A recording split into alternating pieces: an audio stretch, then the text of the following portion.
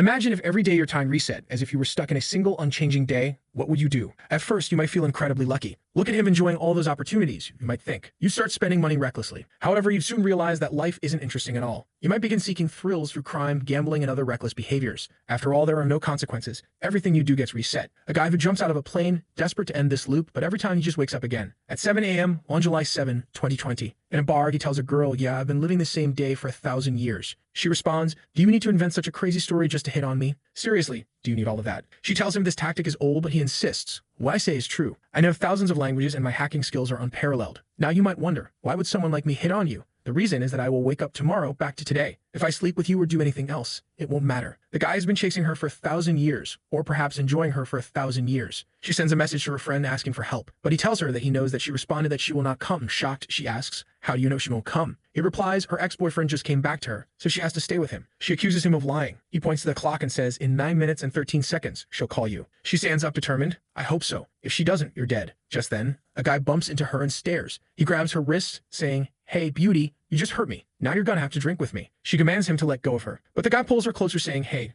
don't be like that. Let's have some fun." That's when our protagonist, dressed in his dog pajamas, steps in and says, "Wait a second, you come here." The guy, confused and angry, retorts, "Hey, what the hell are you saying?" and throws his cigarette at him. But the protagonist just stands still and the cigarette misses. "What? He predicted my move," the guy thinks. He goes for a punch, shouting, "Bastard," but misses again. He dodged again. He takes one in the chin and goes flying. Our protagonist looks back just in time as another man shows up behind him, yelling, "Hey, how dare you touch my man? You're a dead man today." But the protagonist remains calm and says, "This is what your brother taught you." The angry guy replies, "Do you know my brother?" The protagonist is already on his phone saying, "Yo, what's up, Zhao? Your brother is causing trouble here. If you don't want me to start a war in China, you better keep your people in check. Next time, it won't end with just a phone call." He hands the phone to the guy, who quickly apologizes. "Oh, sorry, I was wrong, brother. I won't repeat this." Suddenly, the crowd around them shouts, "Please apologize for your actions." The protagonist says, "I'm in a good mood today, so I won't bother you all." The girl, impressed, thinks, "Who's this guy?" Then her phone rings at the exact time he predicted and she thinks, "This is impossible." He tells her, "It's not impossible. Just come with me." Still skeptical, she follows him to the garage and asks, "Is this your car?" He replies, "Nope." "What? Are you stealing a car?" she asks. He shrugs, "It doesn't matter. Tomorrow we'll be back anyway." Intrigued, she decides to go with him. "You won't leave a drunk and hot woman go home alone, right?" she teases. He responds, "Sorry, I'm not interested in girls who need a ton of makeup." She gets angry. "What did you say?" Takes off her makeup and asks, "What about now?" He smirks, 9 out of 10. "Now I want to go to my place so I can prove to you that I'm not lying," he says. She reluctantly agrees, "Okay, but if you try anything, I will call the police." He laughs and drives home. The next day, he wakes up and the lawn was crushed. She shows up and asks,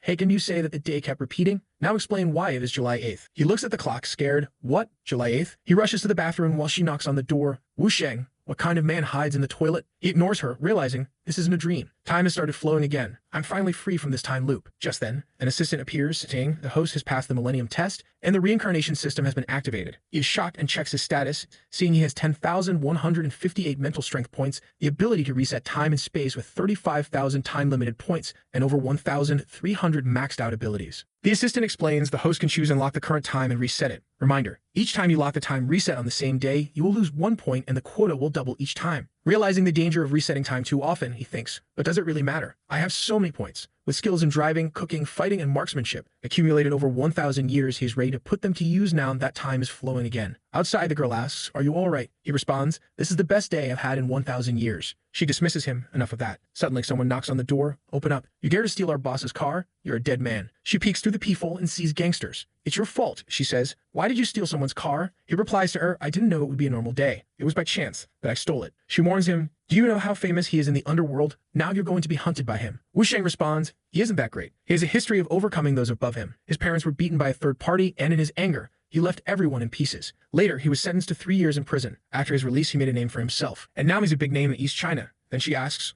"Why did you mess with such a powerful man? You're dead." But he winks at her. "That's such a small problem compared to the fact that I borrowed Li Gang's name yesterday. If we don't handle this properly, an insane number of people will be hunted and killed." She asks, "What are you going to do?" "Simple. I'll just start it over. System, I want to use the time reset." The world resets for the first time on July 8th, 2020. This is going to consume 1 point. Reset successful. Then she asks him again, "Explain now." He quickly says, "There's no time to explain, just get dressed." Oh, she bites his finger. "I knew you wouldn't be responsible, but I didn't think you'd be so eager to get rid of me." He explains, "The car I stole belongs to a powerful man, and those men are about to come to my door. Of course, you're not afraid, but I can't afford to mess with him as a commoner." She retorts, "Do you know who I am? If you do, then you maybe have to beg me to help you." He pulls her close, "Just like you begged me last night." Her face turns shy. Bastard, I would let you die. He tells her, sorry for disappointing you, but I know someone who can fix this easily. She asks, what kind of person? A woman, one with a big juicy heart, he replies. Next, we see him cruising through the city, but they're being followed. Some old American action. The guys shout, stop the car or we will kill you. The girl is scared because they have some Texas tool, but he tells her, that's the fun part, get ready. She begs him to slow down, but he says,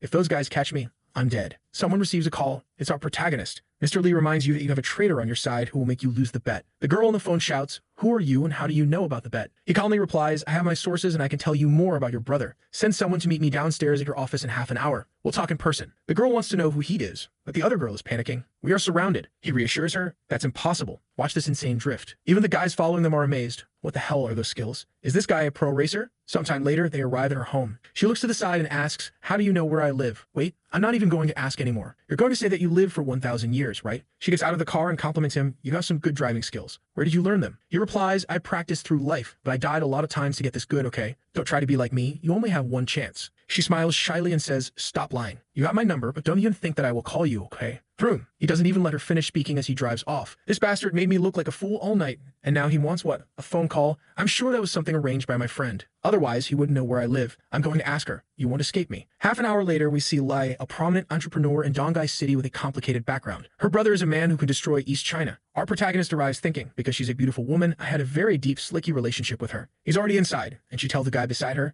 you can go down first. She already has everything on him. Wu Chen, you have a sister in high school named Yu Jiao with parents from simple background. He compliments her, you're very good, finding so much information with only my phone number. She tears the paper and says, you look ordinary, but if you know about the bet, that means you are not. Who are you? He tells her that he's not a simple guy. Getting closer, he says, I know a lot of things that you need to know, such as the traitor lurking around here. If you give me 10 million, I'll tell you. Her hand was under the desk as she asks, should I believe you? Suddenly, she pulls out a Chicago toy and points it at him. If you don't explain yourself, you're not getting out of here alive. He calmly goes into his pockets and takes out some ammunition. Without this, how are you going to shoot? What the hell? How did you get that? She realizes her life taker is without bullets. It was under my desk. How did you remove the magazine? Wu Chen tells her, as I said, I am an intelligent businessman, and how I removed your magazine is part of my intelligence. Now, Ms. Lai, please trust my ability to gather information. He hands her the God invitation. I don't mean any harm. I'm here for money. He continues, but it's just a plan to make you lower your psychological defenses. She asks, tell me, what else do you know? He reveals, I know that you're the eldest daughter of the Lee family. Because you were a girl, you always wanted to prove that women can be stronger than men, at least in business. But you could not escape the curse of being your brother's shadow. Your mother always helped you, but after she divorced your father, she started dating other men and became a pain, threatening to kill you if you didn't marry Ding Hailong. You wanted to run away, but couldn't because you were worried about your mother. In order to make Ding Hailong forget you, you had 3 fake boyfriends, but they all paid the price. Your first fake boyfriend committed floor testing, the second was sent to a mental hospital, and the third is in prison for life. Now all men are scared to get close to you. To escape this marriage, you and Ding Hailong made a secret bet. Both of you started a new business, and the one who's more successful after 5 years wins. But what you don't know is that Ding Hailong planted a spy in your organization. On the day of your business launch, he will ruin everything for you. Do I need to keep talking? She's silent,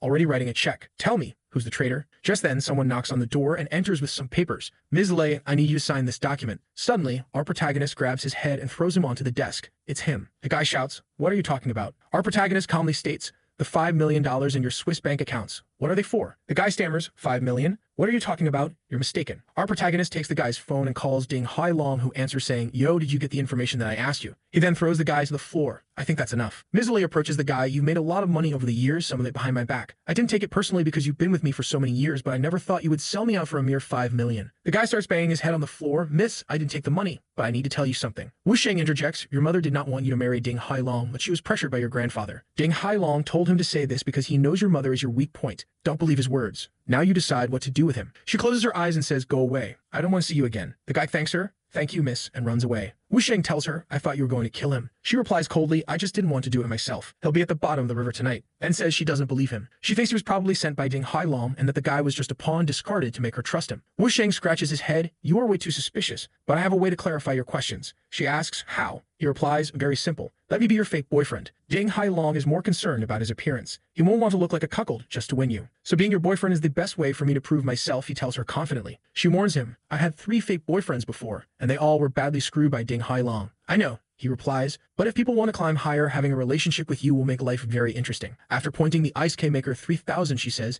I have to admit, you're special, courageous, and bold. You're still so young, it would be a pity if you leave the world like this. You're not afraid. He tells her, if you really wanted to kill someone, you'd just call someone to do it. You're drinking right now. Why should I be afraid? Then Lai Rubing replies, I really like you. Okay, a couple should always have an intimate photo. She snaps a picture and shows it to him. Look how cute. He knows that she just took this photo to make Ding Hailong angry. She tells him from today onwards, you are my boyfriend. You are going to come here and be my personal assistant. I'll have someone apply for you later. Now tell me what happens to my brother. He tells her about the clubs that her brother runs. She looks at him. Everyone in East China knows those things. That's when he reveals the club East China Sea Crown has done some things beyond its boundaries involving many top celebrities, rich people, and officials. The investigation began 3 months ago. According to my information, the network will be closed in another month at most. She shouts, what did you say? He tells her, this is not only your brother's problem, but also trouble for your whole family. Once the net closes, your brother will not only go to prison, but if necessary, the whole family will have to cut ties with him. She is skeptical. This is a big deal. Are you sure this information is correct? He replies, don't ask me. The next scene takes place at the East China Sea Crown bar. We see 2 guys standing in one of the rooms talking. The guy with glasses is the owner of the car our protagonist stole. He says, he injured our boy, stole my car, and even borrowed Mr. Lining's name. Does this guy not want to live? The other guy says, he's strange. Why would that brat have my number and know all about my rally? Then we see the famous eldest grandson of the Li family, Lai Hute. He commands, whatever the reason, find the guy and bring him to me. I have to kill him with my own hands. Just then, his sister enters the room. Lai Hute tells everyone to put out their cigarettes because his sister doesn't like the smell. He asks her, sis, why did you come here in person? Is there any urgent matter? She responds, I'm here to introduce you to someone. It's our boy. He gives the car keys to the guy and says, yesterday,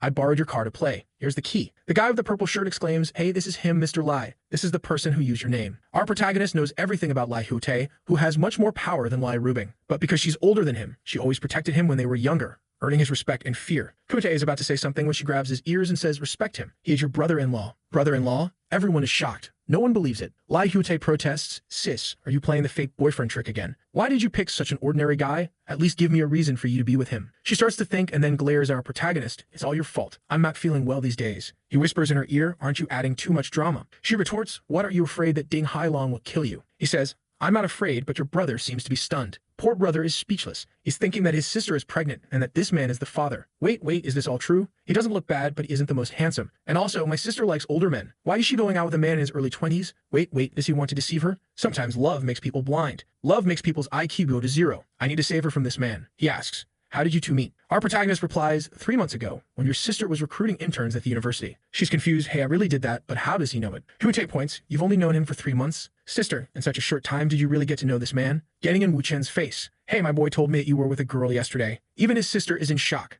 But Wu Chen explains, don't get me wrong, that woman is Wang Kim Kiang, the daughter of Mu Sai Hai, the owner of the Seye Biomedical Group. And speaking of which, you have to thank me. Yesterday, if I had not stopped your brother, you would have made a move on her. You may not have been able to fix that. Lai Hute, knowing the significance of the biomedical group, thanks him. Rubing is impressed, thinking, I didn't expect that my brother, who is not afraid of anyone, would be subdued by Wu Chen in a few words. Then she says, you stopped the boom, but we came here for something important. Someone from above wants to finish your club. Hute is puzzled. What do you mean, impossible? I took care of everything. I would know if that was the case. Wu Chen interjects, you shouldn't have taken the video to blackmail those people, and your business with Cha Hu should have been cut off a long time ago. Rubing looks at her brother. You're still in touch with Cha? How many times have I told you he's not a good person? Hute tries to calm her down. I can explain. Wu Chen continues, your sister is right. Cha is not a good person. He sold you out this time. He put the blame on you for what happened and said it was your idea. Hute is scared. Even my sister didn't know about my business with Cha Hu. How could you know? Who told you? Wu Chen smirks. No need for me to clarify it for you. I'm here for her, not for you. I won't help you because you're her brother, and if something happens to you, she'll be sad. Chubita gets angry and points at Wu Chen's face. I'm telling you, if you don't make it clear today, you won't walk out of here alive. His sister intervenes, calm down. But Hute insists, sister, I don't care how he lied to you, but I would not believe in this liar. Wu Chen responds, now listen, only a few people in China know about this. 4 months ago, Liu Bu was sent to the East China Police Department as a deputy director. He came here to handle the crowd entertainment case. Some investigators went to your club disguised as guests and others have lurked into the clubhouse to collect a lot of evidence. He writes down some names and hands the list to Hute. This is the list of all the undercover agents. Hute shouts, notify everyone and pick up your weapons. He tells the guy with glasses, Wang, go and verify the names on this list. Wang responds, yes, sir. He turns to Wu Chen and says, if this information is wrong, it's all your fault. Wu Chen sits on the couch and says, tell me how much money you are willing to spend. Sometime later, Wang returns with proof that Wu Chen was right. Hute throws the camera on the desk. All the names on this list have been verified. I can't believe it. Wu Chen tells him, if the investigators start acting, they've got enough evidence on you, so be careful. Hute asks, what do you want me to do then? Wu Chen replies, do you want to proceed with this and go to jail? Or do you want to get through this safely? Do you have a solution? Wu Chen tells him, first you need to apologize to me and I will fix everything. Hute, realizing he has no choice, says, okay, I'm sorry. I was only afraid that you were cheating her. Wu Chen thinks, this guy needs to respect me. I'm part of his family now. Rubing intervenes, we are a family. What are you doing? Help him. Wu Chen responds, he doesn't see me as family. Hute, trying to regain control, says, of course I see you as family. Sorry.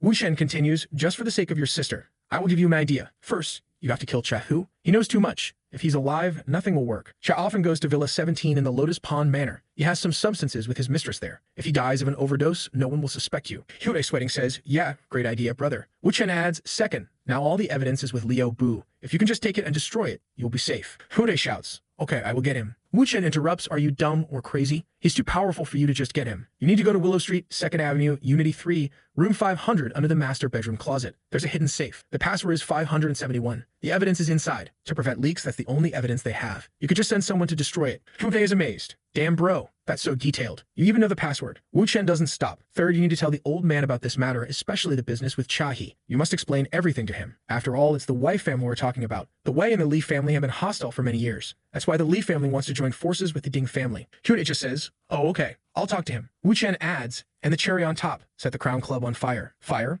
Hyudae asks, just a little fire enough to appear in the news. That way you can justify shutting down and redecorating without anyone suspecting you. If you can do those 4 things, I guarantee you will be okay. Reuben grabs her brother's ears again. Did you understand what he said? Oh yes, sister. Stop. Don't worry, I got it. Just then, his cell phone rings. He picks up. What? How much did you lose? 2 billion? What? 2 billion? I'll go there. Wait for me. He looks at Wu-Chen. Something happened. Brother, I have to go to the casino. Wait for me here. Wu-Chen responds, it's Shang Wang-jun, right? Hyudae is surprised. How do you know, brother? The scene shifts to the casino where we see a guy named Shumzi playing. Someone just lost again. The blonde guy is all happy. Hey, I'm rich. Got a good hand today, boss. Lai Hyudae arrives. The blonde guy looks at him. I won a lot of money today, Mr. Lai. You won't mind, right? Hyudae, confident, responds, that's a little money. The Li family can still afford to lose much more. The blonde guy laughs. All the experts of this club took turns to play, but everyone lost to him. It seems that Mr. Lai has a little talent under him. Suddenly, Wu-Chen says, how about playing 2 games with me? The blonde guy retorts, how come there's a youngster here instead? Mr. Lai, aren't you being too modest? Today, you have lost 200 million against me and you still want to keep going. That's embarrassing.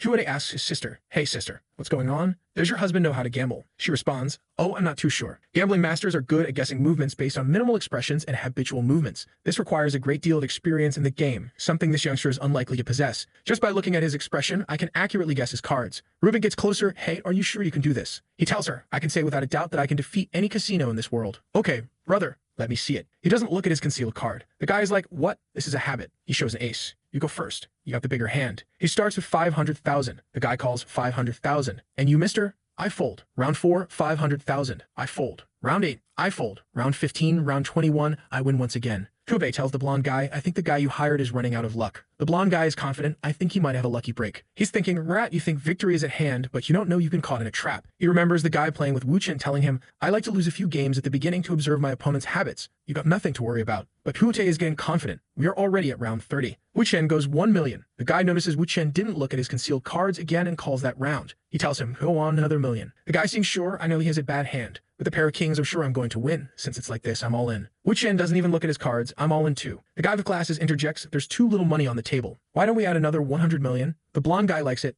Another 100 won't be enough to play. Make it 200 at least. Those black rap girls are carrying something big and not just the 200 million. Wu-Chen tells the guy, I raised the bet by 100 million. What about you? Wu-Chen asks, pointing to his card. The guy knows, based on his observations, that Wu-Chen only points to his hidden card when it's a really good one. In other words, there's a high probability that this card is an ace, he thinks. You know what? I fold. You are too eager, Mr. Yu. If you had followed my advice, you would have 50 million more. Lai Rubing laughs. Everyone knows your bottom card is an ace. Wu-Chen picks the card and reveals, nope, my bottom card is a 2 of hearts. The guy gets angry. Oh, you tricked me. Wu-Chen retorts, don't blame me. It was your fault. The guy with glasses is thinking, don't be smug. I grasped yet another one of your habits. Round 31. The guy's a 9 of diamonds. Unless his concealed card is the 9 of spades, there's no way he can beat me, he thinks. He tells Wu-Chen, this is a good hand for both you and me. How about we finish everything with this hand? My 200 million all in. Wu-Chen just says, interesting. I call. Rubing is concerned, isn't a bet of 200 million too risky? Hyudae reassures her, he's been lucky so far, so I think there's no problem. The guy with glasses and the blonde guy are confident. The blonde guy smirks, young man, the most important thing in gambling is not to lose your mind. If you can't control your mind, you won't get far. Do you think you were the god of gambling, betting so much without looking at the hidden card properly? He flips his 9 of diamonds. This 200 million is already mine, he declares. Everyone thinks it's over. The blonde guy taunts, Mr. Lai, you have a big family. You won't mind if you lose such a small amount of money, right? Wu-Chen just says, are you done? If you are, see for yourself. He flips the card. Everyone's shocked. The guy with glasses shouts, no way, 9 of spades. That's impossible. How did you do that? Wu-Chen calmly explains, did you really think that I didn't look at the cards? I've been secretly looking at my cards since the start of the game. Guess why? To make you think that you know something about what I'm doing. You're not a good player. You're just too cocky. You didn't really think you could figure out how I play with just a few hands. Are my habitual moves really habits? You can think for a second that I was trying to fool you. From the beginning, this game was under my control and you were the prey. Hyute is elated. Yeah, Mr. Shan, the money you used was all borrowed, right? I think now you're in big trouble. The blonde guy is bewildered. How did this happen? Wu Chen says, who asked you to leave, Mr. Shan? The blonde guy protests, Mr. Lai, I'm not allowed to leave after losing. Is this how you treat your guests? Hyute asks Wu Chen, why can't they go? Wu Chen replies, I'll explain later. Do you have a knife? Lend it to me. Hyute asks, do you know how to use one? Wu Chen demonstrates some moves. What do you think? He goes to the guy, picks his hand, and reveals, oh no, he was carrying an ace. You asked for a card check before the 15th game and took the opportunity to steal this ace of spades. You really thought that I didn't see it. I didn't expose you because I hadn't won yet. Hyute gets angry. How dare you cheat in front of me? Even the blonde guy doesn't know what's happening. The guy with glasses tries to calm things down. It's a misunderstanding. Wu Chen, not backing down, says you broke the rules. You know what happens, right? He applies steel medicine to the guy's hand. Wu Chen asks the blonde guy, Mr. Shan, what do you think? The blonde guy quickly distances himself. He has nothing to do with me. He cheated by himself. I didn't tell him to do anything. Wu Chen hands the knife back to Hyute. I will leave now. The rest is up to you. But remember, don't do anything inside the clubhouse. As they walk out, Rubing asks Wu Chen, does it feel good to do a light tap on someone's hand? Calmly he answers, not at all, and keeps walking. She's puzzled. How can you be so calm after doing all of that? This person wouldn't kill someone, right? In the car, Rubing's legs catch Wu Chen's attention. She tells him, I didn't expect you to be such a good gambler. He replies, thanks, but don't forget to pay my bills, all right? She tells him, you only think of money? He notices something and looks to the side. She asks, what's the matter? He just tells her, a car has been following us. She informs the driver and tells him to get rid of it. It seems to be the bet guy who likes to send people to follow her, Wu Chen observes. But he knows that she's not the target. He is. He grabs her hands. Don't be afraid. I'll take care of everything. She's a bit shy, thinking, he's using this to hit on me. Later she asks, you're probably hungry. Because of what you did today, I will give you something good to put your mouth on. They go to a restaurant to order something. If you thought anything else, you were done, my G. He tells her, there are a lot of people that know you here. Aren't you afraid that they would think of me as a competitor? She replies, I want more people to know about you. That's when Mr. Hundeli shows up. Hi, Mr. Lai. Are you here to eat? She answers, yes, my boyfriend said he wanted to eat Cantonese food, so I brought him here. She then turns to Wu Chen. Wu Chen, this is Mr. Hun from the Longsheng Innovation Group. The guy goes for a handshake. It's a pleasure to meet you, boy. You're a good-looking man. A perfect match for Ms. Lei. Wu Chen responds, thank you, brother. You're very kind. The guy looks at his wrist and leaves. She was going to explain about that guy to Wu Chen when he told her, no need for introductions. I know him better than you. She tells him, all right, you're the best businessman around. But he tells her, I don't think that everyone here wants to be friends with you. She replies, I know I have a lot of rivals, especially women, but it would be silly to think of them as enemies. Just then, another woman shows up, and what are they feeding these girls? They're all getting healthy and with a good blood work for sure. Mr. Lai, since when do you have a boyfriend, though? Of course, Wu Chen knows who she is. After 1,000 years in China, he knows everyone. Liu Kaihu, formerly known as Liu Zhuang, 32 years old. With the help of her husband, she set up Yun Shu Fashion, the business competitor of Rubing. Liu Kaihu teases, you're 27 years old, Rubing. This young man looks like he's in his early 20s. You're like an old cow eating young grass. Rubing tells her, Ms. Liu, for the sake of your husband, I will take your words as a joke. So stop it. Looking like a horse, she replies, do you still care what other people say? Rubing shouts, I told you to stop. Wu Chen holds her hands. Take it easy. Let me solve this. He gets closer to Liu Kaihu. Why are you staring at me like that? She asks. He tells her, nothing. It's just that I think I've seen you somewhere before. That's right. I remember. Have you worked in a nightclub before? She raises her finger. Nightclub? Your whole family has worked in nightclubs. How dare you slander me? Do you know who I am? He calmly replies, that's not slander. You know that you cannot change your past with some facial surgeries. She's scared, thinking, how does this guy know that I've worked in nightclubs and had plastic surgery? It was 10 years ago. No one should know about it. Rubik stands up. You even have this kind of information. Your intelligence network is better than I thought. Wu Shen tells her, it's too early to start falling in love with me. The best part is yet to come. At that moment, a man shows up. Kai Shu, what is this mess? It's her husband. She runs to him. Honey, this man is slandering me. He's saying that I've worked in a nightclub and you have to take revenge for me. The man, trying to console her, says, don't cry. I'll take care of this. He asks Ms. Lai, who is this guy? She just tells him, my boyfriend, Wu Chen. The man gets in Wu Chen's face. I'm a respectable person. This guy has humiliated my wife. That's equivalent to a slap in my face. This kind of thing can't be resolved with just a few words. Wu Chen tells him, there is someone who can solve this for me. The man retorts, do you really think I won't dare to touch you just because you're with Ms. Li? Wu Chen calmly says, I'm not talking about her. The person I'm talking about is my Hu-friend. The man seems puzzled. Oh, you do know her. Even Rubik doesn't know what's going on. Wu Chen continues, Mr. Liu, can I talk with you for a minute? They go to another room and Wu Chen tells him, I have 2 stories to tell you. The main character of the first story is Liu Zhuang. Wu Chen begins. 10 years ago, this girl was encouraged by her mistress to join a nightclub to make some quick money. There she met a very wealthy customer. He had some work problems and eventually discovered that it would be difficult for him to have children in the future. That's when Liu Zhuang had an evil plan. She got a bunch of facial surgeries and changed her name to Liu Keishu. Mr. Liu's face pales as Wu Chen continues. 3 months later, Liu Keishu got pregnant and the baby was born successfully as a boy. Of course, he was not the customer's child, but she knew you would ask for a paternity test. So they paid a large amount of money to the doctor to lie about it. Mr. Liu, you probably noticed that your child doesn't look like you, but you were too eager to have a child. The final part of her plan is to let you die in an accident and get millions of dollars out of you. Mr. Liu, skeptical, says, you don't think that I can believe you based on just a few words, right? Wu Chen tells him, your wife's cousin is in your company, right? That person is not her cousin. In reality, he's her lover. The two of them are still cheating on you. She went out with her lover yesterday afternoon to have an affair. To avoid being seen, she deliberately took the stairs. This matter is very easy to investigate. You can just check the surveillance cameras, or you can ask her. But to make her tell the truth, you have to swindle her a little. Mr. Liu turns to Liu Kexu. Kexu, you and your cousin, were you at the office yesterday? Sweating, she replies, yes, we were in the office until the end of the day. Mr. Liu confronts her, no, he told me that you went out to see a client yesterday. You were not at the office. She stammers, what? He must have made a mistake. Mr. Liu presses, I will ask him now and confirm. Caught in her lies, she quickly changes her story. Oh, I remember. We did go out yesterday afternoon to talk to a client, but we came back at 2 p.m., no, 3 p.m., and then we were in the office talking about promotion. I'm just not sure. Why are you asking me this all of a sudden? Don't you love me and your son anymore? Boom, slaps her face. Shut up. Do you really think that I don't know about the scandal between you two? Now leave. I'll deal with you later. Turning to Wu Chen, Mr. Liu says, sorry to do this in front of you two. Rubing tells him, that's fine. Mr. Liu looks defeated. I just wanted to have a child. I didn't think that I'd be used for that. I've accepted my fate. I will never have a child. Wu Chen steps closer and tells him, Mr. Liu, you do have a very good son. Mr. Liu is puzzled. What? What do you mean? Wu Chen smiles. Don't you remember that I still have a second story to tell you? He continues, once upon a time there were childhood friends who fell in love. They thought they would spend their lives together. But the man became wealthy. One day he cheated on her and ran away with his lover and the money. What he didn't know is that his previous partner was pregnant. She gave birth to a boy and cut off ties with her parents because she felt ashamed of having a child out of wedlock. She was treated with disdain, but she raised the child on her own. Out of hatred, she told her child that his father was dead. The boy had a successful career and started his own family. Now they are a family of 4 living happily. So you do have children and you also have a granddaughter. Mr. Liu is overjoyed. Oh, what is my son's name? Manhwa, after his mother's name. Wu Chen replies. Mr. Liu asks, she didn't get married again? Was she in hiding? Wu Chen nods, yes, she didn't because she doesn't trust men anymore. She's been living in Donghai and must know that you became rich, but she never looked for you because it was too painful for her. He pulls out a piece of paper from his pocket. This is her address. Whether she forgives you or not is up to you to find out. Mr. Liu leaves saying if I can get back together with her, I'll owe you a big one. Rubik is impressed. Wow, he owes you a favor. That's good. He's going to be useful in the future. Later that night, Wu Chen is getting out of the car. See you tomorrow. She calls out, Wu Chen, come back. I need to tell you something. He gets closer. What? Oh, he says as she leans in and kisses him, surprising them both with an unexpected kiss. She tells him, that was because Ding Hulong likes to send people to spy on me, so that would make him sick. Wu Chen chuckles.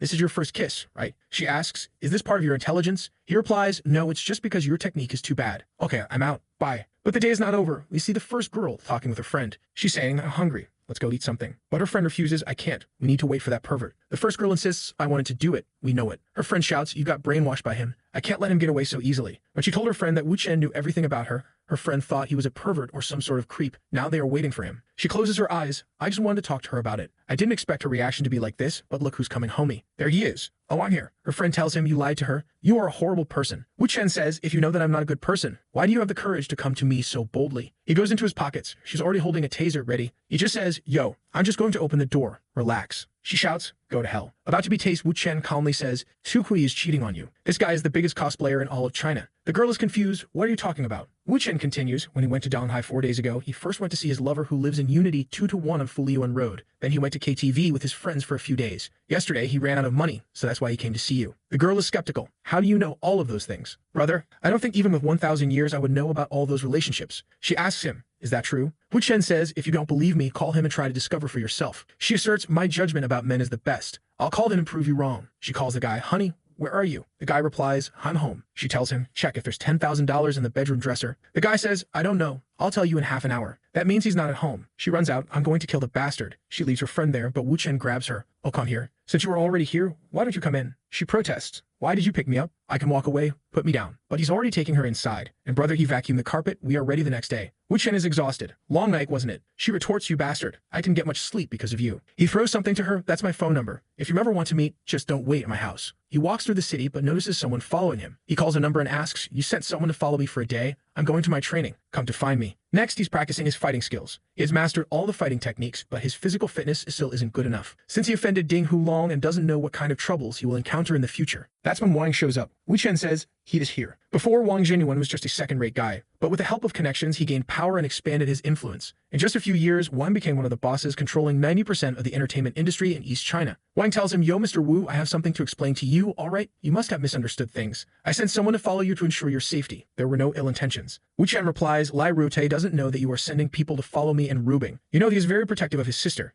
If he finds out, you're screwed. Wang starts sweating. Wu Chen reassures him, relax, if I wanted to tell him, I wouldn't have called you. Wang then asks, so what do you want? Wu Chen tells him, I want to be friends with you. You have a lot of people under you. If one day I need some manpower, I would ask you for help. Relieved, Wang responds, sure, brother, don't hesitate to ask me. Wu Chen has plans in mind, thinking that this manpower will help him a lot. That's when he receives another call. Someone is shouting, Wu Chen, come quickly. Something happened. He answers, all right, I'm coming. Wang is giving his car to Wu Chen. Mr. Wu, you can use my car, okay. There are some clothes for you inside. If you don't mind, take this car as my apology. You can use it as a transport in the future. Wu Chen replies, okay, don't mind if I do. Things are going crazy at Rubing's job. When Wu Chen gets there, she's on the phone, talking with someone. Is her condition still bad? She can't come to the press conference? Fine, I understand. Wu Chen asks her, did something happen? She responds, our product spokesperson, a new generation female singer Deng Sunya, got into a car accident. Wu Chen tells her, yesterday I helped you find the traitor, and suddenly she got into a car accident. This is an obvious coincidence. Rubing puts her hands on her hips, being Hulong the bastard. He would violate the rules of the bet and even use his family's influence. Wu Chen interjects, boss Lai, do you want my help? I can find a new spokesperson for you. She challenges him, okay, we're in need of a spokesperson. You got someone in mind? He confidently replies, national first-class actress Tao Manning, the one who got the 100 host prize. She's qualified. Rubing is skeptical. A popular movie star like Tao Manning would never meet me, let alone be our product spokesperson. I know you're trying to help, but you shouldn't just bluff. He proposes, since you don't believe me, how about we make a bet? If I can make her show up in your office tomorrow morning and sign a contract with you, will you believe me? Tao Manning is known for sweeping awards at major film festivals and being the first Chinese actress to enter the ranks of international film stars. Rubing responds, right now she's filming abroad and even has some makeup endorsements on her back. I don't think you can do that. Wu Chen insists, I'd already told you if you don't believe me, let's make a bet. She asks, what's the bet that will make you shut up and leave me alone? He replies, if I lose, I will give you 20 million. But if I win, you will pay me the $20 million. And also, you can't be jealous if I win. She retorts, jealous? Why would I be jealous? We're just pretending to be a couple. I'm not in love with you. You can be with whoever you like. I have no right or interest to interfere. But she's looking to the side as she says this. Wu Chen grins, all right, so it's a deal. But 20 million in my account for the operation. She gets angry, but he goes out and picks up his phone. Hey, I have a favor to ask you. The scene changes to a PC cafe where some guys are playing League of Legends. One tells Wu Chen, Mr. Wu, these are my brothers. They are really good at gaming. But what do you want them for? Wu Chen tells them, turn on the PC and play the game Legendary City Lord. Go to the third area that opened at 5 o'clock and use King of Hageman as your character name prefix. After entering, wait for me in the square of the new player area. He's already recharging a bunch of coins. Wait for me, I will be building the clan. 4 hours later, they are already killing level 120 Minotaurs. Everyone has the best items. Damn, it's so fun to play the game with so many coins. It's awesome. They kill another boss. One of them says to Wu Chen, King of Hageman is the biggest one in this new server, but we have to spend more than 8 million on new equipment. Wu Chen replies there are no more casual players on the server. Those who don't spend have already quit the game. Only the King of Hageman and the Dragon Slaughter in the world remain. So now it's time for the second step of the plan. He makes an announcement. The leader of the King of Hageman has started the Battle of the City Lord. Be prepared. All of them raise their weapons. Let's gather at the main city square and prepare for a battle with the Dragon Slaughter. Sometime later, everyone is in the city square fighting when someone shows up next to Wu Chen. I can't believe you spent so much money. You must be a big fan too. It's the leader of the Dragon Slaughter clan, level 9999. He tells Wu Chen, our guilds now have similar strength. It's not clear who will lose or win. Wu Chen confidently replies, no, the winner will be decided soon. The guy asks, are you so confident? What is your plan? Wu Chen responds, nah, it's you who will win. He shouts to his team, King of Hageman, all of you, listen to the order. Take off your equipment and log out of the game. Suddenly, everyone starts to log out. The other guild leader shouts, hey bro, what the hell are you doing? He starts to cry, don't go brother. It's not decided yet. It's so hard to find someone like you to compete with. I have already spent 10 million, bro. If you quit playing now, you're not going to win this. Wu Chen holds back his laughter and tells the guy, I can't help, brother. My woman's company is in trouble. The product spokesperson we had agreed on was hit by a car, and we need to find a new one. I have to go back to help her with this matter now. The guy responds, hey brother, what are you saying? If you meet actors, just tell me how many you want. I have several under me. Even if it's Tao Manning, I can call her over with a phone call. Wu Chen replies, yeah, right, hook it up, but keeps walking. Brother, I have something to do. I have to go to East China for a company trip. I can't play. The guy tells him, hey brother, you are also in East China? Are you from East China? Wu Chen says, what a coincidence. But now stop talking. I have to go. He logs off and the guy says, no brother. As tyrant ruler, Chang logs off. He gets a message from the guy on his phone. Yo brother, I spent 10 million on this game. So I just asked for the owner of the server. Your number. The game is off for now. Let's continue playing after we're done with work. Okay, brother, we have the same surname, and we are both in East China. Do I look for you or do you look for me? Of course, Wu Chen knew that he would act this way, so he tells the guy, sure bro, but my woman is in a hurry, so if you have a plan, that would be good. He tells the gamers to log out if they have nothing else to do. The guy from the game sends him an address. Sometime later, he arrives at the place. The fat guy is Lei Shang, 42 years old, and his family owns the Hongfa industry. Lei Shang asks Wu Chen, are you tyrant ruler Chang? Our boy replies, yes, my name is Wu Chen. Lei Shang asks, do you know who I am? The protagonist retorts, of course, second son of the Lei family. Lei Shang pours a drink and asks, tell me, what family are you from? Why are you so cautious? Are you afraid that your brother is going to kill you? Wu Chen thinks, I know this guy. His family assets exceed 60 billion and his father is a 70-year-old chairman, semi-retired. Lei Shang asks again, what family are you from? Wu Chen tells him, "You're a boss, take it easy. I don't belong to any family and I don't have the background you think I have. It's just fate that we were able to meet." Lei Shang is thinking, he's not budging. I'll have to slowly find out about this kid. Then he says, "So you have that problem with your woman, right? You have spent so much money on the game, why can't you just hire some spokesperson?" Wu Chen tells him, "Unfortunately, someone is messing with me. I never thought they would dare to hit our spokesperson with a car. It's depressing." Lei Shang asks, "So you use your money in the game just to what? Relax. But don't worry, I, Lei Shang, will swear to help you find a spokesperson. What's your woman's company's name and what's her business?" Wu Chen replies, "She makes cosmetics. It's called Symphony Fashion." Lei Shang seems to recognize the name. "Ah, so your woman is Lai Rubing. Brother, if you're from the Li family, you should have said. Since you were hiding so much, I thought you were from a different family." Wu Chen clarifies, "I'm not considered to be with the Lei family. You must have heard that Rubing has a bad relationship with her family." That's when he receives a call from Rubing. She asks, "Did you really take my 10 million to use in games?" Wu Chen says, "I can't explain to you right now. How about we increase the bet? If you lose, you are going to kneel in front of me while begging for mercy." She's angry and replies, "You're just delaying." The guy on the other side is like, "God, are you talking with Lai Rubing?" He's thinking, holy shit,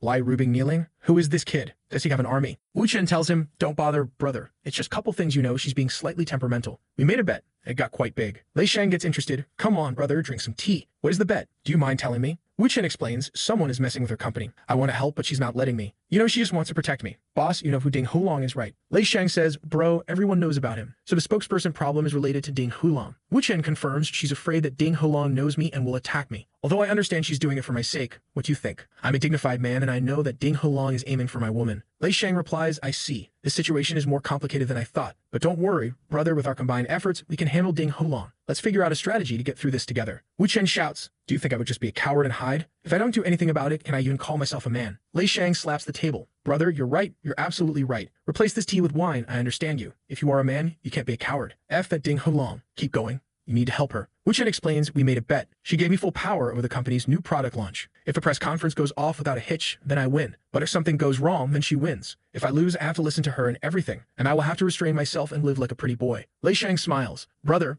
if that's the case, I can help you. It's just a spokesperson anyways. I will immediately help you." Then we see a girl with a healthy figure receiving a call. Of course is Lei Shang calling her. "Take a vacation, come to East China. Say hello to the director for me, it's urgent, alright? I've got an endorsement for you. It's a cosmetics business, don't be afraid. Just come back, okay? Bye." Wu Chen is amazed. "Damn man, you really did it." Lei Shang responds, "Yes. The receipt was as planned. It was smoother than I expected, but it's a Tao Menning contract, so it won't be a small fee." Wu Chen thinks, "I was planning to tell you about Lei Yu's affairs as an exchange, but you were a friend. I just met you and you didn't hesitate to offend Ding Hulong. In that way, I won't treat you unfairly." Lei Shang gets closer and says, "We were destined to meet, brother. I'm just older by a few years. So brother, you can call me Shang." Wu Chen replies, "Brother, maybe we are more destined than you think." Lei Shang, intrigued, asks, "Brother, are you saying that this is fate?" Wu Chen hands him a text message. Read the text message. Find the owner of this number and get him. He will tell you the truth about what happened with your car accident 10 years ago. But you have to be quick. If you are slow, he might go overseas. Lei Shang recalls 10 years ago, a truck crashed into my car at a road junction. I was lucky and survived, but my wife died in front of me. I was in ICU for 3 months, during which my private investigator brought some clues. The driver was a worker for my brother, but he disappeared right after that. And because I didn't have any direct evidence, I had to accept the old man's words. For 10 years, I have pretended to act like a stupid, cynical rich kid, waiting for the day that I would find the truth. Sometime later, a guy enters the room. "Boss, the identity has been confirmed and the address has been found." Lei Shang tells Wu Chen, "Brother, I'll go first, but I owe you this one. Just ask me if you need anything. You are my brother." Wu Chen thinks, 2 days into my new life and I've got 2 more brothers.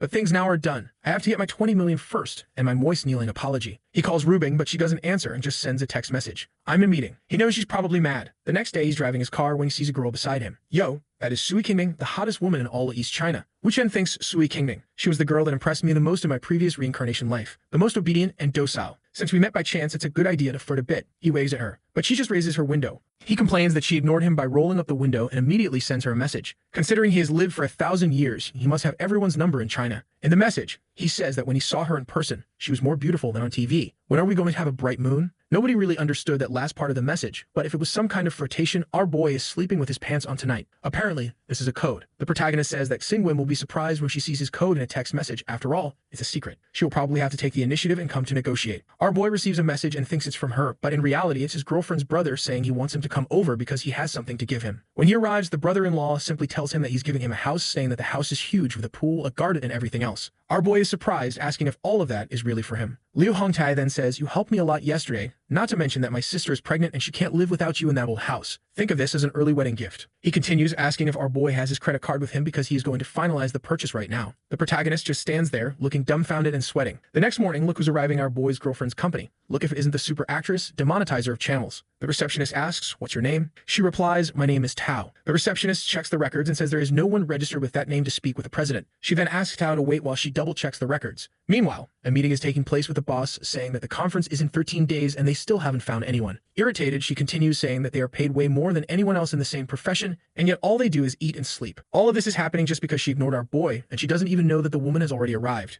She picks up her phone, sees the message, and says, "Wait a minute. Tao is still here. Bring her to my office right now." She then wonders, nobody in the company wanted to call her. Could it have been Wu Chen? The scene shifts to the two of them greeting each other, and our boy's girlfriend apologizing, saying that she was very busy and got a little distracted. The demonetizer says it's all good and immediately comments that she is beautiful and that they really make a great couple. She then invites her to sit down and asks how she and Wu Chen met. She thinks to herself that this must have been Wu Chen's doing. The redhead says that actually she doesn't know him and it was her godfather who sent her there. The protagonist's girlfriend thinks that her godfather is Lei Sheng, Zhenghui's son. It's complicated with all these Chinese names, we get lost, but we know she's talking about the chubby guy who spoke with our boy. At that moment, she turns to the secretary and tells her to prepare the contract right away, wasting no time as she shakes the other's hand, saying that it will be great to work together. The scene shifts to the protagonist in the director's office, teasing her because the contract was signed and saying it's time for her to apologize and pay up the bet. She adjusts her hair, all embarrassed. She asks him how he knows Lei Sheng and when he met him. Our boy, all Jigachad, says that she's asking too many questions and emphasizes that a magician never reveals his tricks. Then he says, "Now stop changing the subject and come here to apologize." The girl stands up and takes off her coat, already taking off her heels. Whoa, what kind of apology is this? She kneels and says, "I, Liu Hubing, apologize." Our boy, looking down at her, notes that she actually kneeled. However, being the nice guy he is, the protagonist immediately tells her she can get up so she doesn't hurt her little knee. As soon as she stands up, her brother is already calling her, saying that someone is investigating our protagonist. She quickly asks him who is investigating him. He reveals that it's the woman from the South family's gold services, the one who rolled down the window, and our protagonist sent the secret code. We still don't know anything about it, but we do know it's secret. Our wonderful director immediately asks the protagonist why the South family is investigating him. But our boy just says it's none of her business and asks her not to get involved. Damn, the guy isn't playing around. She tells him to stop pretending to be all mysterious and asks if he's acting this way to make her attracted to him. Mocking, she asks if he's already in love with her. Oh no, here comes our Jigachad with a knockout punch. Our boy says she's neither the most beautiful woman nor the richest one he knows, and she always makes those ugly faces when she's unhappy. So where does all this confidence come from that I would fall in love with you? She stands there looking mad, biting her lips and making a face. Then she says, "From what you're saying, it sounds like you've got a bunch of beautiful women, and they're all ruling nations, right?" Our boy, with that smirk of someone who doesn't care about anything, replies, "I used to have many women before, but not so much now. I don't know if I can say they're all stunning models, but for sure, all of them are prettier than you." Our boy really isn't going easy on the director. Then the director asks for an example, saying that she's interested in knowing. But the protagonist, who isn't dumb, pulls her in and says, "You're trying to spy on my private life, and I'm not falling for it." Hubing then says, "You can't say, huh? I figured you wouldn't be able to. No need to struggle to lie." Our boy's phone rings and he immediately feels like it's something bad. When he answers, a voice asks if he is Mr. Wu. The voice then introduces herself as Su Kim Yin and says she wants to meet with him in person, asking him to set up a meeting. The protagonist asks, "Is it really necessary for us to meet in person?" The woman, who could take the whole channel off the air, tells him that yes, there are some things they need to discuss face to face. "Let's meet at Tangxia at the private club tomorrow morning at 9. Call me when you arrive." Our director hears the name and immediately asks if Su Kim Yin is his wife. The protagonist replies, "Not yet, but who knows? Maybe in a few days." The director thinks that even though she doesn't know Su Kim Yin personally, she's heard a few things about her since she's very famous. It seems that her father had her when he was much older, and so when she was born, he pretty much forced her to be extremely noble, strict, full of rules and discipline. Even when she studied abroad, she was accompanied by 2 bodyguards 24 hours a day who drove away any guy that tried to approach her to prevent her from falling in love or having any suitors. When her father started getting sick and realized he didn't have much time left, he began arranging blind dates. But getting into the application wasn't easy. First of all, your family had to have at least $1 billion. You couldn't be too young or too old. With that, the whole planet was basically out. There was no one left except Elon Musk. No, actually, Elon Musk was out too. He's old as well. And apparently, her father didn't care about anything. Either the perfect man showed up or she was going to die alone. The director tells our boy to get real because it's impossible for him to end up with her. Our Jigachad, who loves a good bet, says, "Since you don't believe it, how about a wager?"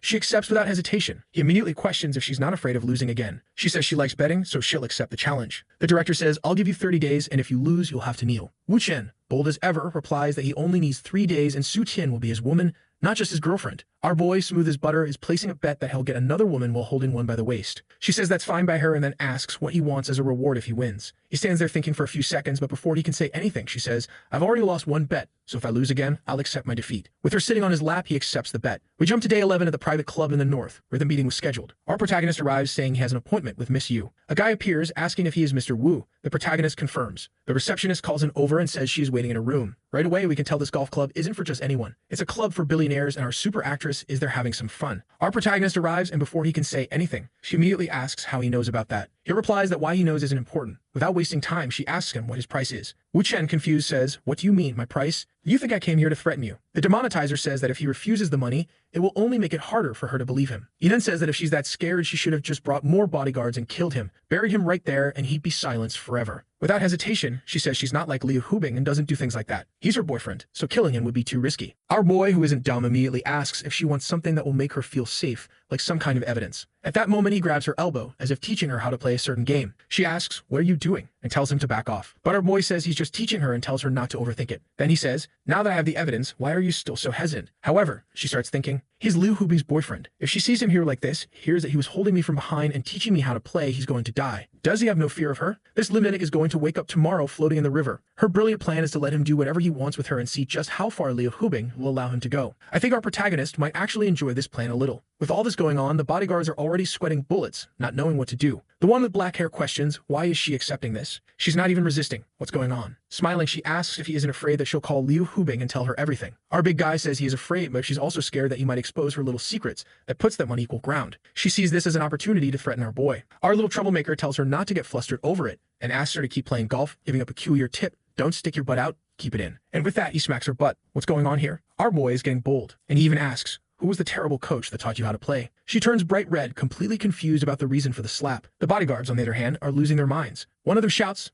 We have to notify Madam. We need to kill this lunatic. On the phone with the Madam, the bodyguard reports, she just got smacked on the butt, and she's fine with it. What kind of bodyguard is this? He feels the need to report a slap to her mom. I would never hire security like this. With the front row seat to paradise, our little schemer keeps giving her tips and says he'll teach her once more. Throw your legs back, keep your arms straight. And oh no, here comes another wandering hand. Another slap on our athlete's butt. She's practically steaming like a train, but he explains that this is just golf technique, telling her that her hips are too far forward. Then he teases her, saying, If that's not a medical condition, you need to work harder. She corrects her posture and gives a swing, asking if it's right now. He then says that she's learned well, and unfortunately, there's nothing left to teach her. Looking like she's enjoying the game, she asks why he says that. Our protagonist says, Unfortunately, I think your mother is already on her way with someone to arrest me. The scene shifts to a white car speeding down the asphalt. We then see the madam getting a call from the bodyguard reporting everything. Madam, your daughter just got smacked on the butt multiple times and is laughing, having fun with some guy. Yeah, he was just teaching her how to play golf, but honestly, it didn't really look like golf. Meanwhile, the mother looks like she's about to explode with rage. She orders the bodyguards to just keep an eye on him for now and make sure he doesn't leave. The guards confirm they won't interfere, but they won't let him escape either. Completely innocent, she turns to him and says, My mom's coming. What are you going to do? Our little rascal says, First I need to escape. Do you want to escape with me? With a confused expression, she asks, Escape with you. Our boy plays hardball and immediately asks, Do you want to keep living like this? While she hesitates, the protagonist grabs her hand and says, Don't think too much. Let's go. And just like that, they start running. The guards, of course, start chasing them, but it's too late. They jump into our boy's Ferrari, and just like that, the guy turns into Toretto, level 1000 driving skills. The best bodyguards in the world immediately call the madam to report that the psychopath has escaped. Meanwhile, our protagonist is speeding down the road, tearing up the asphalt. He asked our athlete if she's scared. She says no, but her face says otherwise. And wow, the artist really went all out. She's quite well endowed. She's sweating bullets and getting a call from her mother. The protagonist tells her you can try being yourself for once in your life. Nervously, she answers the phone, and her mother immediately demands, Who's with you? Hesitant, she replies, A friend. Screaming, her mother asks, When did you meet this friend? Who is he? You don't even know him. Is he even good enough for you? I didn't raise you to run away with a man. You've really disappointed me. Her mother then commands her to come home immediately. She looks at our boy with admiration and thanks him, saying, Thank you, Wu Chen. Today, I choose to be myself. With that, she starts yelling at her mother, saying that she is human, she has rights, she chooses how she wants to live,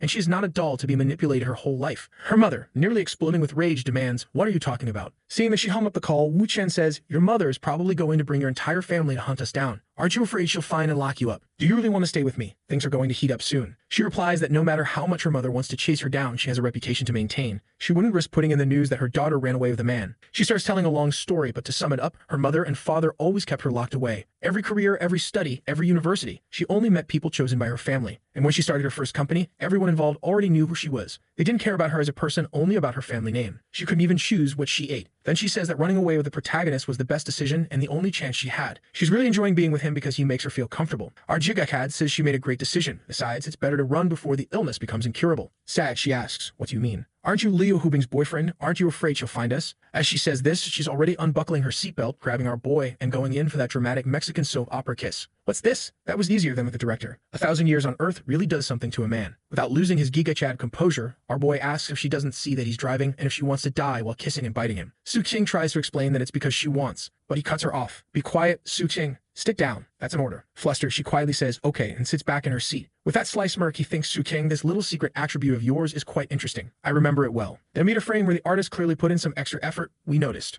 Our protagonist remembers that in one of his past lives when he was with her, he got hold of her PC and discovered she had some rather peculiar tastes. I won't explain too much, just going to read a little snippet of one of her posts. This strange feeling of wanting to be ordered and dominated. Pain makes me feel physically good. Okay, we'll stop here. You guys get the idea, right? Back to the car, our boy is thinking that it's great she has this little quirk. He then tells her to sit properly and fasten her seatbelt. The athlete with peculiar interests asks where he wants to go. Like any true Chad, our boy says he'll take her wherever she wants. So she asks to go home. Our boy is making progress. The next panel jumps to 4 hours later, and what happened during those 4 hours is left to your imagination. I'd say they were just really exhausted from the escape and decided to take a nap. The scene shifts to the protagonist receiving a call from Liu Hubing's brother, saying that someone entered his place in the clubs. Wu Chen replies that it's his business, just a small thing, and he'll take care of it. However, Liu Hubing grabs the phone and starts talking to him, asking if he, by any chance, offended the Su family. Answering Liu, he says, do you want to know the truth? She says yes. So he asks the most innocent girl in the world to say something. Not understanding anything, she asks, what do you mean, say something? Our boy says, anything. Liu Hubing just needs to know who you are. Su-Kin takes the phone and says, love, are you okay? Who are you talking to? Liu Hubing, now irritated, asks, who is this? Our protagonist's new woman calmly responds, oh, so you're Liu Hubing? I'm Su-Kin Yin. Liu starts sweating bullets and demands, what's your relationship with Wu Chen? What are you two doing? The athlete says that they're just friends and talking about work. But Liu Hubing, who already heard Su-Kin say love earlier, immediately knows she's lying through her teeth. She apologizes for interrupting their work and asks her to hand the phone to Chen. When the protagonist answers, she instantly yells, demanding to know where he is. As calm as ever, he responds, at the old house your brother gave me. Looks like when the shameless one asked to go home, the protagonist took her to his house instead. Liu Hubing replies, okay then, stay right there. I'm coming. Don't leave. The protagonist hangs up, staring at his phone, thinking that things are about to get very interesting. The best friend beside him, looking concerned, asks if he isn't afraid of her and when she's arriving. Our protagonist reveals that in reality, he and Liu Hubing aren't actually in a relationship, but that's their little secret. The shameless one says, so he's just another one of those fake boyfriends she has, like those other 3 guys? But he squeezes her cheek and says, not even her brother knows that. It's a secret. Got it? She understands and promises not to cause trouble. With that, she realizes that the advantage he gave her in the bet was fake. Our boy tugs her a little closer and asks if she regrets it. Whoa, our little chat is going all out. She responds that she doesn't regret anything. Damn, I really hope Liu Hubing gets here soon. Speaking of her, Liu Hubing is racing over faster than Elon Musk's rockets, thinking this doesn't make any sense. There's no logical reason for them to be together. Su-Kin Yang isn't that type of woman. Last time, it was that contract with Yao Ying. She realizes this man really is an unstoppable and mysterious god. At this point, the protagonist has already won her over, even though he's sometimes a bit cruel to her. 40 minutes later, guess who arrives with her arms crossed? Our boy is already at the door, welcoming her in. Liu Hubing rushes inside, looking around frantically, asking, where is she? Our Jigga Chick casually points, saying, she's right there. And sure enough, she's right there, fully dressed and cooking for our boy. What? Our man is a machine. The shameless one, acting surprised, says, oh wow, love, Miss Liu is here. She greets her and asks how she's doing. Liu, sweating bullets, replies that she's fine. But inside, she's thinking, oh my god, Su-Kin is here cooking for Wu Chen. What's happening? Su-Kin says, love, you two can talk later. Let's eat some scrambled eggs together. Liu Hubing turns to Wu Chen and asks, what's going on here? The protagonist responds that nothing is happening. It's just his woman cooking. Suspicious, she asks, your woman? Since when? Wu Chen says, today. Liu asks, did you two know each other before? He answers honestly, no. Completely lost, Liu asks, then how is this happening? Interrupting their conversation, Su says the food is almost ready and asks him to check the pan because she needs to go to the bathroom. Honestly, I don't understand the artist. Every panel he keeps enhancing Su-Kin. At this rate, she's going to fall forward and hit her head on the floor. Before heading to the bathroom, she stops in front of Liu Hubing and says, Liu, don't just stand there. Sit down. The food will be ready soon. Eat with us. Liu looks completely lost, unsure of what to do. Wu Chen gestures for her to sit, and the shameless one doesn't stop there. She casually mentions that she just finished washing the clothes and asks if the protagonist can put them out to dry. Liu Hubing, just watching all of this, starts thinking about everything she's saying. She looks a bit upset, biting her lips in frustration. The scene shifts to the 3 of them eating together. The protagonist's girlfriend picks up her chopsticks and comments that she hasn't cooked in a long time. Then she asks Wu Chen to try it and see if it's good. Liu Hubing thinks no way. She's not actually going to feed him, is she? She feels that this level of intimacy is already making her angry. But our boy, always one step ahead, quickly lifts his bowl of rice to intercept before Sue could make the move to feed him directly. Right after, the protagonist's girlfriend asks Liu if she isn't going to eat. Miss Liu sits there, thinking, this shameless woman is controlling everything here. I can't just sit back, I need to take the initiative and attack. So Liu turns to Sue and asks, how long have you known Chen? With pure cynicism, Sue replies, not very long. We kind of fell in love at first sight. The moment I saw him, I knew he was my destiny. Liu Hubing keeps thinking that it's impossible to fall in love at first sight, especially considering her family history. Our athlete, who enjoys a bit of cruelty, calls Liu and says, my love said that you two aren't a real couple. At that moment, the director is already in shock. Sukin continues, telling her not to worry, I'll keep this secret from everyone. Our love can't be known by the world for now either. So you two can keep pretending to be intimate in public, I don't mind. At that moment, Liu Hubing stares at our protagonist. He notices and, in a rough tone, asks what she's looking at, then says everyone should just start eating. Our boy is being rude. Sukin, always mischievous, leans toward our protagonist and tells Liu, see, you're fake. He and I are real. This man here is mine. At that, the director thinks, what a damn troublemaker, she's trying to provoke me. But I already know what to do. Acting all cute, she picks up a shrimp, breaks a small piece, and tries to serve it to our boy, attempting to seduce him. Our boy starts sweating cold and looks like a fool, not knowing what to do. Meanwhile, Sukin watches the scene, cursing the director and her thoughts with words I can't say here. Since our boy enjoys watching chaos unfold, he accepts it. However, everyone falls silent, and he says, it's so good, but I ate too fast, and now I'm kind of full. His best friend stands up, saying she's very happy that he liked it and tells him he can rest, that she'll clean up all the mess. She also says she'll keep Mr. Liu company because they can't neglect his visits. What kind of provocation is this, my friends? Will the director let this slide? At that moment, Mr. Liu slams his hand on the table and shouts, what are you doing? She immediately grabs our boy's hand and says they need to have a talk. But the protagonist, who enjoys humiliating our director, tells her that once again, she lost the bet and asks her to admit defeat. Holding Wu Chen by the collar, she asks him to go easy on her. And Chen says she lost and that's final. He continues, why are you hesitating so much? Looking into her eyes, he says, now I need to think about your punishment because we made a bet. If you bet, you pay out. Awkwardly, Liu Hubing asks what he wants. Our Chad protagonist says, I'm so tired today, was so busy, my whole body hurts. How about a little massage? She asks if he wants the massage right there or in his room. Since our boy is the king of them all, he says it wouldn't be comfortable there and suggests they go to his room. 10 minutes later, Sukin goes to check on them and asks, where are you two? What's that sound? Desperate, she opens the door and sees that nothing is happening, just a good massage. But Sue starts thinking,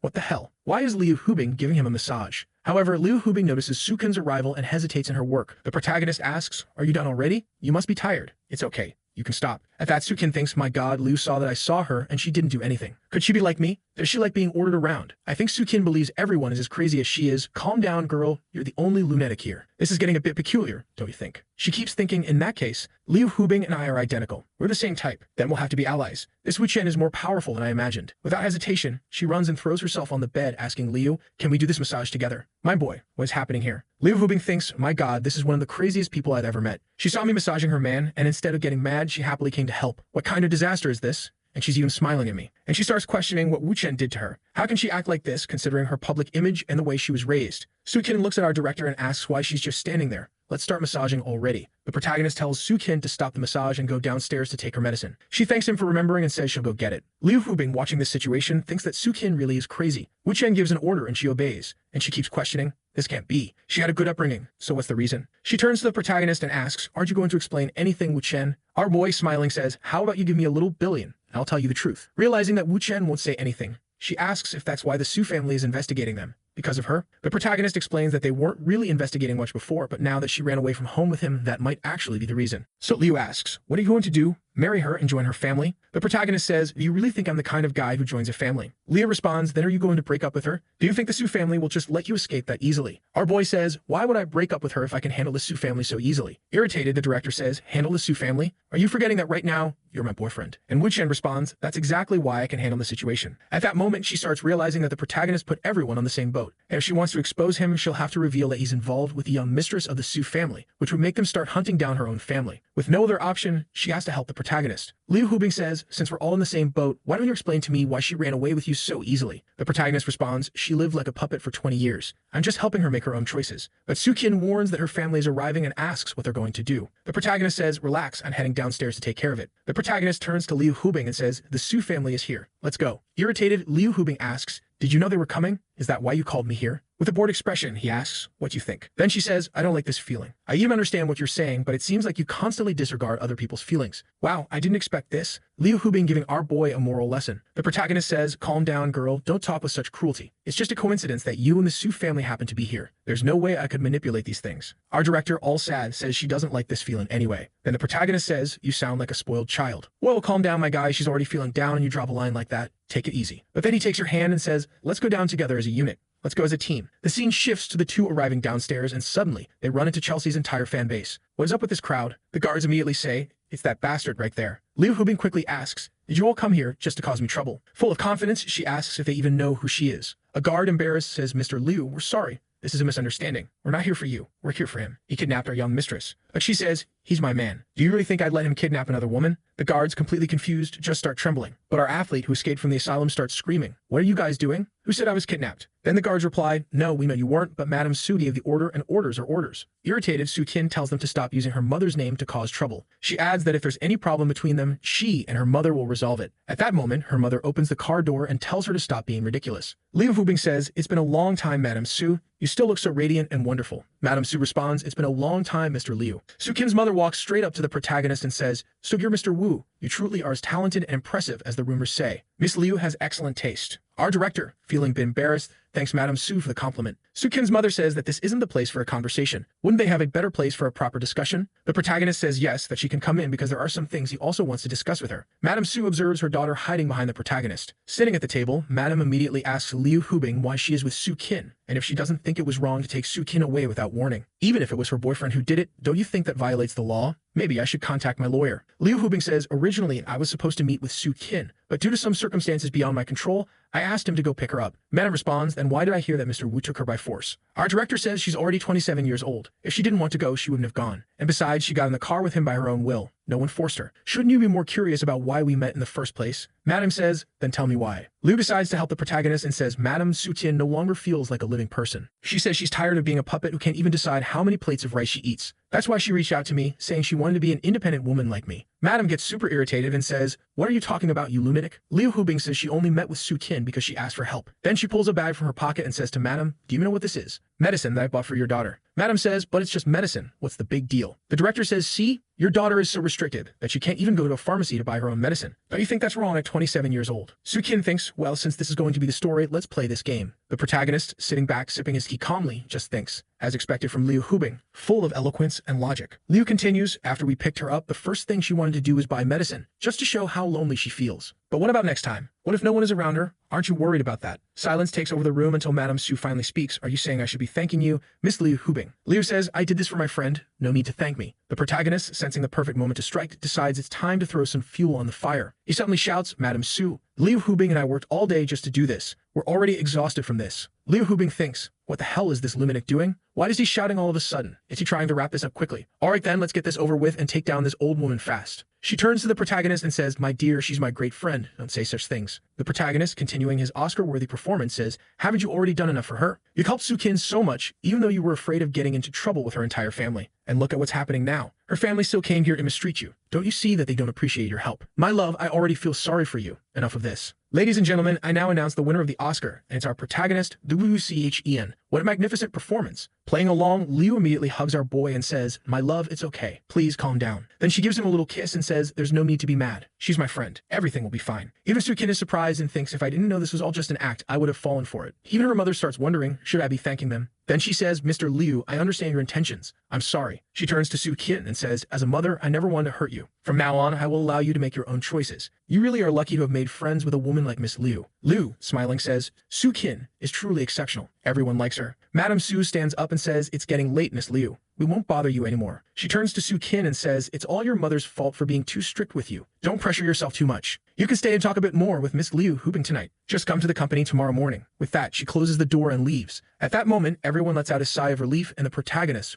with that mission accomplished look, knows that the first part of the act is over. Liu Hubing watches Madame Su leaving and says, Su Qin, your mother left without even leaving a bodyguard to watch you. Su Qin immediately grabs the protagonist and says, my husband, you were so angry just now. You look so scary. Like the Oscar-winning actor he is, he says, I was just pretending. And with that comment, the director already gets annoyed. Liu Hubing tells them both to stop. Meanwhile, our protagonist pulls out his phone and says, it's time to do some business. Who should I call first? Liu Hubing tries to snatch his phone and asks, what are you doing? Are you crazy? Wu Chen says, you think I'm causing trouble? Relax. Our director says, can you stop joking around all the time? Everything's already settled. Madame Su probably won't be following us anymore, and you'll be able to meet with Su Qin whenever you want. What more do you want? He turns to Su Qin and asks, do you want to keep meeting in secret in the future? It's almost like we're having an affair. I don't know if you like it that way, but I don't. If you're really going to be with me, I have an obligation not to put you in a difficult position. I don't want you to have to choose between love and family. Liu Hubing just watches, thinking, what are these two doing? The protagonist places his hand on Su's shoulder and says, come here, I'm going to make a call now. The plan is to put you at the top of the Su family's power, and you'll become the CEO of Jinfu as quickly as possible. With that, you'll be able to do and say whatever you want, not just in the company, but also at home. This will also prevent your mother from trying to control you even more. And when your father sees you in this position,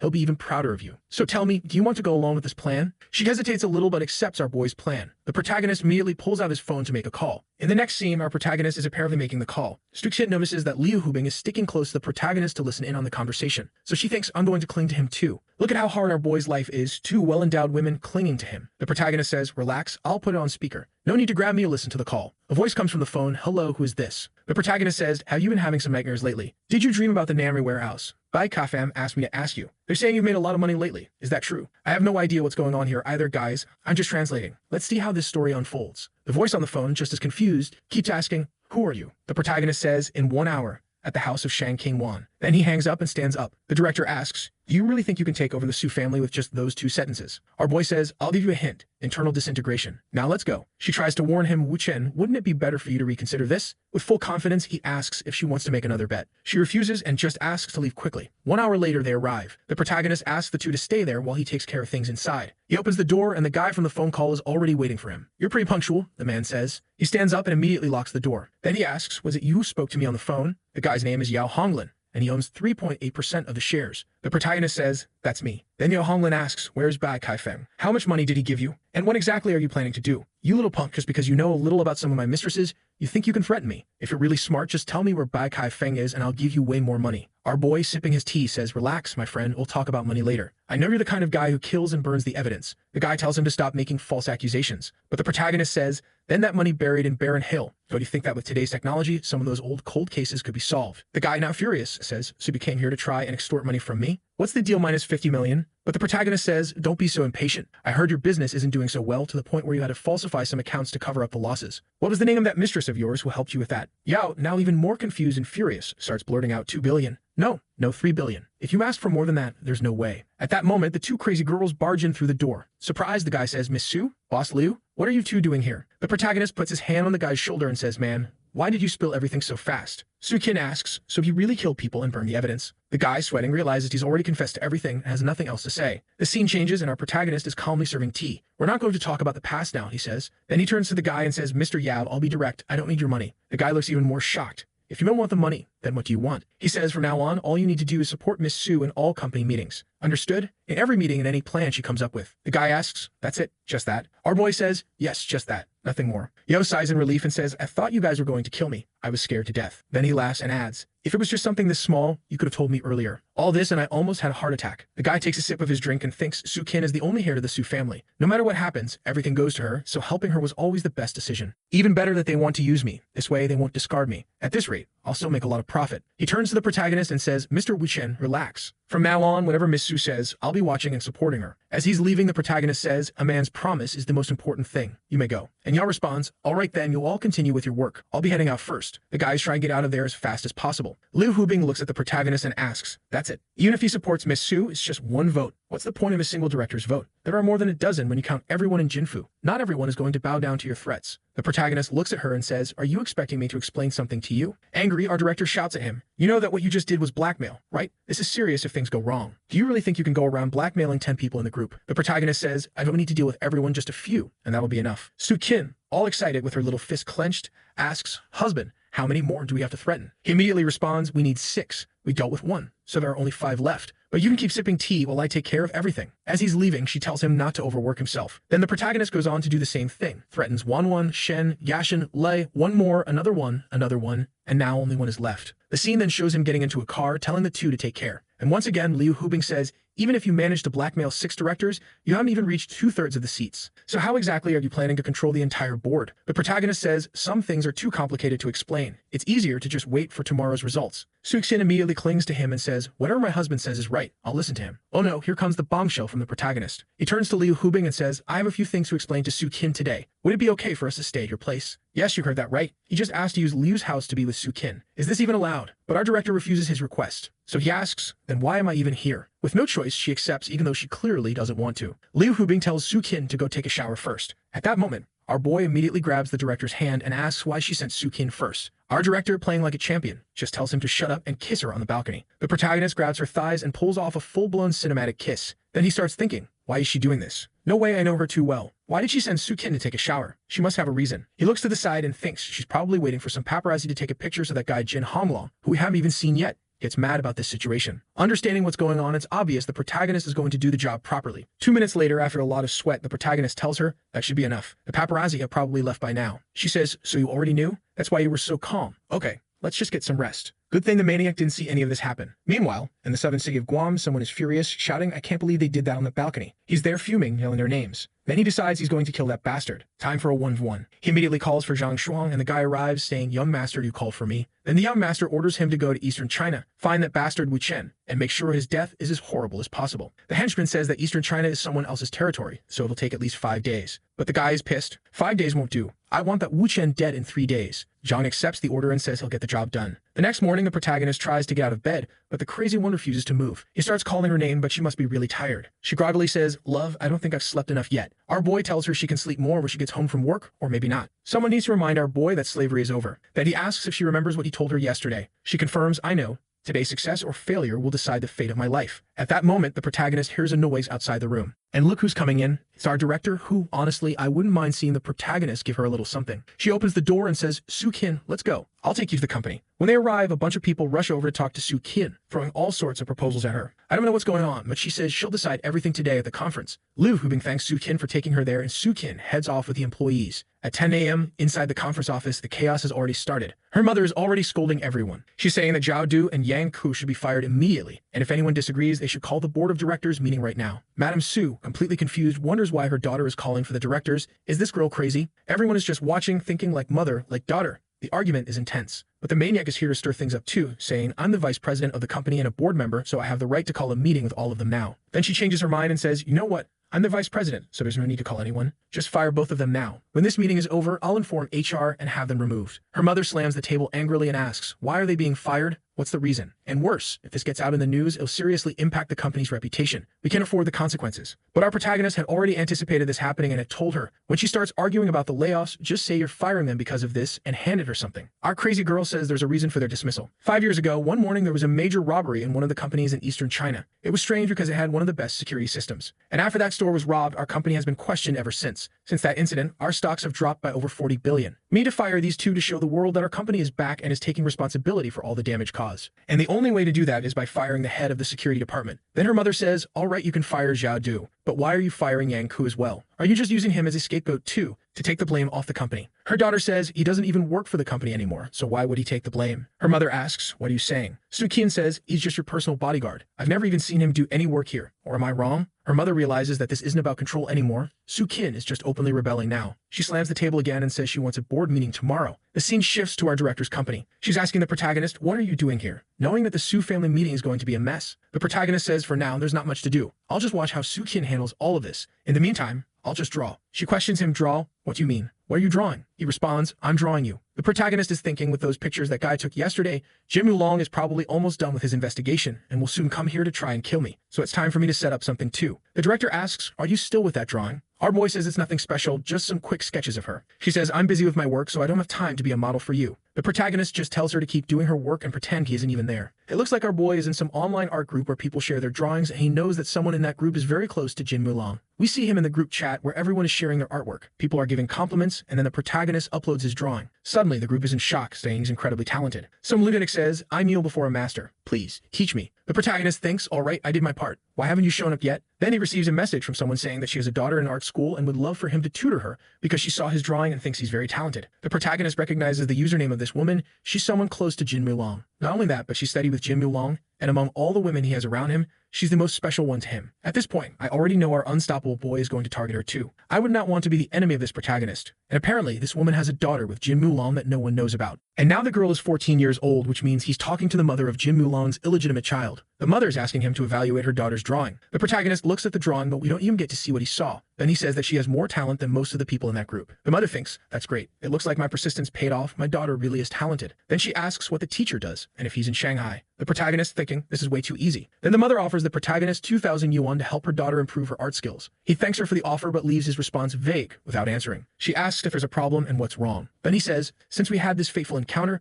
let's discuss the details later. And he asks her to contact him in about 24 hours. The protagonist is thinking that his little plan is going perfectly, and now it's time to make her fall for him. Our boy is looking to add another puppet to his collection. It looks like she has several materials and evidence that will help him incriminate Jin Long. After that, the protagonist stands up and tells Liu Hubing that he has to leave and that she can stay since he's going first. At that moment, the protagonist calls a number, but we don't know who it belongs to. The person on the other end answers and asks, who are you looking for? He says, obviously, I'm looking for you, a double agent. What do you think will happen if Jin Long finds out about your mission? The guy says, you're talking nonsense. Who are you? I have no idea what you're talking about. Our boy says, so you're not going to admit it. Then I'll go meet Lee Taru right now. How about that? The guy on the call gets nervous and says, don't do that. Let's talk, let's talk. The protagonist responds, then here's the deal. Let's meet at 3 p.m. I'll send you the address. And the guy confirms. Now back to the Su family meeting. It's time for the director's gathering. Our crazy girl welcomes everyone and says that they all know why they're here. If anyone disagrees with anything, please explain why logically. The room is in shock because she's never acted this way before, but of course it's all part of the protagonist's plan. Her mother claps her hands and says,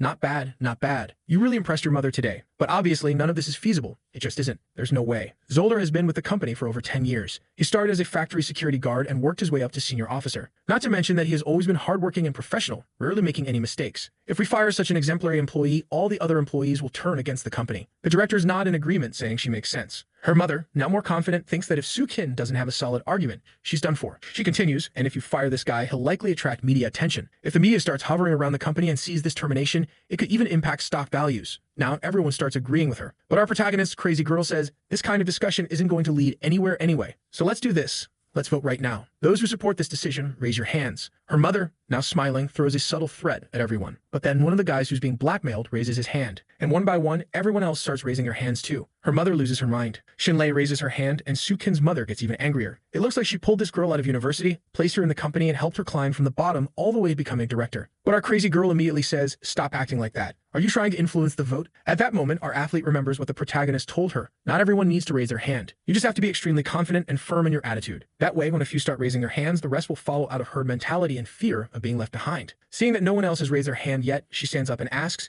is anyone else going to support me? One of the first guys, the protagonist hadn't even blackmailed this one, raises his hand, and her mother is now completely losing it. The man explains, considering how much Kim Yin has grown, it makes sense to support her. Her mother, absolutely furious, stands up and says, looks like you only have 9 votes. That's still not the majority. I want to see who has the guts to cause me trouble. Based on how the board of directors works, she still needs 1 more vote. People look hesitant, and she has a little flashback of the protagonist telling her the key isn't controlling the board of directors, but making your mother give up. Now it's time for the final move to secure victory. She turns to her mother and says, are you sure you want to do this? Her mother glares at her and says, I will do as I please. I'm your mother. Do you think I don't control you anymore? But our girl continues, you may not support me, but you are the president's wife and everyone here listens to you. If this is in my best interest, the best interest of the family, and the best interest of the company, then what exactly are you doing today? How long are you going to let the other families laugh at us? Her mother starts thinking, if I don't let my daughter's plan succeed now, the company will probably split into 2 factions, and that will affect the entire family, as the division will likely lead to internal disputes that will hurt business as a whole. Considering how low the stock prices already are, bankruptcy is even a possibility. Her mother, filled with rage, stands up and storms out of the room, questioning what has happened to this family. Su-kin asks one more time, who else supports me? With the director out of the room, everyone raises their hands in agreement. With that, the meeting is concluded. From this moment on, the Su family and the entire Jinfu group have completely changed. At that moment, someone calls the protagonist asking for help. The protagonist thinks, the other meeting I have is still a while away, so fine, where is it? The scene shifts and the protagonist arrives at the guy's house. The man, clearly frustrated, says, you have no idea. Look at my head. He points at a bruise, saying, I went to visit her, and she threw a cup at me. This is the same guy from the restaurant when the protagonist met the blonde girl, the one who said she had a son. And this is the same guy who left saying he was going to try to find the woman he abandoned when she was pregnant. Man, this story goes way back. The protagonist asks, so what happened with your first love? The guy snaps, stop joking around. You have no idea. She threw a teacup at my head and kicked me out. Do you have any idea what I need to do for her to accept me? Our boy, as always, tells him, relax. This kind of thing takes time. Let's sit down and talk. The guy, completely anxious, says, there's no way. That's my son. I can't wait anymore. The scene shifts and the protagonist asks, what exactly did you do? The guy sighs and explains, I went to meet her. Bought a bouquet of flowers, a diamond ring, a necklace, and even a Ferrari for my son. Damn, I think I want to be this guy's son. Dude really thought his family was a free fire skin. Just load up the diamonds and buy them back, problem solved. Wu Chen shakes his head and says, my warrior, you're doing it all wrong. You're making it look like you're trying to buy her. He continues, you abandoned her at her worst, left her with nothing, and she survived through all of it. And now you come back thinking you can win her over with money. This is nothing but an insult to her. The guy has a little flashback of the woman telling him, if you dare knock on my door again, I'll move away, and no one will ever know where I live. The most honest father in China suddenly realizes, so that's why she acted like that. I see now, when surprise. Then he asked our boy if he has a solution. The protagonist says, of course I do. You have two options. First, you talk to your son. He'll take time and you'll have to be patient, but eventually he'll forgive you. That's a guarantee. The second option, this can be solved today. Which one do you want? The guy without hesitation says, the second one. But what do I do? Wu Chen says, the method is fast. But seeing that the protagonist hesitated, the guy quickly says, don't worry. If it's about money, that's not an issue. I'll transfer however much you want. But the protagonist replies, it's not all about money. My methods are complicated, but you'll have to endure some pretty tough things. The guy says, that's fine. I'm not afraid of hardship. Just tell me what to do. The protagonist gets closer and says, Brother Liu, if you want to be ruthless and can put your pride aside, then here's what we'll do. Then everything gets censored so that we don't know what it is. Yes, we're the fools left in the dark. The scene shifts to the protagonist watching through cameras. It looks like Brother Liu is knocking on the woman's door. The protagonist thinks now it's all up to you, Brother Liu. Someone looks through the peephole and immediately says, she's not here. Don't come back again. The guy recognizes his son's voice and says, Xiaofeng, please open the door. At that moment, the woman opens the door and says, what are you doing here? How long are you going to keep showing up? Get lost. But the guy says, no, I just came to bring you some food. Jianbian style. Guys, I have no idea what this style is, but I hope it's something good. Our target of flying cups continues. Do you remember when we had no money? This is what we used to eat all the time. The woman immediately slaps him and says, I don't want this trash. Get out. At that moment, the son comes out of his room and says, why are you bending down to pick that up? Get lost already. The mother also gets angry and tells the boy to go back to his room. The father, looking dumbfounded, tries to apologize. 30 minutes pass and they keep arguing. Then the security guards show up, saying they watched everything through the surveillance cameras and that he's causing a public disturbance. The guy takes the blame. The guards say, if your family wants to argue, do it inside your house so you don't bother the neighbors. The woman immediately says, who said we have any relation to him? I don't even know who he is. He just came here to annoy us. Please, get him out of here. The guard says, did you hear that? Stop causing trouble and get out of here. The guy suddenly starts yelling, I'm not leaving. I'm talking to my wife. You need to let me go. Yeah, this is definitely all part of the protagonist's plan. The guards say, why are you shouting? You got a problem? Our target of flying cups shouts back, so what if I yell at you? Get lost. You think you have any authority here? This is just an old couple arguing. The guards are now thinking this guy isn't just yelling, he's getting aggressive too. And with that, they immediately kick him in the stomach, saying, he was the one who attacked first, so here's your payback. The guy falls to his knees and says, if you have the guts, just kill me already. I won't leave here even if I die. Without my wife and son, life has no meaning. Who could have told him to act this dramatic, I wonder? The guards roll their eyes and say, stop pretending to be sentimental, you lunatic. The protagonist is watching and thinking, damn, Brother Liu's performance is going way too well. The next part should happen any second now. And just like that, the guard punches him in the face. Finally, the son yells, stop hitting my dad. The mother also says, enough, stop hitting him. When the son tries to square up with the guard, the mother steps in and says, stop, no more fighting. She then extends her hand to her husband and says, get up. The scene shifts to the protagonist who is thanking the guards. Obviously, this was all part of our Golden Boy's plan. He thanks the guards and says their acting was Oscar-worthy. One of the guards taking the payment says, if you ever have any other problems, just call us, all right. But the protagonist thinks, I don't need to deal with this anymore. Brother Liu will handle the rest himself. Now it's time to focus on what really matters. The scene changes to our boy sitting in his car. The guy who was supposed to meet at 3 p.m. is already calling him, saying it's 3:30. Where are you? The protagonist, completely confident, responds, what are you going to do? Leave? Just sit there and wait. The guy, now awkward, says, my friend, I really don't want to argue. Just tell me when you're coming. Our boy immediately responds, I'll be there in 15 minutes. When he arrives, the protagonist apologizes for being late. The moment the guy sees him, he gets furious and starts shouting and cursing. The protagonist, not being the most patient person, pulls out his phone and says, I don't like when people use vulgar language with me. So since you don't want to have a civilized conversation, I'll have to say goodbye. Then he calls Liu Hubing's brother. The moment the guy hears the voice on the other end, he realizes it's Liu Hute. Looks like this guy did something to Liu Hute that must not be exposed. On the other end of the phone, Liu Hute, completely confused, asks what the protagonist wants. Apparently, just hearing Liu's voice makes the guy start shaking. He collapses to the ground, grabs onto the protagonist's pants, and starts panicking. The protagonist calmly says, Employee CO 812, this person is under your command, right? Then he turns to the guy smirking and asks, now can we have a proper conversation? The man speaks, yes bro, you are my brother. More than that,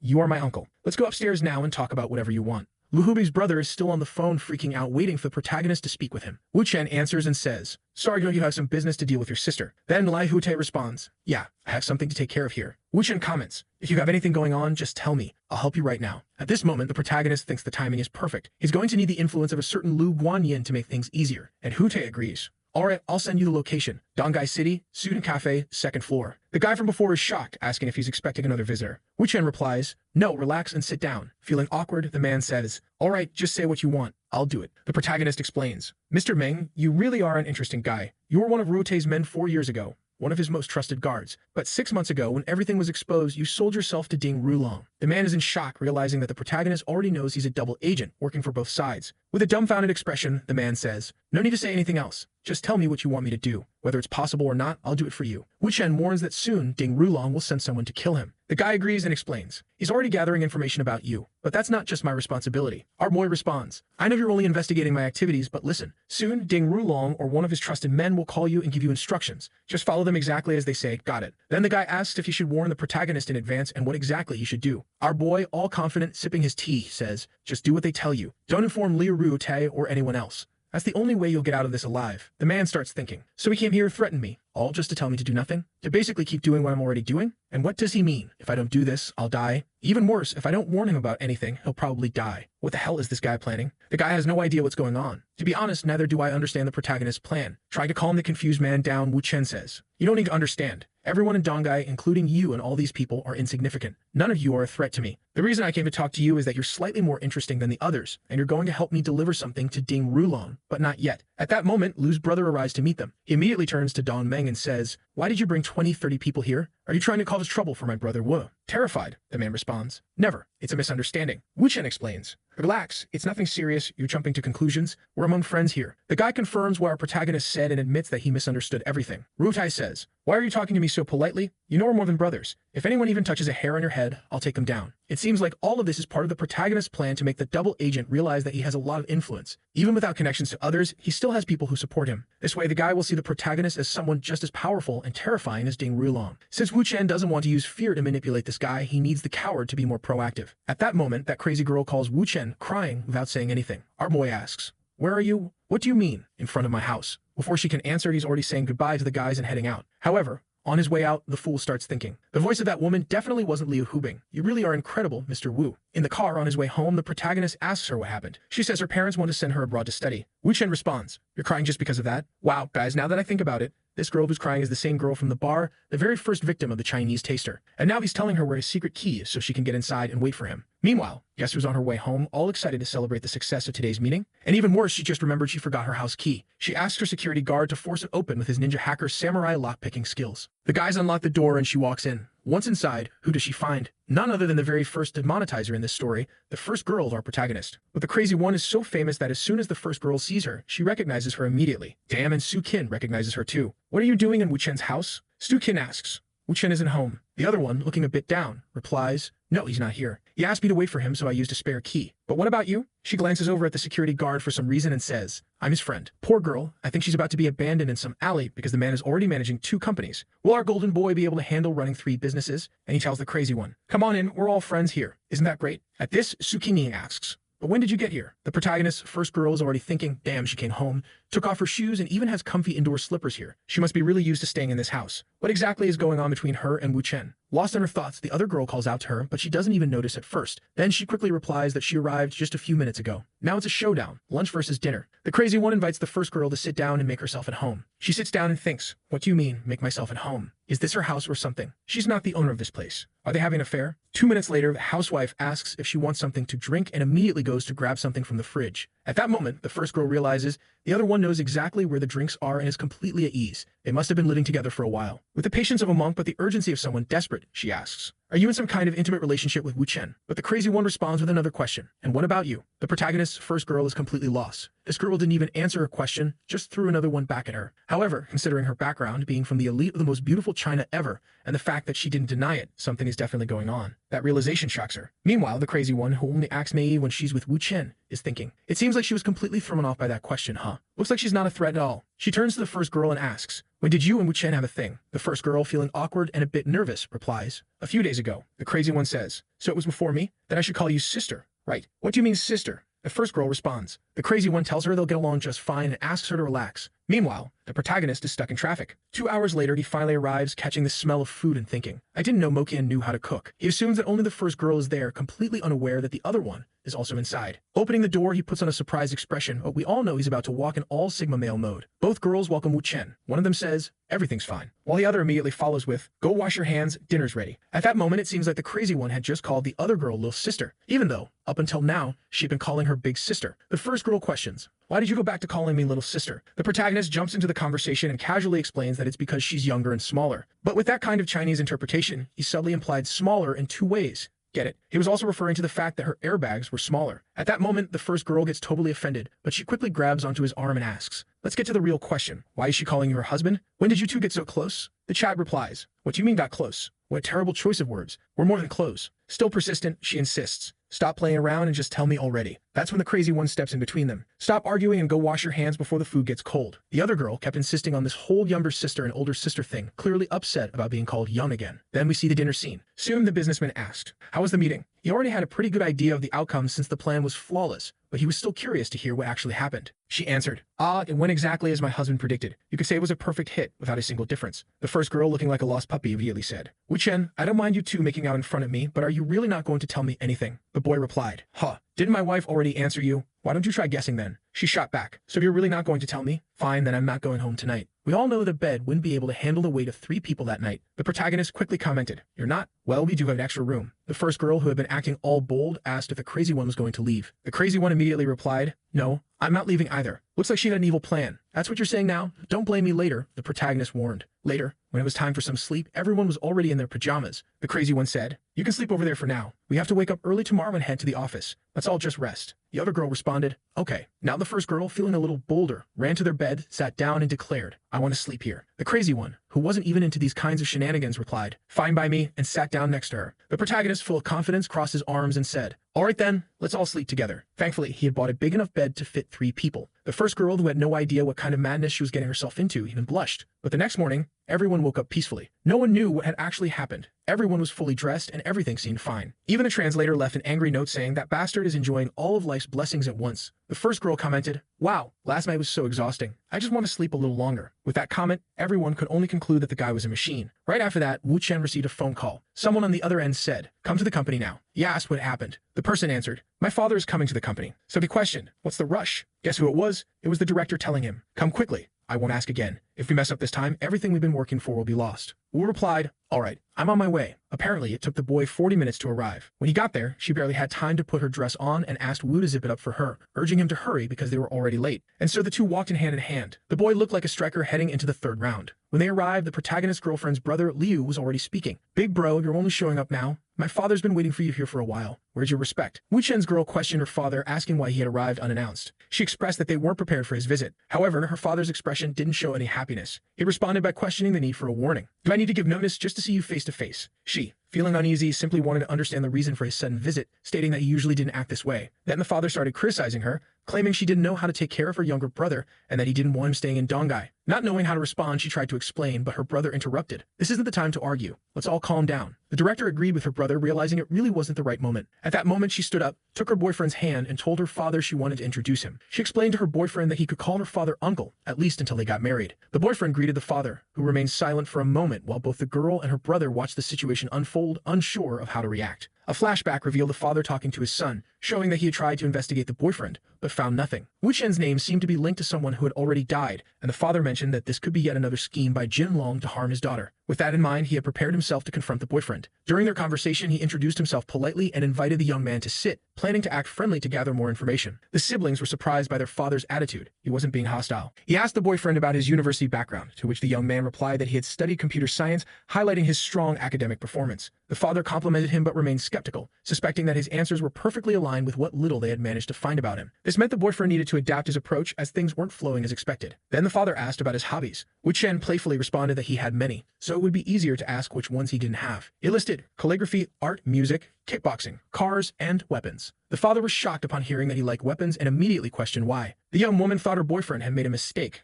considering that her family already had a shaky reputation. She wondered how her father would ever believe that someone from a family like hers had any reason to know about firearms. However, Wu Chen explained that when he was younger, he had always been interested in weapon design, and while studying computer science, he had the opportunity to create 3D models of firearms. The father then turned to Lai Hute and asked if he had a gun on him. Caught off guard, the young man confirmed that he did and handed over a Glock to the father. The father then questioned Wu Chen about the gun, and demonstrating his expertise, the young man began explaining its details. Type 94, designed to replace the Type 54, developed and produced in 94, hence the name. Also, due to the reduced rotation block, it has lower recoil. The father, who had served in the military, observed closely, analyzing every word. Meanwhile, Wu Chen wondered if the man was trying to be impressed by his knowledge of firearms. The father continued reflecting on the boyfriend's intentions, still not entirely sure what was going on. As for the director, she seemed completely oblivious to everything happening around her. Wu Chen, already setting up for the grand finale, lifted the gun and said, "If I'm not wrong, judging by the weight right now, there should be about 6 bullets inside." And he was spot on, 6 bullets. The director was in shock, thinking, that bastard, to determine the exact number of bullets in a gun, just by holding it means he's handled one many times before. How the hell is he exposing himself like this? The father, hearing this, started to reflect. He got caught up in his own words. He's probably been lying this whole time. He said he didn't know much about guns, that he had never handled one before, and now he's guessing bullet weight. He's obviously trying to appear extraordinary so that I'll accept him as my daughter's boyfriend, but at the same time, he could bring disaster to Dongai. And now this has become a bigger problem. Why is Hubing trying to put a special forces guy at her side? At that moment, he started thinking that his daughter might already be preparing to be taken over. After all these thoughts, he finally spoke to the protagonist, him.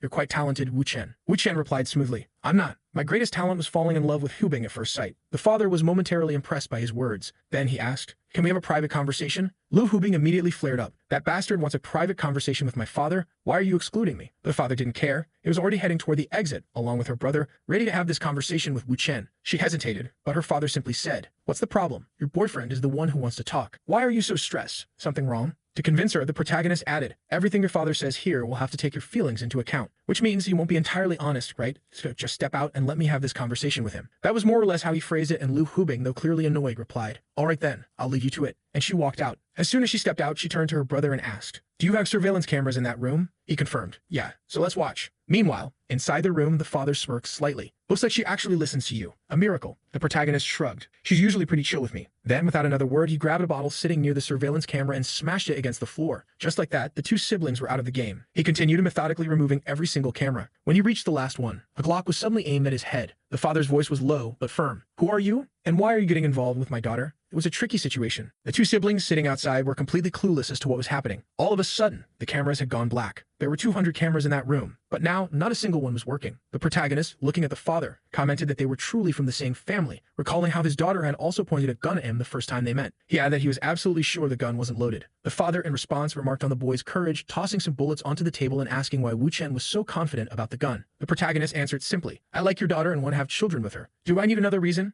Upon hearing this, the father felt insulted and declared that he would scold his daughter every single day until she had babies. Letting out an awkward chuckle, he urged Wu Chen to stop circling around the issue and get to the point. Wu Chen then started talking, stating that the father didn't actually care about Hubing, only about the success of the family. He questioned whether the father wasn't afraid that Hubing might snap and do something against Jin Long, asking why he was forcing her into this marriage. The father, now furious, slapped the protagonist across the face, demanding to know if he had lost his mind, daring to lecture him. Outside the room, the siblings were trying to listen to what was happening. Lu Hubing wanted to barge in, but her brother reminded her that the soundproofing from the last renovation made it impossible to hear anything. Inside, the protagonist, staying calm, revealed that Jin Huilong was reckless and that he didn't believe he, or his family, would last much longer. He then mentioned a certain Dong Yun Tao, and the father's expression changed. He remembered that 10 years ago the boy had drowned. Wu Chen, however, corrected him. He didn't drown. He was murdered. The father disagreed, arguing that the Dong family was far beneath the Jin family in terms of status. If something like that had truly happened, they wouldn't have let it go unpunished. Besides, why would anyone kill a schoolboy? The protagonist clarified, "I'm not talking about his family. I'm talking about Dong Yun Tao himself. The reason for his murder was a woman named Hixin Qin." He explained that this girl had constantly received marriage proposals from wealthy heirs, but rejected them all because of Dong Yun Tao. However, one day he vanished and Jin Huilong took her to witness his murder. Since then, she has stayed with him out of fear, knowing that if she ever spoke about what happened, she would be killed too. The protagonist then dropped the real bombshell. "I have contact with her, and she is ready to testify against Jin Huilong." The father, now completely shocked, asked Wu Chen what exactly he was planning. Wu Chen calmly reassured him, "Don't worry, I know exactly what I'm doing." The father started to think carefully. Whether they liked it or not, their family was allied with the Jin family. If a problem erupted, they would technically be expected to take Jin's side. Besides, the Jin family had only been growing stronger over the years. Starting a war with them wasn't a good idea. Then Wu Chen brought up a crucial point. As long as she doesn't marry him, the alliance isn't fully secured yet. At that moment, the father began to suspect that Wu Chen had been sent by a rival family to disrupt the Jin family's alliance with his own. Meanwhile, outside, the director was already holding a drill in her hands, planning to drill into the wall to install a listening device. Her brother warned, "Even if the room is soundproof, they'll hear that thing spinning against the wall." she snapped back. Then figure out another way for me to listen in. I need to know what they're talking about in there. Back inside, Wu Chen continued explaining his plan. He said that he was going to set up her brother Lai Hute with a girl who had just graduated from university, Dong Yao Q, from the Dong family. He wanted to arrange a fake marriage between them to get Hubing out of the entire mess. The father scoffed. You think arranging marriages is that easy? Stop talking nonsense. Wu Chen responded confidently. If you agree to it,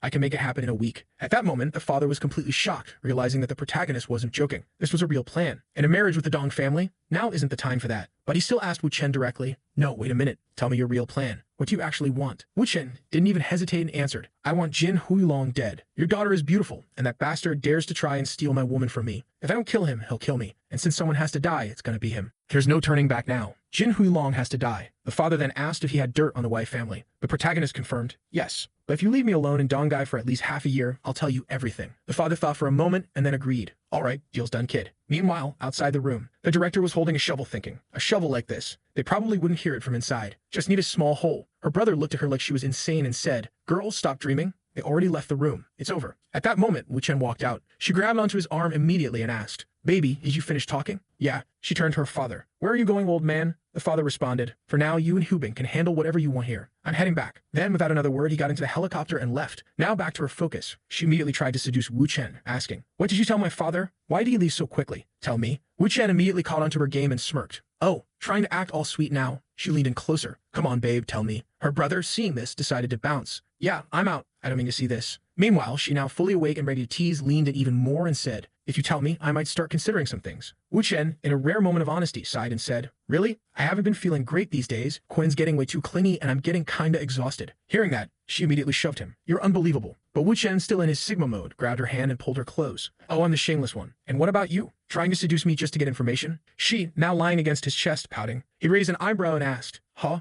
Are you jealous? She scoffed and said, fine, I'll stop playing around with you. Then Wu Chen finally told her the whole story. As she listened, her mind started racing. This is perfect. Once all of Jin Huilong's dirty secrets leak, there will be people from all kinds of families who will want him dead. And if he disappears, no one will suspect us. She grabs the protagonist and says, very well, love. How about I give you a reward? Wu Chen is a bit hesitant. So what exactly are we talking about here? He glances around and notices that there are people watching them from the construction site next door. He sighs. There are a lot of people looking from over there. She smirks. What do you think we're going to do? But in the end, you fell for me, didn't you? She pauses for a moment before answering. Well, I did too. But is that really an advantage for you? Then, she declares, I have to admit you really check all my boxes for a lifelong partner, especially considering how capable you are. So yes, you're right. I'm in love with you. But don't think for a second that Lu Fubing is going to turn into a submissive kitten just because she fell in love. She crosses her arms and leans in closer. If anything, you should be the submissive one. Wu Chen claps slowly. Wow, what an amazing speech. But internally he's thinking, didn't she say she was going to give me a reward? Shouldn't I be receiving something right about now? Then he gets an idea. There's a place over there. I'm feeling kind of tired. How about a nice, good massage? She raises an eyebrow.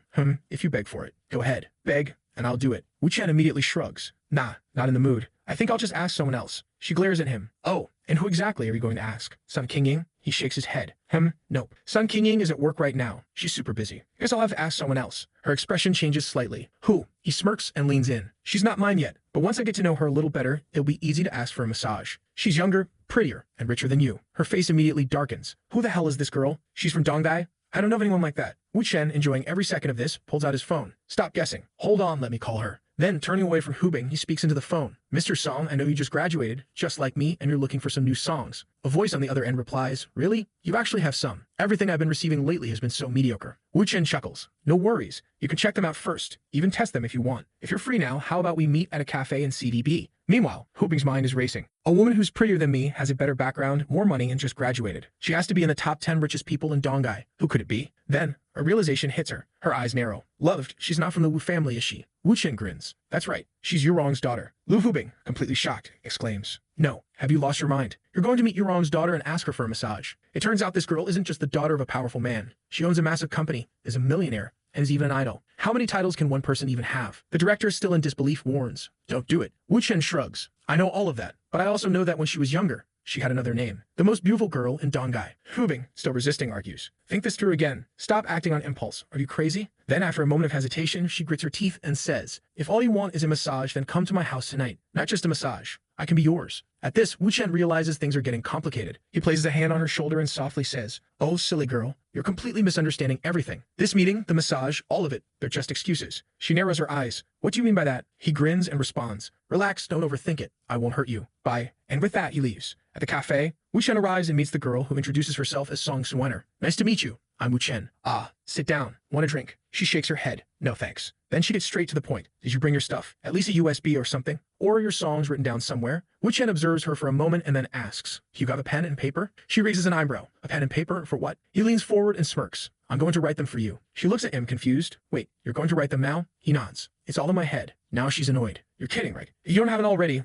I'm going to be really pissed." 10 minutes later, Wu Chen finishes writing everything down. But he didn't just write the lyrics. He detailed every instrument, the timing of each section, and the exact type of recording needed. Song Suener stares at the paper. Then she thinks, "This bastard was messing with me, wasn't he? Why didn't he just write everything beforehand?" But since she actually got something out of it, she decides to let it go. Wu Chen, still relaxed, asks, "So you're going to buy them, right?" She nods. "Yeah." He smirks. "How much?" She casually responds, 1,000. Wu Chen casually comments, "I put a mix of everything in there." Song Suener considers this and offers, 2,000. He shakes his head. "No. Not yet." She tries again. 3,000? He calmly responds, 100,000. Her eyes widen in shock. "Are you kidding me? Do I look like an idiot to you?" Wu Chen leans back and warns, 100,000. "Don't play games with me, okay? This deal doesn't go for anything less. And if you want more songs, it's the same price." Song Suener, after a moment of silence, places the notebook back on the table and declares, "Then the deal is off. I don't want it." Wu Chen shrugs. "All right, then we're done here." He reaches for his notebook and closes it. "We just met, but I'll trust that you're not the kind of person who would steal my music. I won't rip the page out of the book just to ruin it. And that's it. I'm leaving. Bye." With that, he gets up and walks away. Song Suener watches him leave and thinks, what a weird guy. Meanwhile, Wu Chen is already at Weisha Music. He walks in and states plainly, "I want to record a song. I need a recording room for 3 hours." What was his plan? Was he about to become an idol? He already knew what kind of woman Song Suener was. She would steal the music, and she would try to register it first.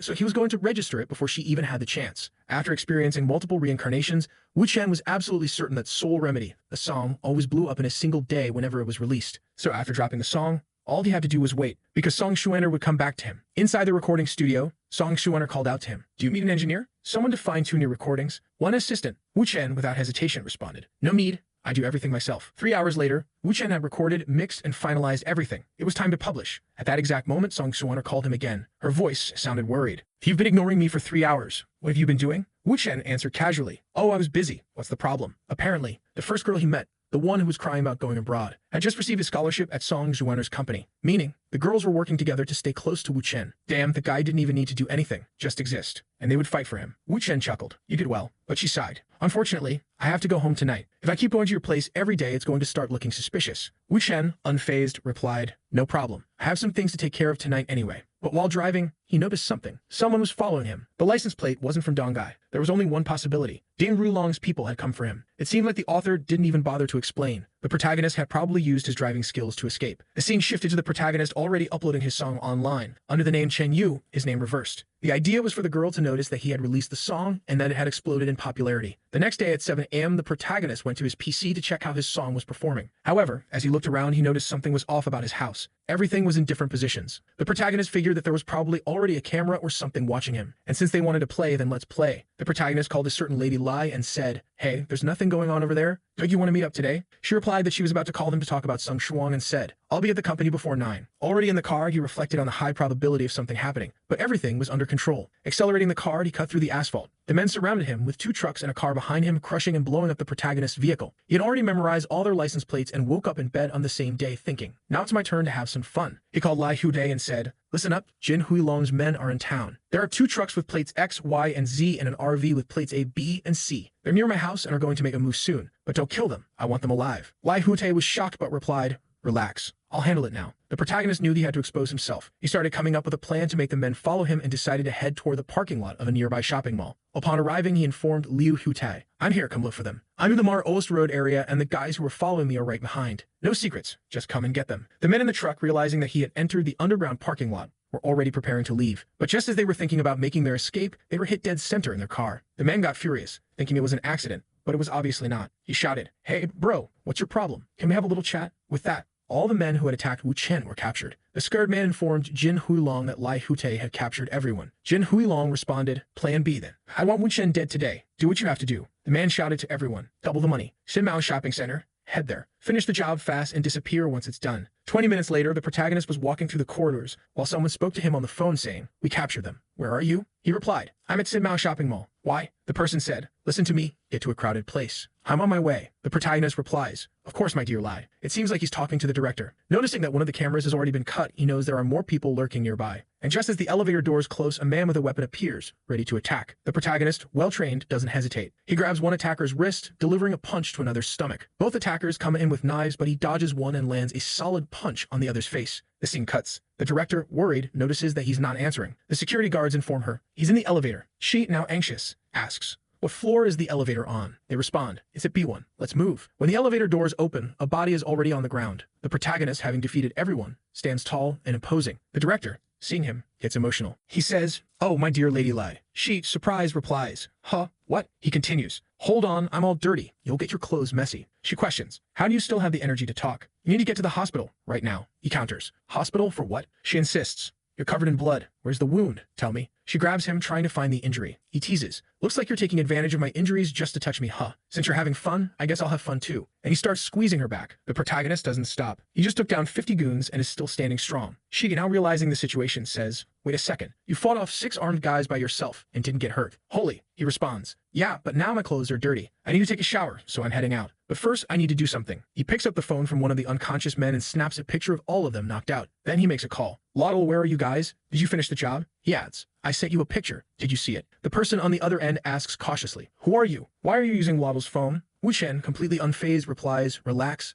I just sent the photo." The protagonist says, "Send this to Ding Rulong and tell him his final days are coming." He tosses the phone onto another guy's lap and adds, "I want this one alive, got it? Call an ambulance for him." Then, turning to the director, he says, "Hubing, I need to leave Dongai for 2 days. I'm heading south." She immediately asks, "Are you going to kill Ding Rulong? Please don't go." But the protagonist cuts her off with a kiss and whispers, "This isn't the place for kissing. Let's go home and do whatever we want." Meanwhile, 2 girls are listening to music on the computer. One of them exclaims, "Damn, this is the #1 song of the week." The other nods, "Yeah, I heard it too. It's blowing up." Over 4,000 comments and not a single negative one. Even professionals are praising it. One of them thinks, "Wait a minute, this is the song that guy was going to sell me. That bastard." Holding her phone, she mutters to herself, "Shit, I need to call this Wu Chen guy and confirm if this is real." But at that moment, the protagonist is in the shower. Who picks up his phone? The director. Thinking it's someone from Ding Rulong's side, she immediately demands, "Who is this? Do you want to die?" The girl on the other end is shocked. "Wait, hold on. Isn't this Wu Chen's phone? I just wanted to talk to him about a song." Hoping frowns. "A song? Hurry up and say what you want. I'll pass it on to him later." The caller, confused, hesitates. "Wait, I think you misunderstood. You must be his girlfriend, right? There's nothing going on between us. I just met him yesterday and wanted to apologize." Hubing's expression darkens. "Apologize? What are you talking about?" The girl on the phone seems equally surprised. "Wait, aren't you his girlfriend, and you don't even know about his music? That's kinda weird." Hubing, now completely lost, knocks on the bathroom door and calls out to the protagonist. Wu Chen, still in the shower, casually replies, "Oh, hey, Mr. Song. I'm free now. We can meet up to talk about the songs." He hangs up and hands the phone to Hubing, who comments, "It was Song. She wants to buy her songs back. I'll have to go meet her." She steps closer to Wu Chen, smirking. "Wow, Mr. Wu really is talented, huh?" But he raises a hand. "Hold on, I haven't finished my shower yet." She suddenly throws herself onto him and teases, "Why don't you show me what else you're good at?" The protagonist chuckles. "You're playing with fire." She pouts slightly, but before she can say anything, his phone rings again. This time, it's actually Ding Rulong. Wu Chen sighs. "All right, grab me a towel." Just then, Hubing picks up the call. On the other end, Ding Rulong immediately starts explaining himself, claiming that none of this was his doing. It turns out that one of Ding Rulong's lackeys misunderstood his words and acted on his own. To throw some indirect shade at the guy, Hubing speaks into the phone. "Oh, I already knew that, relax. As if a bunch of weak and incompetent fools like them would actually work for you. They were completely useless. How could they possibly be men who follow the great Master Ding?" The protagonist, trying to capture the conversation on the call, casually says, "Who's that, babe? Is it that Ding Rulong guy?" She smirks and responds, "Yeah, it's that idiot." Oh my god, Jin Wulong is about to explode. Wu Chen smacks her thigh just loud enough for the guy on the other end to hear, and says, "What kind of language is that, babe? Watch your words." She pouts and plays along. "Ouch, don't hit so hard. Look, it's all red now." And the guy on the other end is hearing all of this. Just imagine his face right now, but they don't stop. Wu Chen, still enjoying himself, adds, "You know you made a mistake, right? Now, I'm gonna have to punish you." Hubing gasps dramatically, "I'm sorry, love. I won't say things like that anymore. No, punish me." At that moment, Ding Rulong completely loses it. He slams the phone down and kicks something hard. Hubing turns to Wu Chen and smirks. Well, he hummed up. That noise was probably his phone smashing against the floor. She tilts her head and wonders, "You think he'll die from that?" Wu Chen shrugs. Probably not. That's not nearly enough." She turns toward him, stepping closer. All right, enough about him, love. Now what was that about punishing me? Wu Chen immediately steps back. I don't know what you're talking about. That was all on you. She giggles and lets it slide. Oh, by the way, I might meet up with Yurong later, okay? If she calls you, just go along with it, all right? Wu Chen raises an eyebrow. Yurong? Weren't you supposed to meet with Song Xuan? She corrects him. It's Song Xuaner, but yeah, also Yurong. I need to see both of them. Just then, her brother storms in, apologizing. Look, a lot of what happened today was my fault. But how many bodyguards do you want? I'll put people on you 24/7 for protection. His sister shuts him down immediately. I know what you're trying to do, but you're not doing it. Her brother suddenly yells. How many times has this already happened? He should be dead by now. He was just lucky today that he could fight, and now there's no way around it. We have to kill him. She stands up and waves him off. Talk to him yourself. I'm done. Wu Chen watches the argument and casually asks, is Ladeo okay now? That guy I told you to keep alive. The brother nods. Yeah, why? Wu Chen smirks. I need to have a little chat with him. The brother hesitates. What are you planning to ask him? Does he know something incriminating about Ding Rulong? Does he want him dead? Wu Chen nods. Of course. But here's the deal. You're coming with me to talk to Lado, but you have to promise your sister that you won't do anything stupid. Got it. He agrees. All right. If this helps take down Ding Rulong, then I'll listen to you. At that moment, the protagonist calls both of them over and informs them that he needs to leave because he has a business meeting. He's going to meet the music girl and someone is recording him from behind. Upon arriving, he greets Miss Song. Hello, Mr. Wu. He replies, Hey, Miss Song. She comments, Your family owns a small restaurant, right? He nods. Yeah, just a little ramen shop in a small town. The girl looks him over and casually remarks, Your girlfriend sounded like she was 40 years old on the phone. Are you her sugar baby? The reason you were trying to sell your song for so much was to get rid of her, right? That's why she didn't even know about the song, huh? What's the dish? Wu Chen stares at her, wondering if she's gone insane. But she keeps going. Why are you still smiling? This is unfair to you. You can't waste your talent on some older woman. My God, if you really want to make money, I'll help you. Look how successful your song Soul Remedy became. Now, so many companies will want to sign you. You'll definitely be a celebrity. The protagonist cuts her off. I'm not debuting and I'm not becoming a singer. Then he asks, weren't you here to buy a song? She agrees and asks him to write another one for her. He sets the price at 10,000 and she accepts immediately. But then he adds, I also want 50% of the profits. The girl, unfazed, responds, no problem. As long as the song is at the same level as Soul Remedy, we have a deal. He asks for paper and a pen, saying that if the song doesn't blow up, he'll refund her money. Then he writes a song titled A Song for You. She lights up as she reads the lyrics. Suddenly, Wu Chen stands up, waves goodbye, and says, I have more things to take care of. Already in the car, he smirks to himself. Now that I've had the appetizer, it's time for the main course. And from the looks of it, someone is tailing him. The guys try to block his car, but he swerves expertly and escapes. The frustrated men call someone to report. We tried to stop him, but it didn't work. And worse, it seems like he knows you're looking for him, and he's heading to your company. The protagonist is already outside the building. A woman inside gives the order, take him to the 13th floor. The men obey. And this is the same woman Wu Chen joked about getting a massage from. However, right now, he is completely surrounded. He walks in and greets her casually. Hello, director. Don't you think it was a bit rude to invite me like this? She responds, I don't know what your goal is, but aren't you the rude one? She then turns to her men and orders them to leave. As they walk past the protagonist, one of them mutters a warning. Don't try anything. If you do, we'll come back in and kill you. The woman gestures for our boy to sit down and asks, what is your intention with my daughter? I assume this isn't about money. The king of gossip, Wu Chen, smirks and replies, Director, why are you so concerned about a daughter that another woman gave birth to? Wu Chen begins to lay out the entire life story of the girl, revealing details that most people shouldn't even know. He explains that she was forced into marriage at 21 but hated the man she was with. Every night she slept with a knife under her pillow, and whenever he came near her,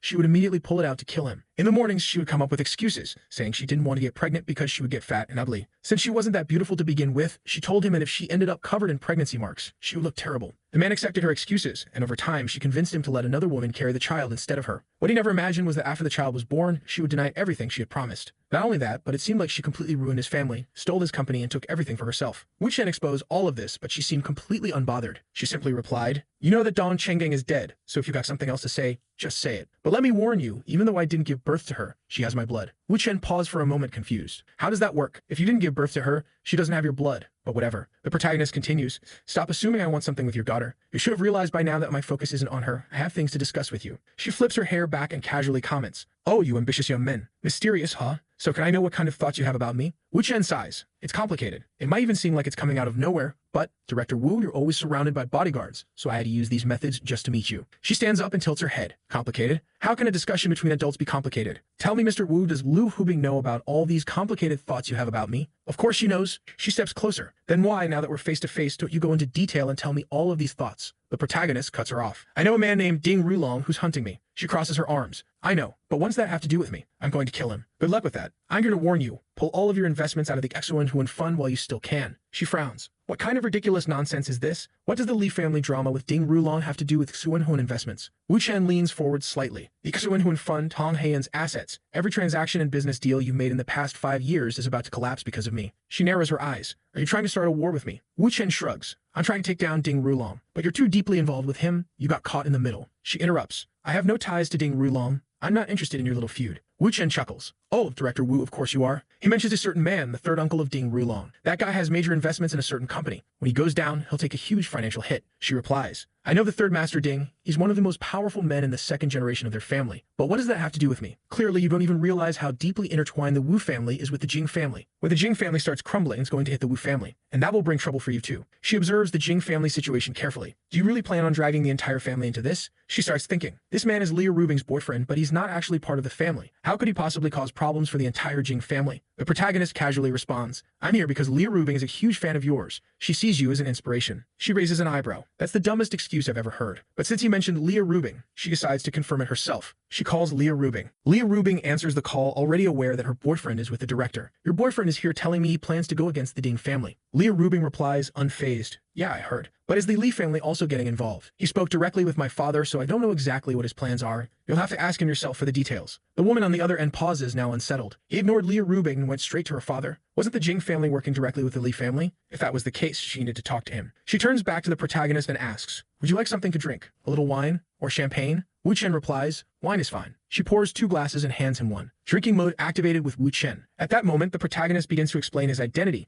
involving Long, Yumto, all while the woman finds herself strangely drawn to him. She wonders what's happening. Wu Chen comments on the bottle, saying it's over 2,000 years old. Distracted by his words, she trips and he catches her in his arms. Careful. She apologizes, thanking him for being there to protect her. You're fine, director. It would have only been a problem if you had actually fallen. She lowers her head, embarrassed. Maybe I drank too fast. Wu Chen observes her and smirks. You're a lot like Ruben. You don't trust men and have some rather unusual preferences. To win you over, physical contact is essential. Now that he's completed that part, the game is in his hands. He studies her. You seem a little confused. Shall we wrap things up here? She agrees but reminds him, we're not done yet. Then suddenly, she trips again and falls right into the protagonist's arms. It's the damn heels. Wu Chen picks her up effortlessly. Careful, the floor is cold. Still in his arms, she reflects on his boldness. None of the older men she had met ever had this kind of courage. He sets her down on the couch and says, Director, if you still want to drink and chat, we can continue. She looks at him and scoffs. You carried me on purpose, didn't you? He grins. Of course I did. She narrows her eyes. You bastard, you love messing with me. She has to figure out a way to deal with this man. She isn't sure what he's planning, but she intends to find out. Meanwhile, Wu Chen observes her and says, you look a little irritated. But from what I see, you actually just wanted to be held, didn't you? He leans in slightly, pretending to be drunk, tripping and falling into my arms. Are you really going to tell me it wasn't on purpose? Her eyes widen in surprise. Looks like you saw through my act. She mutters to herself. How did he judge that so accurately? Even I was fooled for a second. Wu Chen takes another step forward. Director Wu, I noticed that you gave me these opportunities and I took them. But I want you to know, there's no need for games with me. Maybe I know you better than you know yourself. You don't have to play around. Why don't we have a real conversation? I'm not here to be your enemy. She raises an eyebrow. You're not overestimating your own confidence, are you? She crosses her arms. And what do you mean by saying you understand me better than I understand myself? Wu Chen drops a bombshell. Tell me, is it really true that your husband committed suicide? Or did someone instruct a few people to take him up to the rooftop and push him until he had no choice but to jump? She freezes. But don't worry, the most important part hasn't even come yet. Wu Chen leans in even closer. The director Wu I know is a 42-year-old woman who's never been remarried. On lonely nights, she uses that little toy sitting on the bottom shelf under her bed. She stiffens, her face turning red. How? How dare you expose my private life like this? Wu Chen shrugs. At your age, it's completely normal to have a hormonal surge. I completely understand. There's nothing to be ashamed of. He leans back slightly. But have you ever considered that if your life restarted, you wouldn't have to be this exhausted? Then casually, he quotes a lyric from a song she composed years ago. Her eyes widen. Wait a minute. That sounds like something I wrote 12 years ago when I was drunk. I never released that song. The only person who knows about it is me. Wu Chen raises his glass. Want another drink? She stares at him, completely shocked. Who are you? Even though she acknowledged that Wu Chen had an insane past and was clearly an extremely powerful person,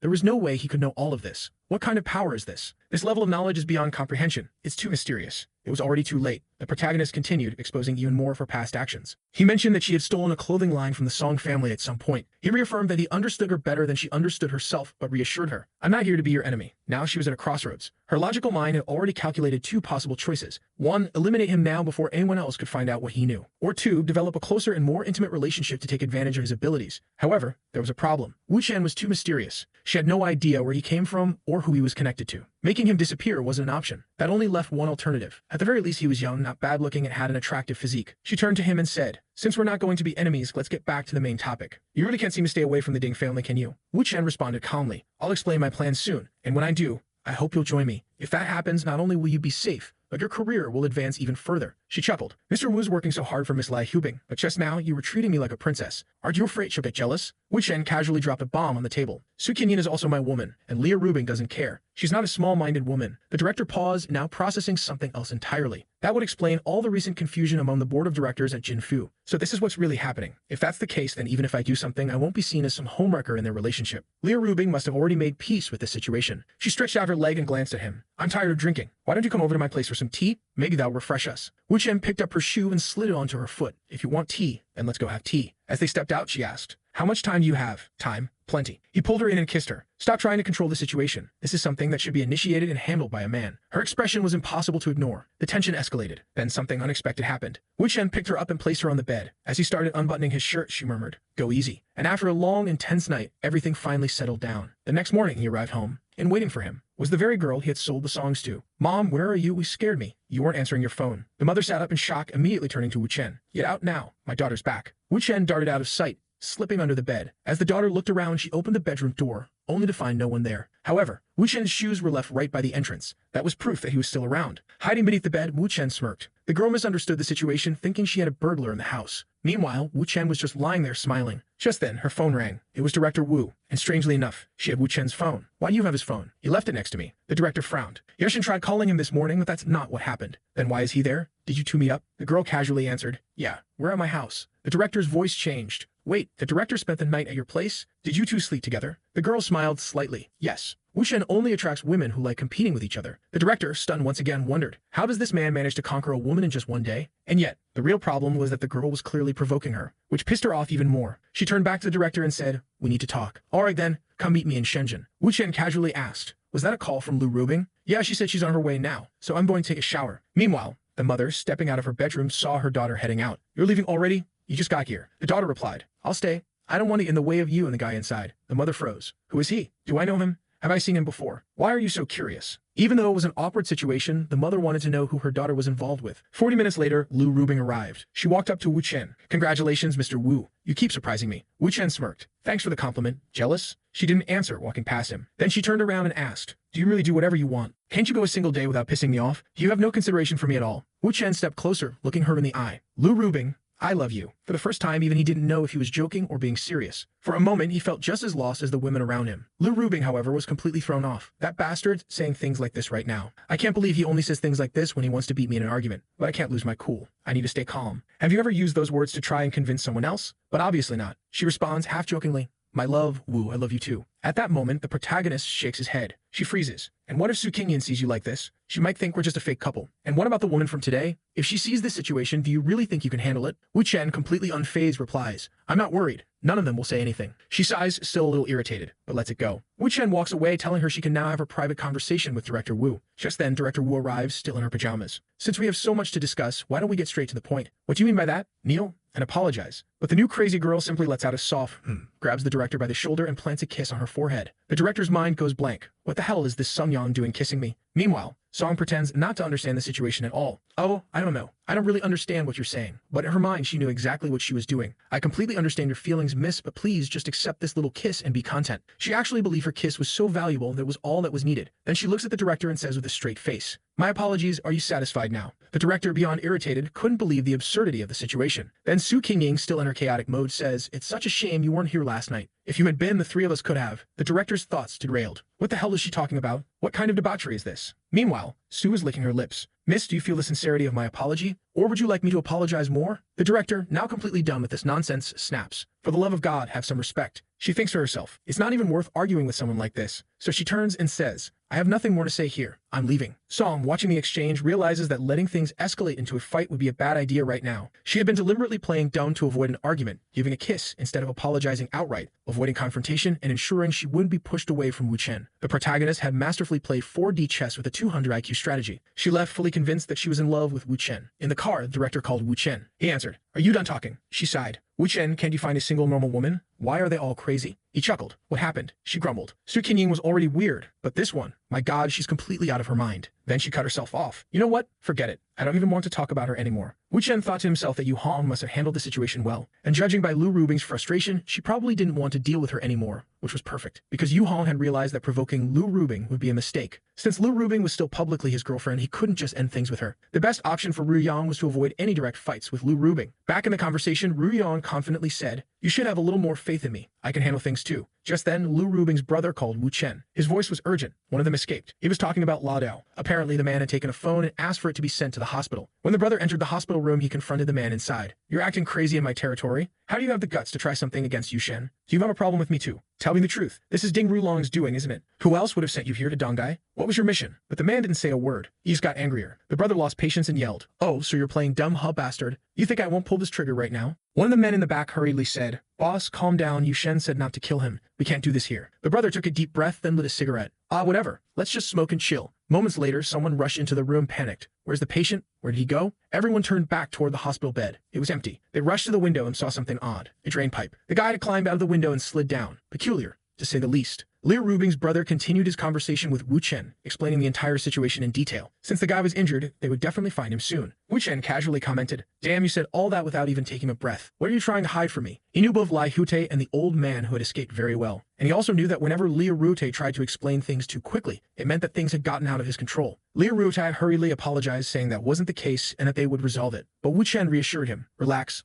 I'll find the guy quickly." Then he hung up on Lai Hute, leaving him completely lost. Wu Chen changed his shirt, put on a cap, and got ready. Based on what he knew about Ding Rulong, there was only one place the man could be. That's exactly where he headed. He arrived at Chuan and Koff's 2nd Street, staring at the door. If he wasn't mistaken, this was the place. Ding Rulong had several safe houses in Dongai for his subordinates to escape to, but there was only one that had never been used, and the key was still there. Meanwhile, Ladeo was badly injured, still wearing a hospital gown, trying to flee. He would definitely have to change clothes before coming here, so there was a good chance that Wu Chen had arrived before him. Taking a quick look around, Wu Chen noticed that all the appliances were in place. Everything was neat, with no dust. It was clear that someone regularly cleaned the place. This was part of the strategy to make the house seem occupied, rather than an abandoned safe house only visited once a year. Wu Chen already knew where they hid everything. He pulled a cushion aside and found a briefcase. He entered the password without hesitation. Inside were equipment, documents, weapons, and much more. Looking at it all, he knew for sure that Ladeo would come here. This was where everything he needed was stored. Wu Chen called Liu Hute. Hute asked, "Did you find him?" Wu Chen responded, "Brother, send an ambulance to 7th Street, the 2nd block. He's not here yet, but he will be." At that moment, someone entered the house. Finally, I'm safe. But as soon as he noticed a gun next to the sofa, he froze. There was someone else here. Seeing a shadow move, he immediately tried to attack, but Wu Chen grabbed his wrist, recognizing him. "What are you doing here?" The man had heard the rumors. Wu Chen had taken on 6 armed men by himself, and now, badly injured, there was no way he could fight. Wu Chen spoke calmly, "Relax. If I wanted to kill you, I would have done it in the elevator. By the way, I called an ambulance for you. You're not going to survive if you don't go to the hospital. Look at your injuries." The man hesitated. If Wu Chen wasn't trying to fight him, maybe he could still escape. "You really don't want to talk to me?" Then he revealed something shocking. "When I was 21, I faked my death in a car accident. I fooled the police and my family. I changed my name 4 times until I became Liu Yundao. No one knows my real identity. Not even the biggest organizations, not even the Golden Flower Group, not even the Jin family." Then his thoughts froze. How the hell does this kid know my real name? If Wu Chen knew that, then he probably knew about his family, his 2 sisters. And if that was true, he had no choice. He had to kill Wu Chen to protect them. Wu Chen read his mind. "Looks like you've reached the right conclusion. You want to protect your family.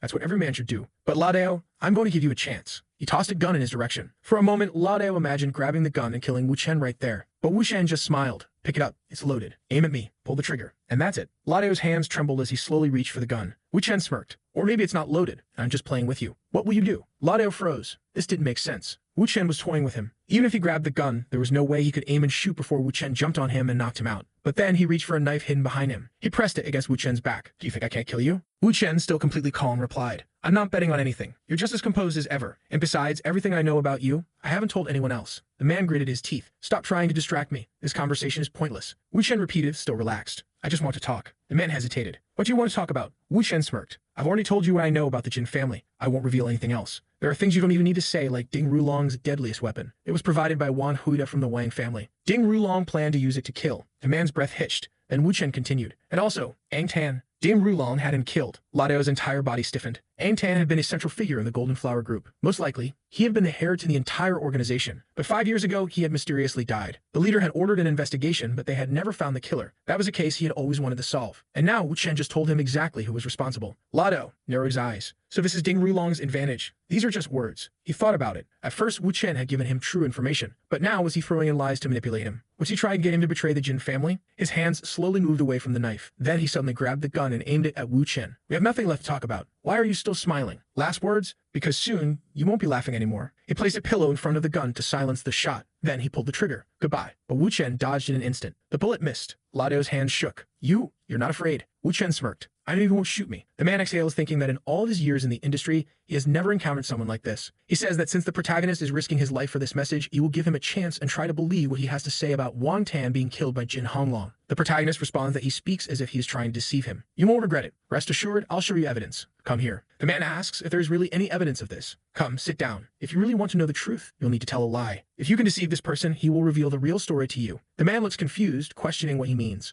Call Sun Yongzhang and tell him you escaped. He'll ask what happened. You'll say that Leah Rubing arrived with some people, and that you tried to escape, using her as a hostage, but you failed. Unfortunately, you injured Leah Rubing, just to see how he reacts, and then ask him about Wang Tan. The man agrees. At that moment, he tries to memorize the script and dials the number. The person on the other end answers immediately. You escaped. That's good, that's good. He informs that he tried to take Leah Rubing and ended up injuring her. The other man replies that she wasn't hurt too badly, that it wasn't serious. For God's sake, I told you not to touch Leah Rubing. I warned you that if she was with that Wuxian guy, you weren't supposed to lay a finger on her. The man replies that he did it to save his own life, that he was about to die. The other man becomes irritated.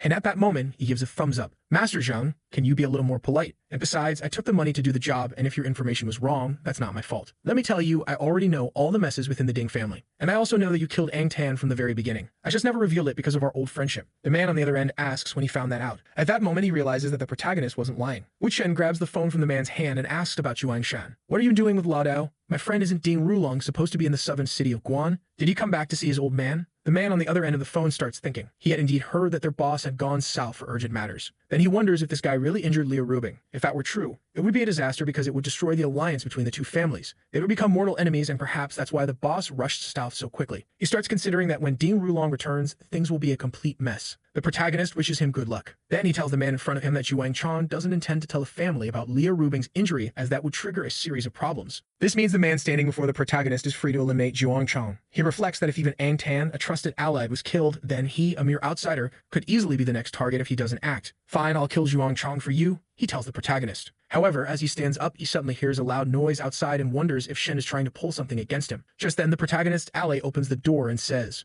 Mr. Wu, go downstairs and wait for everyone. Don't let anyone come up here. No need for too many people. Be careful not to wake the residents. He then turns back to the man inside. Lao Dao, let's continue. Someone on the other side of the line responds and he comments, Did you see the message? Bring the brothers here, and capture Zhuang Chong. The man responds, Capture Zhuang Chong, young master. But then he suddenly stops asking questions and simply nods in agreement. The protagonist explains, You want to capture Zhuang Chong because you want to know if Ding Rulong really killed Wang Tan. Let me tell you, 5 years ago, Wang Tan brought some people to the outskirts of the city to discuss business. He wanted to work with Jin Hulong on a jade smuggling operation. But Jin Hulong wasn't interested in opening another illegal business and rejected him. Wang Tan didn't understand Jin Hulong's stance and felt humiliated. So he threatened Jin Hulong into cooperating. And that night, Wang Tan disappeared. The man looks confused and the protagonist adds, There, the mystery you've always wanted to solve is now answered. You can give me a present. The man tenses up as the protagonist casually grabs a phone and dials a number. Lao Dao is in my hands. Han, $100,000 ransom fee. Why don't you consider it? The man standing next to the protagonist looks lost. The voice on the other end asks, Who are you? I'm Wu Chen. Never heard of me. Ah, so you're Wu Chen. That means Lao Dao failed. Is he still alive? Yes, he's here.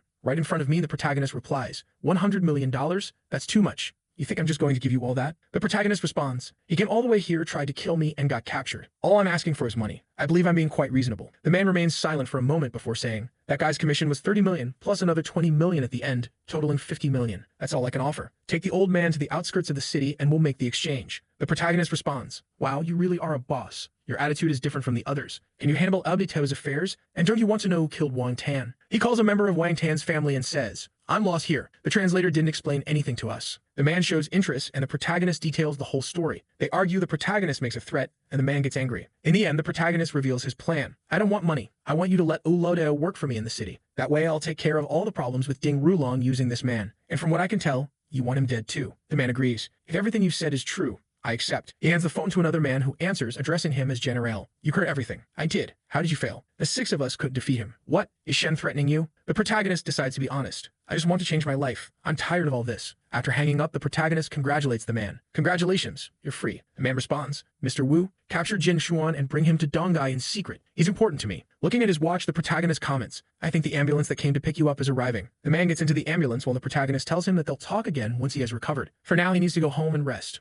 The protagonist wakes up in bed, and when he looks down, he is shocked by what he sees. Something moves. He can't believe the scene before him. He sits up quickly and says, Leah Rubing, what are you doing, huh? She responds, I wanted to give you a reward. He replies, oh, so that's it? All right, give it to me then. A bit of steam starts to rise. Still confused, she continues. Now that I think about it, we've only known each other for about 8 or 9 days. The protagonist, intrigued, asks, would you believe me if I told you I already know everything about you in such a short time? She questions, what do you mean? He explains, for example, we can't do anything today. You're only here to mess with me. She tries to defend herself. Don't say that. I'm not messing with you. But still, she seems to agree as she feels bad for him and decides to give him a few kisses so he won't feel too sad. Hugging the protagonist, she thinks, wow, I feel so happy here. Is this what it means to be in love? At that moment, she mentions that her brother will be visiting today. The protagonist asks, is he coming to apologize for letting the old man escape? She replies, you can't spoil him too much, you know. He reflects on his actions and apologizes. Someone knocks on the door and she tells him that it's the guards she sent to buy some things. She asks, where's the kitchen? I'll cook something for you. He points in the direction and says, Leah Rubing, you're going to cook dinner. She confirms, yes, I want you to try my cooking. She always cooked when she lived alone, so she feels confident. The protagonist says, I know you know how to cook. But then she reveals, it's been a few years since I last cooked, so maybe my skills aren't as good as you think. She adds, I may not be better than Kim Yin, but I'm sure I'm better than you. Curious, she asks, sir, do you know how to cook? At that moment, the fish slips from her hands, falls onto the plate, and she stumbles. The plate shatters, the fish hits the floor, and as she apologizes, she ends up covered in a mess. Later, while taking a bath, she reflects sadly. What a disaster. I just wanted to cook something for us and eat together when my brother arrived. She didn't want Wu Chen to hate her brother just because of that incident with the old man Dao. It was frustrating, and it felt like it was all the fault of that cursed fish. Now there wasn't enough time to call a chef or cook anything herself. Huh, why does it sound like someone is cooking? What's going on? When she walks in, she sees the feast the protagonist has prepared. With 1,000 years of training, he had mastered everything, and he casually said to her, oh, what are you looking at? She was already thinking to herself, he can cook. Ah, obviously. What can he do? If that's the case, hold on a second. Wu Chen was cooking for her, and she decided to take a picture. The girl wanted to show off the protagonist's cooking skills. She turned to him and asked, Wu, have you ever cooked for Su Kim Yin? He replied that he hadn't. Aside from when I cooked at home, you're the first woman I've ever cooked a meal for. At that moment, she blushed deeply, gave him a kiss on the cheek, a little hug, and all that. The protagonist said, all right, now let me finish up here. Time's running out, and your brother is on his way. At that moment, her brother was already at the table, and she said, go ahead and eat, okay. Wu Chen made all of this. Damn, he cooked all of this. This is amazing, brother. Leah Rubing stared at her brother, internally cursing him. You idiot. Apologize and stop eating. It was necessary to even shed a few tears to convince him quickly, but the protagonist looked at her and said, huh, you're not going to eat? She took a bite and thought, oh my god, this is delicious. This doesn't lose to a Michelin-starred chef. My boyfriend really has divine skills. The protagonist, being a good guy, told her brother, you can come eat whenever you want. All right, I'll cook for you guys. And also about that mess with old Dao. It's all good. Nothing changes between us. Her brother started tearing up. She walked up to the protagonist and said, love, it's getting late. I think we need to rest, don't we? He looked at her and said, I already told you we can't do anything today. She told him to be quiet and said there were still ways to have fun on days like these. Oh my god, not even gonna comment on this. The protagonist asked, why are you brushing your teeth? She responded, well, you have to brush your teeth when you wake up and after that. Then she left things hanging and ended with, that's it, see ya, I'm out, bye. Oh god, this is getting worse. He turned to her and said, huh, you're not afraid of having to brush your teeth too much then? She called him shameless. Oh my god, let's just get through this, I'm dying. He said, I made breakfast. Come here already. She replied that there wasn't time because she had a meeting at the company. Are you coming to the company today? He replied, no, I have some things to take care of. She asked, are you meeting with another crazy woman there? He denied it. She told him to be a good boy and said goodbye. At the company, she was massaging her jaw. Su Qining called her and asked if she knew where Wu Chen had gone. Huh? You can't find him? No, he said he wasn't coming today and didn't tell me where he was going when I asked. All right, don't worry. I'll call him. She calls Wu Chen and asks, where are you? Handling some business. Huh? Where are you? In the background, someone's voice is heard, questioning why he's on another call. Leah Rubing thinks she just heard a woman's voice that she had never heard before. Thinking that he was already getting himself into trouble, she says, all right then, Mr. Wu, handle your business. I won't bother you. The scene shifts, and someone comments, we barely exchanged 2 sentences. How many more calls are going to come in? The protagonist puts his phone on the table and says that it was Lu Bing and he's going to hang up. A guy named Siu Song says, you should just answer properly so we don't waste time. The girl next to them comments that he's just playing around, and just then, his phone rings again. What did I tell you? The man grows irritated because the protagonist's phone won't stop ringing in the middle of the meeting. He pulls out a gun and points it at the protagonist, but with a swift movement, the protagonist snatches the gun from his hand. The man wonders how the gun ended up in the protagonist's hand. At that moment, several people pull out their guns and aim at the protagonist, yet strangely, no one shoots. The protagonist's phone keeps ringing, and the man asks why he doesn't answer it. He picks up the call, and the person on the other end asks who it is. It's the crazy Wu Yurong, demanding to know which woman made him take so long to answer. The protagonist explains that he is in the middle of a negotiation. She complains that he never calls her during the day and asks how he could be so heartless. He asks what's so urgent if she's missing him. She confirms, saying she misses him so much that she can't take it anymore. She even dreamed about him last night and wants to have lunch with him. Or is he with Leah Rubing? He replies that he is out of town, somewhere around Dongai for a couple of days. She realizes he has traveled and tells him to keep the conversation short and take care of his business. The protagonist says he'll call her at night. At that moment, a man approaches from behind, attempting to stab him. The protagonist flips the gun under his arm and fires, hitting the knife. The man freezes, unsure if he's dead or alive. The knife clatters to the floor. The protagonist points the gun at the man, who immediately drops to his knees, begging for his life. He offers 20-30 million right away. The protagonist remains silent, and the man keeps talking. Don't kill me, don't kill me. I'll give you 100 million. No, another 100 million. How much did they pay you to kill me? I'll pay you more than they did. The protagonist says, stop talking. Can't we just have a private conversation? He orders everyone to leave, then helps the man stand up and says, get up. There's only one bullet left in the gun. Be careful not to hurt anyone. The man, embarrassed, responds, you're hilarious. You think I'm gonna play gun games with you? What do you want? The protagonist mentions that 3 years ago, he arranged for a beautiful NK to be sent to Ding Rulong, which messed up investments in Modem. Then you arranged for someone even younger and prettier. What's your real intention? The man is in shock, thinking, for God's sake, he ruined my setup with Ding Rulong and disappeared. Did Ding Rulong send this guy? If that's the case, I'm screwed. In the next scene, the protagonist says, what do you mean? What's my intention? You spent over 20 years managing the 9 Degrees bar, and now that it's at the top in Modu, you made over 30 million in profit just this month. Then he starts listing all of the man's businesses. Modu Entertainment, Modu TV, Modu Arts, Manju Acting. You have it all. The man thinks to himself, this doesn't sound like something someone sent by Ding Rulong would say. This kid must have investigated my past. Does he think 100 million isn't enough? The protagonist says, relax, no panic. Let me finish. You were forced to deceive Ding Rulong, weren't you? It was the Gu family's request. The man freezes, realizing he even brought up the Gu family. What does this lunatic want? The protagonist continues explaining the man's actions, making him question everything. This guy knows everything I'm thinking. What does he want? Finally, he asks outright, what do you want? The protagonist says, last time you fooled Ding Rulong pretty well. The man responds, I have dirt on him. The protagonist asks, then why didn't you tell me earlier? I almost died here. Looks like we're allies. Let's talk. The protagonist mentions, I heard you're in charge of Rechikin. The man, thinking about a certain girl at the bar, remembers that from the first time he saw her, he only wanted to devour her. How cruel. Why do you think of her like that? Then he acknowledges that her aura is extremely dangerous. I investigated her and found out that the loneliness in her eyes is real. For a moment, I wanted to help her, but I knew the trouble that would cause. The only thing I could do was watch over her and make sure no one else got close. He thinks. So that's why he's mentioning Ding Rulong. There must be a conflict between the three of them. The man starts believing that the protagonist is her friend and has come to kill Ding Rulong to set her free. The only way for her to be safe is to have a lover who's ready to kill anyone. He says, I get it. You want me to make it happen for you. I'm sure you two will have a great time together. The protagonist responds, what are you talking about? I want to take her to Dongai. The man reacts,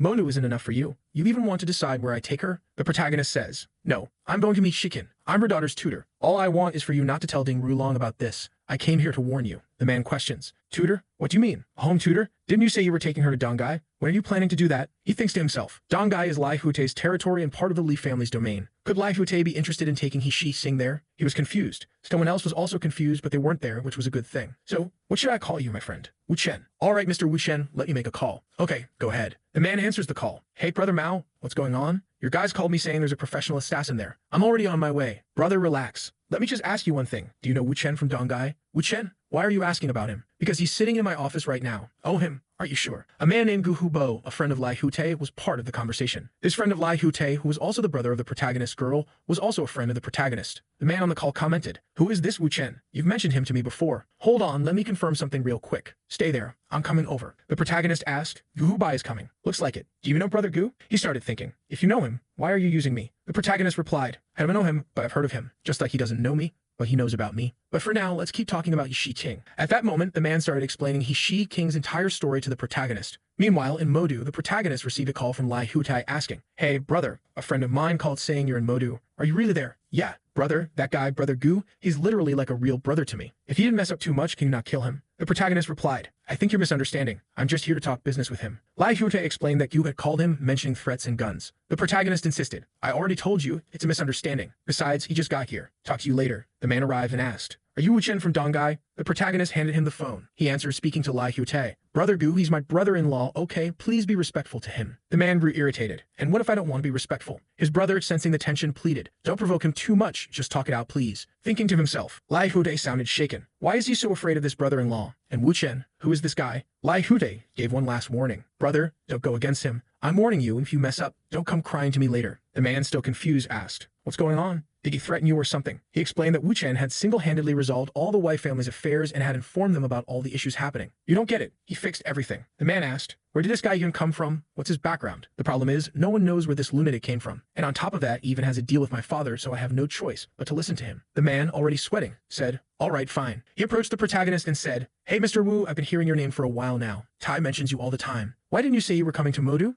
I would have sent someone to receive you. The elder at the bar, surprised, thought, Brother Gu is acting all friendly? What's going on? He's not even this polite to his own father. But Gu turned to the man and said, are you insane? You don't know who he is. Mr. Wu here is an extremely important guest. The man replied, yeah, sorry. He shook hands with the protagonist. You just got here. Come on, let's have dinner. Come with the group. All right, let's go. The man asked, by the way, do you know about my older brother? Thinking to himself, Lai Fute must have warned him that his brother-in-law isn't human. He's probably trying to test the protagonist to see just how incredible he really is. The man exhales, thinking that in all his years in the industry, he has never met someone like this. He asks, do you know about my older brother? The protagonist, reflecting, responds, are you asking how to surpass your older brother? What do you think, Mr. Wu? You and your brother are both from the third generation and are both business geniuses. You even appeared in Forbes magazine. Your relationship is close and it's a healthy competition. However, most of your family's resources are being allocated to support him. Considering that, it will be complicated for you to surpass him. The man thinks. He said a lot, but it was just obvious stuff. Was Tai exaggerating? I'm starting to think this guy is different. The protagonist tells him, it's not like you don't have a chance. It's more a matter of boldness. The man reflects on his words. Does he really mean that? Then he says to the protagonist, if you know my relationship with my brother, your words were inappropriate. This isn't about my brother. It's just business. If you want to be richer and more successful than him, you'll have to. He stops talking. The man asks, have to what? You said you would have the courage to do it. Do what? The protagonist responds, can't you guess? Ding Rulong, the man in question, is confused, thinking, he wants me to kill Ding Rulong. That way he will provoke a war between the Gu and Jin families while he enjoys his time with Leah Rubing,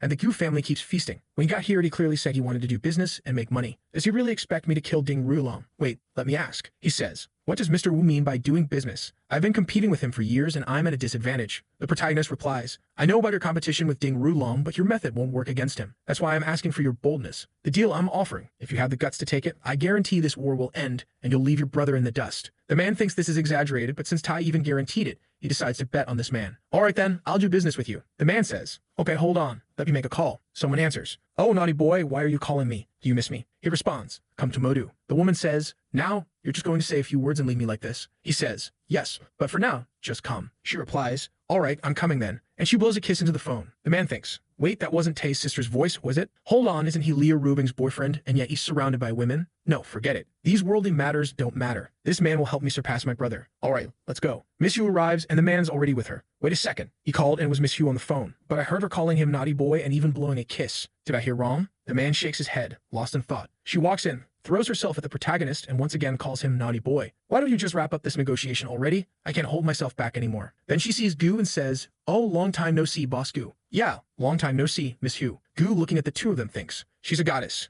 No matter how much I look at them, this is way too suspicious. Let's see what kind of deal they have for me. The protagonist is already seated and says, since we're all on the same side, let's get straight to the point. Miss Han will pull all of her investments from the Ding family's businesses. An hour passes. Apparently, he explains his whole plan. The man reacts, so your plan is meticulous. All right, I'll make a call and ask two people to bring some things over. Hold on. The elder at the bar, sitting nearby, says, wow, have a seat, everyone. I'm going to have a smoke with Brother Gu. She looks at the protagonist and comments, wow, you brought a business partner without saying a word. How efficient. He looks at her and asks, did you not like it? She traces her finger along the table and says, my God. Oh, here we go. Let me just say this. How do you want me to thank you for this? The protagonist responds, what are you talking about? This is all part of the plan. We just got lucky to find him here. She stands up and says, stop lying. Did you do all this just for me? She adjusts her chair, sliding closer to the protagonist. Baby, are you trying to let Gu know about our relationship today? This is all happening because the men stepped out for a cigarette and now she's here kissing his neck. Then Gu walks back in and says, hey, I just made a call. But she immediately moves off his lap and he thinks, I wasn't seeing things. She was really sitting on Wu Chen. Is this really the Wu Yurong I know? He had even heard from his father that all of his friends were crazy about her. Even his uncle said he would instantly get a divorce if she ever gave him a chance. How is this woman with this 20-year-old Wu Chen? There's no mistake. This man is extraordinary. Handling this lunatic? Now he understands what Hu Tai was talking about. Everyone feels a bit awkward. He turns to them and says, we've been here for a while now. We forgot to eat. Are you guys hungry? I'll ask them to bring some food for us. At that moment, Leah Rubing calls the protagonist. He puts it on speakerphone, thinking, damn it, this is Lai Hu Tai's sister. You brought her here, and now you're putting it on speaker. What if she hears the other one? What will I tell Tai if he asks anything? Leah Rubing asks, are you still busy? Aren't you going to tell me what you're doing there, brother? Hubei already told me he knows, but you're not going to tell me. He replies,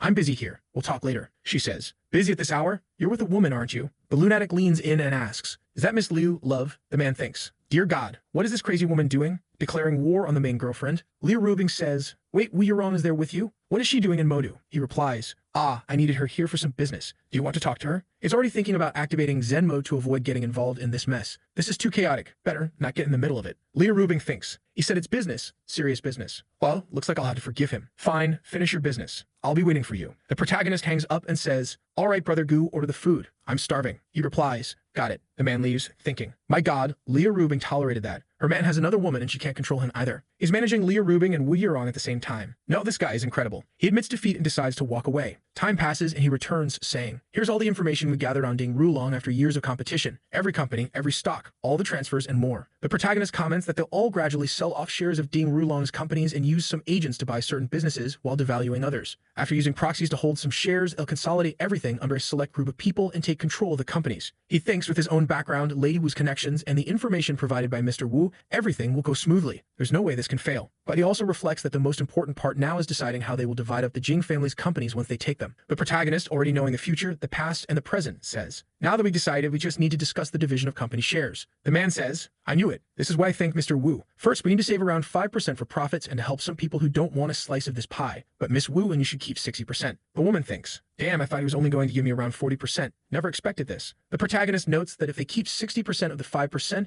he'll only have 35%. The man says he believes this is a great way to build a strong friendship with Mr. Wu. Wu Chen replies that Brother Gu seems like a very friendly person, and this friendship will be quite enjoyable. The dinner comes to an end and the protagonist heads to his room. She comments that the conversation dragged on too long and got boring. Lie down, my husband. I think you're tired. Let me take care of things this time. Fortunately, in the next chapter, everything will have already happened, and she will be heading to take a shower. The protagonist picks up his phone. It's Leah Rubing. Hey, did you finish your work? I just finished. The protagonist asks if she's still not resting, if she was waiting for his call. I'm still at the company and I have to work overtime tonight. I won't even be going home. Are you working that much? Yeah, I really am. And besides, I'm exhausted. Can't you just tell me what you're doing in Modu? The protagonist explains the entire plan of how they will seize the wealth of Ding Rulong's family over the years. She comments that she's lucky, because not only does she sleep with him, but he also brings in billions in profit. At that moment, the other one, who always loves to stir things up, interrupts and says that Ding Rulong is on his way. You're not getting jealous, are you? Leah Rubing thinks that she can't let this situation continue. I'm not jealous. Are you trying to irritate me? When you get back to Donghai, you better be ready for what I'll do to you. The protagonist teases her. Do to me? Like last time?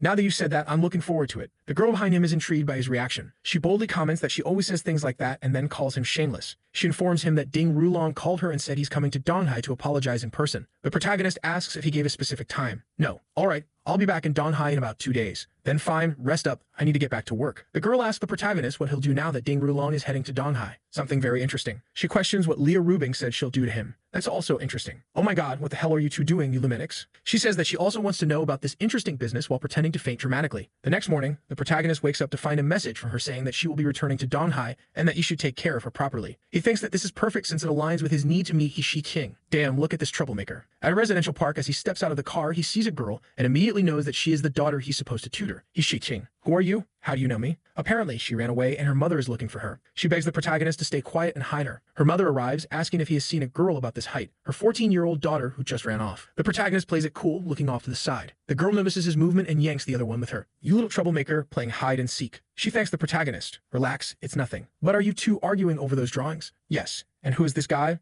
I don't even know him, but he knows our names and even about the drawing business. Then he says that she has been sending her drawings over the past few days. She asks if he is the so-called Xingson, the name he used on TikTok. He confirms it, introducing himself as Wu Chen, and she introduces herself as Miss He King. And this here is my daughter, Xingson. The mother tells the daughter that she should greet her teacher. She thinks that this is a disaster. Of all teachers, it had to be him, especially when they were arguing over drawings. The mother apologizes to the protagonist, saying that her daughter is a bit wild, but invites him upstairs to talk. She mentions that it's almost lunchtime and that she'll prepare something. They can talk afterward. The protagonist responds that it's fine. She suggests he sit down or check out the gallery while she goes to the kitchen. The protagonist steps inside to check out what the girl has written and the drawing she has made. She walks in and closes the door. Suddenly, she starts hitting herself and cries out, asking why he is attacking her. The protagonist laughs at the situation and she complains. Do you think this is funny? He simply watches and tells her to keep up her little act. She wonders why he isn't trying to run away. Does he not realize the danger he's in? Determined, she exaggerates even more. Teacher, please, don't do this. The protagonist chuckles. Aren't you afraid? He replies that there's no reason to be afraid and that she's just acting weird. She says that her mother always takes her side in these situations. He counters that he doubts her mother would believe that a random stranger just attacked her. She insists that of course she would. You get me because I disrespected you. And she even claims that she's beautiful.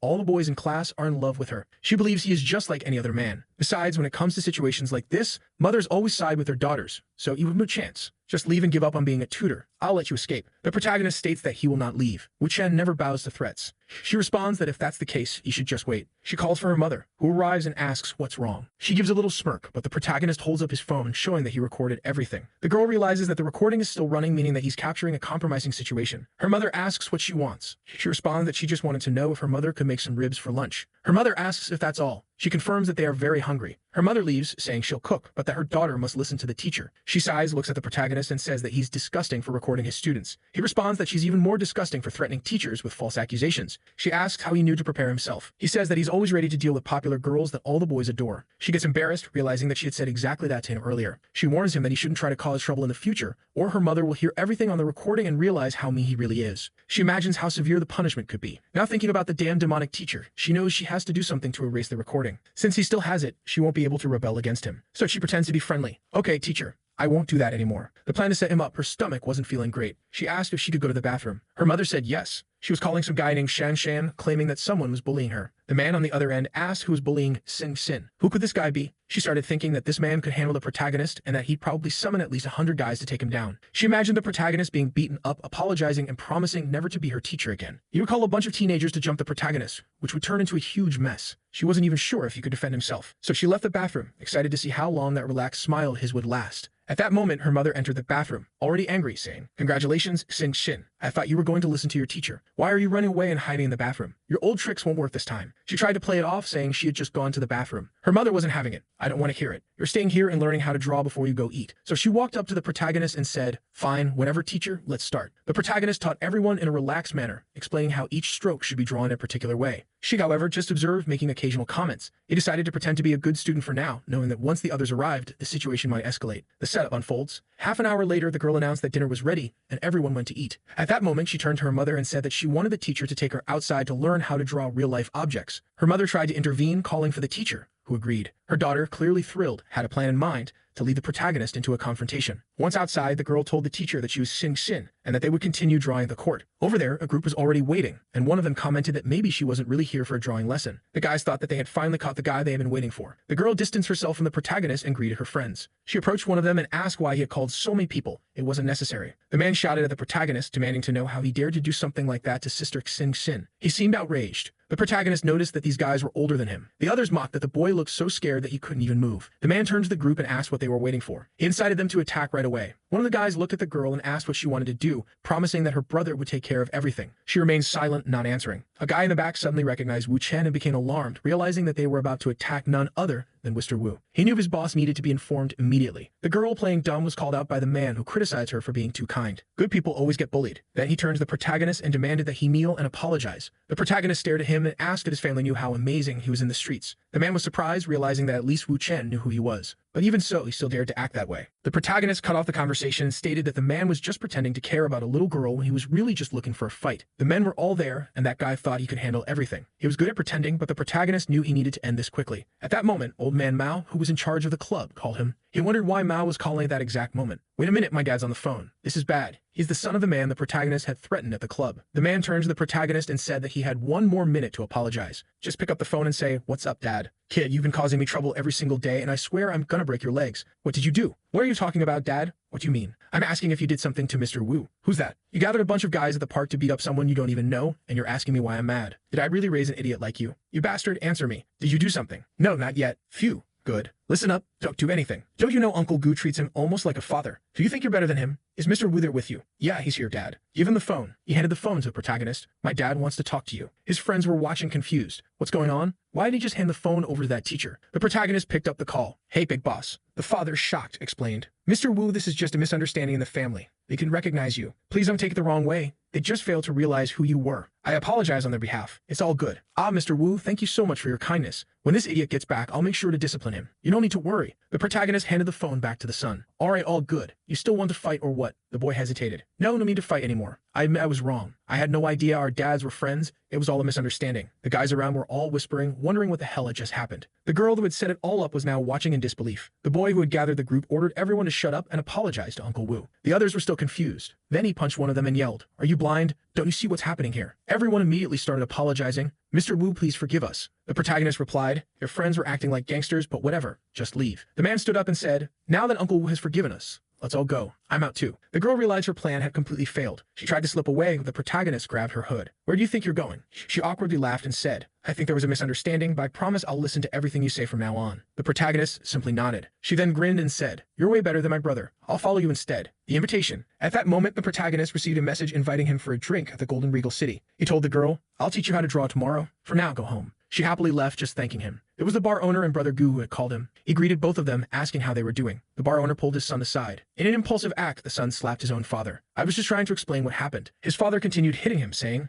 "I won't let my useless son ruin my business." The protagonist realized he had been invited just to witness the punishment. He told Boss Ma that he didn't need to make a big deal out of a kid's mistake. The man sighed, "Mr. Wu, you're too kind. Thank you for not making a scene over this and letting him leave in peace." Then he offered the protagonist a way to relax. He handed him a hotel key card. The unexpected guest, upon arriving at the hotel, the protagonist thought he was a bit tired. But as he entered the room, he noticed someone inside. He recognized the gossiping guy right away and immediately knew that this girl wasn't meant for Ding Rulong. She walked up to him and asked, "Are you Mr. Wu?" She thought he looked young and handsome. Getting closer, she said, "You seem tired. Let me help you undress." She offered to show him where the bathroom was if he wanted to take a bath. He said he was fine. She asked, "Is the water temperature good for you, Mr. Wu?" He confirmed that it was perfect. She smiled. "I'll come in and help wash your back then." The protagonist looked at her and asked, "Are you Zhuang Xiaodi?" She was surprised and asked how he knew her name. He replied that not only did he know her name, but he also knew exactly how she felt when she saw him. She looked confused. He commented that she didn't seem so young after all. He wasn't some old, worn-out man. The protagonist then held her chin and said that he knew she had never had a boyfriend because she had always been too busy working and barely had time for school. He criticized her for lacking experience and questioned how she could even act in such a way. Her background was revealed, showing that her parents owed 5.7 million. She worked day and night, taking on every possible job, and after years of saving, she had finally managed to pay off the debt. The problem was that her relatives had borrowed so much money that by the time she was ready to pay, the interest had grown to an impossible amount. That was when a man from the club approached her, saying he had been watching her for a while and offered help. If she served a mafioso, she would be able to pay off all her family's debt. She accepted Mr. Mao's offer, and when she realized he wasn't some old, broken-down man, she felt like she had won in the end. With all that, she just had to give it her best. She told the protagonist that she truly lacked experience, but she had done her homework. The protagonist reflected that this was just drama and hadn't expected her to take it so seriously. He lay on the bed and told her to show him what she knew. She asked if she could turn off the lights. He responded, "Do whatever you want, you're in charge." That feeling overwhelmed her, and she really had done her homework. The next morning, the protagonist was about to leave when she asked, "Mr. Wu, are you leaving already?" He corrected her, "Don't call me that. Call me lover, boyfriend, or something like that." Then he asked if she wasn't exhausted from last night. He told her to rest well because he would return after his business was done. She felt happy, surprised by his gentleness. Then the protagonist went to meet Blue Hair. She asked why he didn't come to her house that day. Finxin still wanted him to teach her, but it had to be at her house. She understood that since he was from Dongai, he couldn't keep coming to Shanghai all the time. So she decided to rent a house in Dongai to spend the summer vacation there, meaning he would have to teach her how to draw. The protagonist looked at her and asked, "So you're going to Dongai? Aren't you afraid that Jin Wulong will find out you left the city and took your daughter without his permission?" Her expression changed. She hadn't heard the name Jin Wulong in a long time. She realized he knew something came here for her. The worst part was that she had been searching through online groups for information and wondered what the odds were that she had joined a group where the guy interested in her art was already interested in her personally. A bad feeling crept in. Was she being manipulated by someone? To calm her down, the protagonist told her not to worry too much. Jin Wulong didn't care about many things as long as she didn't take their daughter abroad. She paused. "Are you trying to get close to me?" The protagonist was caught off guard. She mentioned Dong Yun Tao and asked if they should talk about it. Now she was even more scared. He knew about this crucial turning point in her life. "Let's talk somewhere else," he suggested. At the hotel. It looked like he took her to a hotel, and she wondered why they were going there to discuss this. At the reception desk, he asked if there was a reservation. The receptionist said there wasn't. He asked if they had an executive suite available. She asked how many he wanted. Just one. Then, she asked for both of their IDs. She went to the elevator, pressing the button for the 16th floor. Inside the elevator, she turned to him and asked, "Why did you choose this place?" He replied calmly, "It's safe. The privacy here is the best. No one will bother us." She crossed her arms and criticized him. "Why do men always have these thoughts? Can't you just be a normal person?" He pulled her closer. "Once we're inside, we'll talk. Do you remember that the last chapter ended with him getting into the elevator with Xing?" She asked why they were going to that place, and he replied that it was better for privacy and no one would interrupt them. She then asked why men only think about those things and why he couldn't just be a normal person. However, he simply pulled her close by the waist and said they'd talk properly in the room. As soon as they entered, he told her to sit down and not just stand by the door. Then he asked why she was still crying. She said she thought he was a knight, but after that hug and those requests, he had clearly proven he was no different from the others. Wu Chen replied that he thought she was misunderstanding things and told her to apologize. She started taking off her coat and said she knew exactly what kind of apology he wanted. She was already lifting her skirt, saying that after what happened there, he shouldn't bother talking to her again. Wu Chen said her mind was too polluted. He hadn't even explained why he wanted to talk yet. Besides, what would her daughter think if she saw her doing something like that with her teacher? He Shixing was ready though, already sliding down. She asked what he meant by saying it was a misunderstanding when he clearly grabbed her intentionally. Boy, things escalated quickly, and he admitted that the hug was indeed intentional. She smiled, saying he really was disgusting as expected. He then revealed that the hug was deliberately meant to provoke Ding Rulong. She was startled and immediately pulled back. He told her to calm down, assuring her not to worry because Ding Rulong wasn't there for now. She tried to understand what he was aiming for, and he explained that when the guy checked the security cameras, he would see her entering the room with him, arm in arm. She sat down as he revealed that Ding Rulong was investigating him. It was certain Ding Rulong would see the footage and assume they had a deep relationship, but why would Wu Chen want that? Not to mention he was risking his own life for this, so she demanded he explain what he wanted. Then he asked if she knew the famous Lai Rubing. She said yes, and he told her that woman was his wife. She fell silent as he explained that Ding Rulong had gone crazy for Rubing, just as he had been crazy for her, and now he wanted to kill him. In this battle, only one of them would survive, and even Ding Rulong's entire family would have to perish. If she testified that Ding Rulong had indeed killed Dong Yuantao in the past, the entire war between families would begin. He had already reached an agreement with the Li family. As long as she agreed to go to Donghai with Sing Sin, he would plan everything else. He held out his hands and said she deserved a life of freedom. She hesitated for a moment, then smiled, saying she really always wanted him to die as quickly as possible. Suddenly, she pulled him close and asked why they should fake and create a misunderstanding when they could just make Ding Rulong a real cuckold. The girl came ready to play, saying it was better to do things for real to ensure everything worked. However, Wu Chen was already tired of so much action. He said they didn't need to do anything like that since their arrangement was purely cooperative. She agreed, saying it was better for Sing Sin not to know about any of this anyway. Wu Chen told her to just take Sing Sin to Donghai, give her testimony, and then move to another country. Once everything was settled, he would bring them back. Additionally, while she was in Donghai, he would teach Sing Sin. She stood up and said she agreed to everything, but had one request. Wu Chen said he was all ears.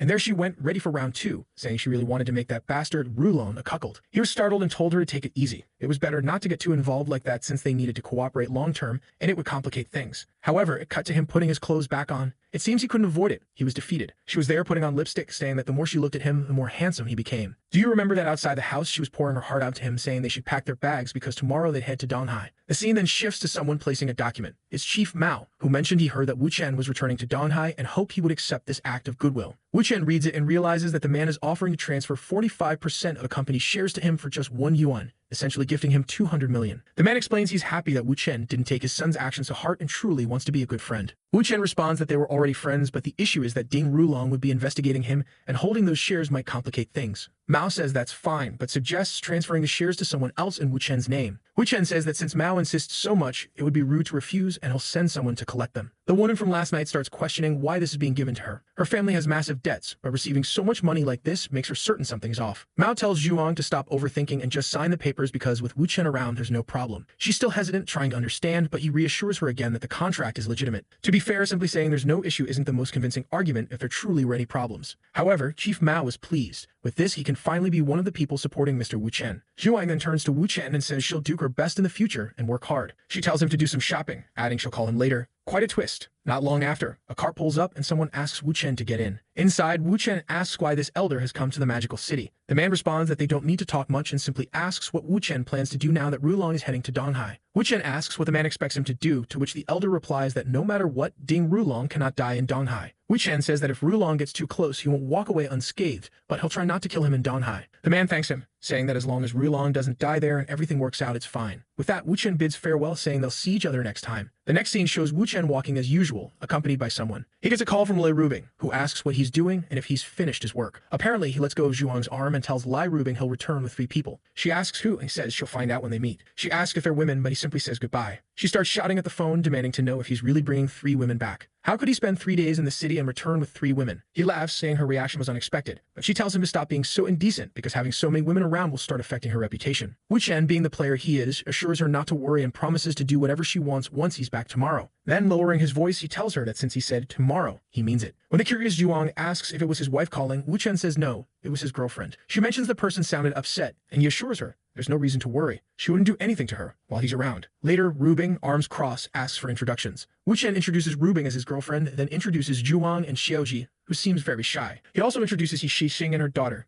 Sting Sin. Rubing recognizes He Shi King's name. She knows this is the only person who witnessed the murder of Han Yuntao. That's a name that, in theory, only existed in the background of all of this, but Wu Chen brought her in person. If she's here, it means Wu Chen has already convinced her, and she'll testify against Rulong. Rubing immediately welcomes her, saying it's a pleasure to meet her. Xing compliments Rubing, calling her beautiful and says the pleasure is mutual. Rubing looks at Wu Chen and comments that he always brings surprises. She then turns to Zhuang and Xiaoji, asking if this is them. Poor Xiaoji, trembling and embarrassed, confirms it's her. Rubing asks how old she is and Xiaoji answers 21. Rubing remarks that she's a very young little sister. Seeing how nervous she is amuses Rubing. At least this time, Wu Chen didn't bring someone crazy who doesn't understand the rules. Wu Chen then suggests they rest after the journey and tells Xin to go play around for a while. The poor girl doesn't have much to say. Rubing then approaches Xing and asks if she slept with Wu Chen. Before Xing can answer, Rubing says she's sure she did. Xing, flustered, first denies it, then admits it, apologizing and explaining she only did it to make Ding Rulong the cuckold. She reassures Rubing not to worry since she takes medication and won't have Wu Chen's child. Rubing says it's fine and knows the real culprit is Wu Chen in the end. Rubing realizes Xing doesn't want to get emotionally involved with Wu Chen, but she warns him to watch out for Zhuang Xiaodi. Rubing then tells Wu Chen he has to join them for dinner tonight,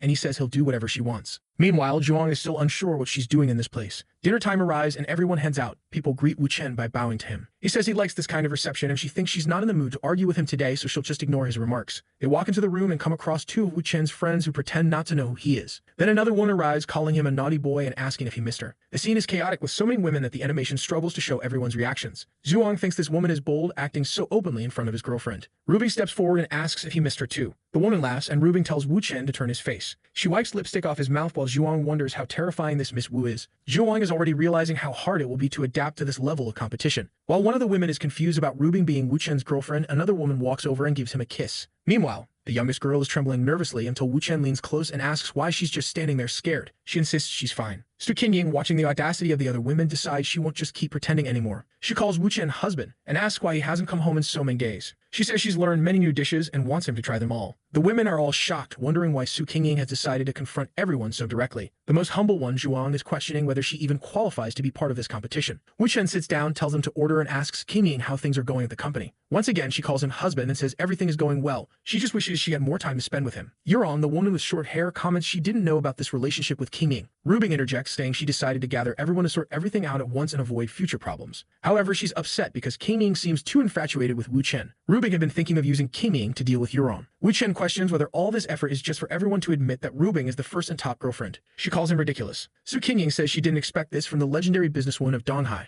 Yuron comments she didn't expect to see someone as young as Kanchan here. She thought Wu Chen only liked women with established careers. Kanchan starts crying, saying she's known Wu Chen longer than everyone else, over 10 days. Rubing acknowledges this and declares that everyone should call her big sister because of it. Qingying asks when they'll settle everyone's positions in this arrangement. Wu Chen, meanwhile, is at a loss for words. At least Rubing isn't trying to push anyone away. She has accepted all of them. Kanchan insists that since she was the first to meet Wu Chen, she doesn't want to be considered the youngest. With that, the ranking is set. Rubing is at the top and poor Zhuang Xiaodi is at the bottom. Kanchan and Rubing quickly bond as friends. Yuron then asks Wu Chen where he'll be staying tonight. Naturally, everyone looks at him, eagerly awaiting this critical piece of information. Zhuang is shocked that the second-ranked woman is already making her move. Rubing says that since Wu Chen just returned from another city, it would be wrong for him not to stay at home. Wu Chen says there's no better place than his home, so that's where they're going. This seems to be an open invitation as Qingying is excited to spend the night with him, while Kanchan wonders if it's really appropriate for her to join. Wu Chen tells them not to misunderstand, he just arrived and has things to organize. Besides, he and Rubing need to prepare a few things. This leaves the two disappointed women sad and teary-eyed. Yuron leaves, telling him not to tire himself out too much tonight. Back home, Wu Chen tells Xing and Xin they'll need to find a hotel, but for now Zhuang Xiaodi will stay with them. Rubing agrees, saying that's fine by her. Poor Zhuang doesn't have much of a choice and just goes along with it. The atmosphere is filled with emotions and shouting in the house. Overhearing everything, Zhuang Xiaodi tells Wu Chen he doesn't need to be so harsh. Meanwhile, Rubing wonders why Wu Chen didn't seem as passionate when they were together. The scene shifts to the next day where a pink-haired girl is calling Yuron's daughter. This is the girl for whom Wu Chen wrote a song to get closer to the mother. It turns out the caller is the daughter of the owner of the Huangsen Group, who has had a successful music career since she was 17. Song asks if the woman is really looking for her. Yuron's daughter responds that yes, she liked her music and wants a one-on-one conversation. Song agrees and the woman adds that she wants to know if Song has any connection to Mr. Wu Chen Yu. She'd like an introduction because she also wants to meet him. Song says she understands and will message her after talking to Professor Wu Chen Yu.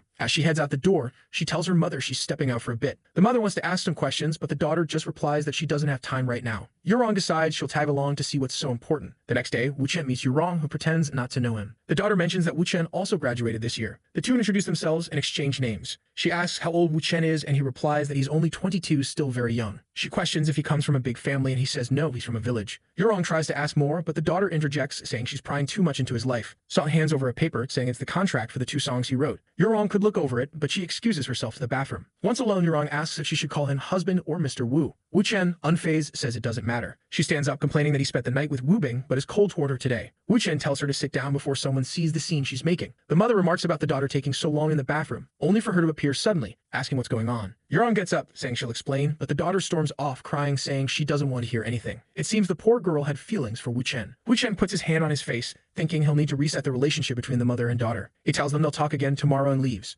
Yurong, confused, mutters about what he means by tomorrow we'll talk today. Wu Chen decides to check on the rest of the day's events and investigate if something unusual happens. Apparently, he gets into a car accident and several things go wrong, prompting him to reset the day. Once again, he meets Yurong and she asks the same question about what to call him. This time, he warns her to sit down within 3 seconds, or her relationship with her daughter will be ruined. Yurong is confused, but Wu Chen signals for her to stay put. At that moment, Song reappears, saying she forgot something important before going to the bathroom. Yurong realizes that without Wu Chen's warning, she might have been caught in an embarrassing situation. Song then asks Wu Chen if he knows a woman named Manglin, who is extremely famous. She mentions that Manglin wants to sign a contract with both her and Wu Chen. Wu Chen recalls the name Manglin clearly, knowing that in all the lives he's lived, it has always been challenging to develop a good relationship with her. Song asks if she can give his name to Manglin, pleading for him not to refuse because it will help her. However, Yurong tells her daughter that she should be asking her for permission regarding this. Song clings to her mother, insisting she doesn't want to get involved in business matters, she just wants to focus on music and her studies. Yurong agrees but insists that everything must be clear. Song thanks her and tells Wu Chen it's now in his hands. He agrees that she can pass along his number, but emphasizes that he has no intention of becoming a singer. Song promises to call Manglin and leaves. Yurong asks Wu Chen if her daughter will suddenly reappear again. To deflect, Wu Chen says he only mentioned that because it wouldn't look good for her to throw herself at him in public. She laughs, calling him a fortune teller. He asks what prediction she wants, but she gets flustered and tells him to forget it. Wu Chen then gets up, telling her to let her daughter know that if she wants to discuss music, she can just send a message. He excuses himself, saying he has something important to do. Yurong reflects on how mysterious he is. The scene shifts to Liuan's apartment, where Wu Chen arrives, asking where he is. Walking into the room, Wu Chen tells Jiang Chuan he won't escape or die without his permission. Jiang Chuan, on the verge of exploding with anger, recalls how he once took his own life, forcing Wu Chen to reset time to save him. Jiang Chuan wonders how this kid knows he was planning to take his own life. Wu Chen tells him that Ding Rulong and Lai Hutai want him dead, so the best option is to cooperate with Wu Chen. Jiang, however, doubts that Wu Chen can defeat Ding Rulong and fears for his family's safety if he gets involved. Wu Chen, showing his ruthless side, warns that he knows Jiang's family is living peacefully in the US. It would be a shame if they were to suffer an accident. Jiang Chuan realizes he has no choice: betray his young master and risk his family's lives, or defy Wu Chen and face certain doom. Wu Chen steps closer, repeating one last time that Ding Rulong must die. Jiang's expression shifts, and Wu Chen is convinced he won't try to take his own life again. Wu Chen then orders the men to loosen Jiang's ropes and let him stay there peacefully for now. The guards comply, and Wu Chen checks his phone, realizing he has 20 minutes left before an important meeting. The scene shifts to Wu Chen in a bar as 2 people walk in. He arrives just in time and starts recording everything. In the video, the man asks if the woman will return home that night. She replies she must because an old Hu has returned home, and if she doesn't, he'll start getting suspicious. The woman then asks if the man's wife isn't suspecting anything. He smugly replies that the last time she suspected something, he slapped her, and now she behaves. The woman asks if anyone suspects her, but he reassures her and tells her to just eat the banana so they can head to the hotel. Wu Chen is pleased to have captured this secret meeting on video. He then calls Zhu Wang, asking for her company to handle some matters at the Zhizhen mansion. The scene shifts to Tao Manning, a famous actress known for her beauty, who fits the typical standards of the story. She tells Wu Chen that her godfather is on a call and will be down soon. Zhu Wang, meanwhile, is questioning why another rich and noble woman has appeared and is amazed at how strong Wu Chen's social circle is. Tao serves Wu Chen a healthy cup of tea. Upstairs, Lei Shang, the chubby godfather, finishes his call. Seeing Wu Chen, Lei Shang is delighted and asks who the beautiful woman is. Wu Chen introduces Zhu Wang, and Lei Shang suggests they have a chat while the women get to know each other. A little later, Wu Chen informs Lei Shang that Ding Rulong will try to gain the support of the Hong Fa group. That's why he has come to talk to Lei Shang as well. Wu Chen reveals the video he recorded, saying it could help Lei Shang make the right decision. Curious, Lei Shang asks to see it, and upon watching, he exclaims that this video has saved his life. The man in the video is an employee at Lei Shang's company. The woman, however, is the wife of Hu Xilan, a significant figure in the same company. Hu Xilan was once a close ally of Lei Shang during tough times but became antagonistic when Wu Chen sought support for a contract with Tao Manning, likely influenced by Ding Rulong. Wu Chen adds that he believes Ding Rulong is trying to sabotage Lai Rubing's company to coerce her into marriage. Lei Shang fumes, declaring that these people want to use him as a pawn, but he won't let it happen. Meanwhile, Tao Manning is chatting with Zhu Wang, asking how long she's known Wu Chen. Zhu Wang shyly admits they just met. Tao warns Zhu Wang to be careful because Wu Chen's girlfriend, Rubing, is quite dangerous. Zhu Wang defends Rubing, saying she's been kind and polite. Tao laughs, recalling her own experiences, and advises Zhu Wang that being innocent and humble can lead to missed opportunities. While eating a banana, Tao says Zhu Wang must learn how to win a man's heart. It's not just about cooking. Zhu Wang blushes, and Tao promises to teach her more later. At that moment, Tao announces that someone is calling for Lei Shang. The camera shows Hu Xilan, the cuckolded husband, whose wife was in the video. Lei Shang tells Wu Chen that Hu Xilan wants to meet with him, though he initially refused. Lei Shang asks what they should do with the video. Wu Chen suggests showing it to him. Lei Shang is hesitant, but Wu Chen assures him it's fine since they aren't directly involved. Wu Chen also notes that Hu Xilin has had his share of affairs. He explains that Hu Xilin and his wife signed a prenuptial agreement where infidelity by either party forfeits all rights. Wu Chen's deep knowledge of even marriage contracts impresses Lei Shang. Lei Shang remarks that a video like this is worth at least 1.5 billion of valuable leverage. Wu Chen advises Lei Shang not to reveal that Wu Chen provided the video. If Hu Xilin becomes a strong ally, Lei Shang's chances of inheriting the company increase significantly. Lei Shang acknowledges the tactic as borderline blackmail but agrees to handle it diplomatically, presenting it as friendly advice. Lei Shang thanks Wu Chen and tells his staff to let Hu Xilin in. As Hu Xilin enters, he notices there are other guests and offers to wait downstairs. However, Lei Shang insists it's fine and introduces Wu Chen as his brother. Hu Xilin and Wu Chen exchange pleasantries. Hu Xilin comments on the ongoing dispute between Lei Shang and his brother. Lei Shang brushes it off, saying it's something he had anticipated. Hu Xilin begins discussing Tao Manning's contract with Lai Rubing's company. He mentions that Tao Manning working with Lai Rubing angers Ding Rulong. Hu Xilin suggests Lei Shang break the contract, but Lei Shang points out it would ruin the actress's career. Hu Xilin dismisses this, proposing they forge medical records to justify it. He claims he's friends with Lai Rubing, so it won't be a problem. However, Lei Shang denies even knowing Lai Rubing, claiming they've never met. Hu Xilin asks why he's helping her company, and Lei Shang reveals it's because of his brother, pointing to Wu Chen. Shocked, Hu Xilin asks if Wu Chen is the infamous Wu Chen. Wu Chen casually confirms. Realizing his plan with Ding Rulong has been exposed, Hu Xilin slams the table, accusing Lei Shang of deliberately deceiving him. Lei Shang internally smirks, knowing Wu Chen will take over from here. Hu Xilin admits to suggesting tricking Lai Rubing, but defends it as being in good faith. Wu Chen retorts that Hu Xilin is working for the wrong person, revealing Lei Yu, Lai Shang's brother, caused a car accident 10 years ago to seize control of the company. Wu Chen warns that evidence is being collected and Lei Yu will soon be imprisoned. Wu Chen shows Hu Xilin a video of Zhu Haobo, Lei Yu's ally, in a compromising situation. The video suggests Zhu Haobo and his lover plan to strip Hu Xilin of his assets, so he better act fast. Lei Shang advises Hu Xilin to divorce his wife, take another of his partners abroad, and recover his properties using the video. Hu Xilin, stunned by how they know about his other affairs, is speechless. Wu Chen warns that after Lei Yu, Zhu Haobo is next in line to face consequences. Though initially enraged, Hu Xilin thanks them for exposing the truth. Wu Chen assures him that it's all just brotherly advice. Lei Shang admires Wu Chen's conversational skill, noting how he deftly manipulates the situation. Suddenly, Lei Shang receives a call from Ding Rulong, which he puts on speakerphone. Ding Rulong asks if Lei Shang is free for a meeting tomorrow. Lei Shang asks if Ding Rulong is heading to Donghai tomorrow, to which Ding Rulong confirms, suggesting a confidential location. Lei Shang declines, questioning why Ding Rulong wants to meet him when he's already spoken with Lei Yu. Ding Rulong claims they aren't enemies but admits Lei Yu is a priority as he'll inherit the company after the accident. Hu Xilin hears everything, while Lei Shang glances at Wu Chen for guidance. Wu Chen signals Lei Shang to follow the plan. Lei Shang casually asks Ding Rulong when he'll arrive. Ding Rulong, occupied with another woman, says he'll be in Donghai at 2 p.m. and suggests a secret meeting spot. Interrupting himself, he slaps the woman, criticizing her technique. She apologizes and promises to improve, while he remarks that everything feels perfect now. Looking at a building with a giant image of Lai Rubing, he mutters that as long as she behaves, she'll belong to him. Lei Shang, after ending the call, assures Wu Chen everything's ready for tomorrow. Wu Chen tells him not to worry and to stick to the plan. Later, Tao Manning advises Zhuang not to forget her tips and to message her anytime. Lei Shang overhears and asks Tao what she's teaching Zhuang. Tao signals for silence, saying it's woman's stuff. Lei Shang encourages Zhuang, saying she has his support. The scene shifts to a street outside a bar. Zhuang asks Wu Chen if they're meeting friends. Wu Chen, deep in thought, recalls a significant event he foresaw.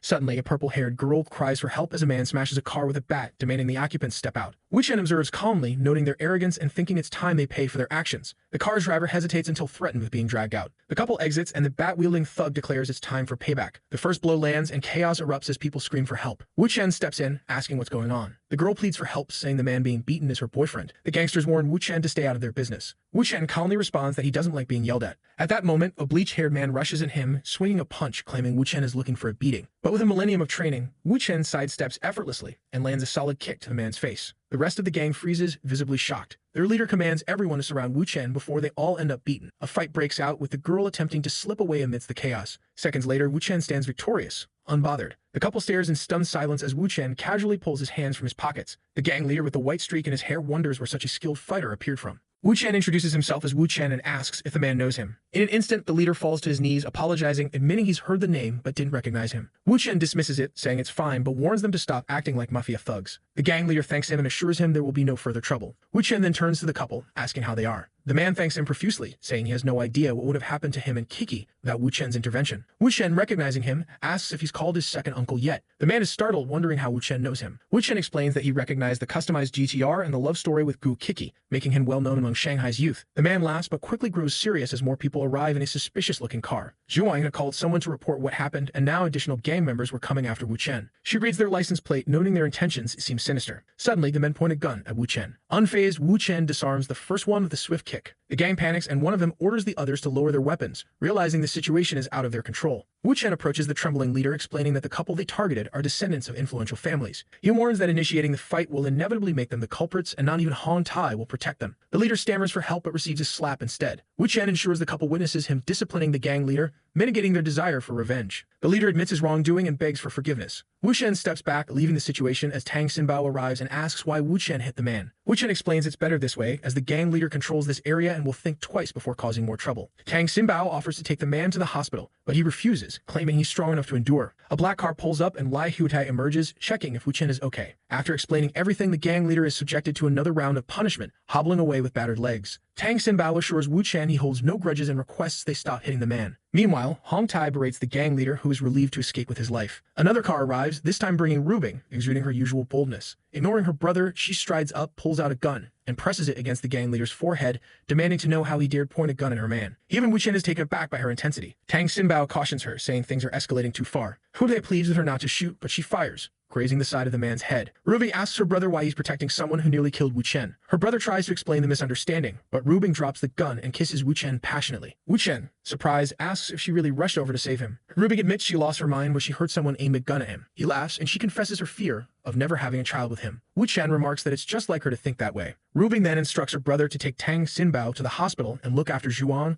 calling her Wu Chen's woman. Her brother is baffled, wondering why Zhuang is Wu Chen's woman when Rubing is supposed to be with him. Meanwhile, the bewildered couple reflects on how cool Rubing is. Rubing turns to Wu Chen, stating that tonight no one will disturb them. Wu Chen agrees, saying he will follow her lead. In the bedroom, Rubing explicitly tells Wu Chen there will be no safety measures tonight. Wu Chen simply replies that he's there to obey. The next morning, Hu Dai informs Wu Chen that he stayed with Xinbao at the hospital until he was discharged. Xinbao, however, insists on thanking Wu Chen in person. Wu Chen barely has time to process when Xinbao enthusiastically expresses his gratitude. Rubing takes over hosting duties as Wu Chen steps out to take a call. The call is from Rubing's father, who bluntly asks about the rumors of Wu Chen having another woman besides his daughter. Wu Chen calmly admits it, acknowledging the father's reliable information network. Rubing's father, furious, demands to know how many women Wu Chen has. Wu Chen calmly responds to Rubing's father, saying he has a few women, but insists it's not important since he's focused on handling the Tang Xinbao situation. Rubing's father, clearly baffled by the complexities of modern relationships, sighs and decides to let Wu Chen handle Tang Xinbao however he sees fit. After hanging up, Wu Chen assures Rubing that everything is under control. Rubing, curious, asks what her father wanted. Wu Chen downplays it, saying it was just a concerned father asking about his daughter and her relationships.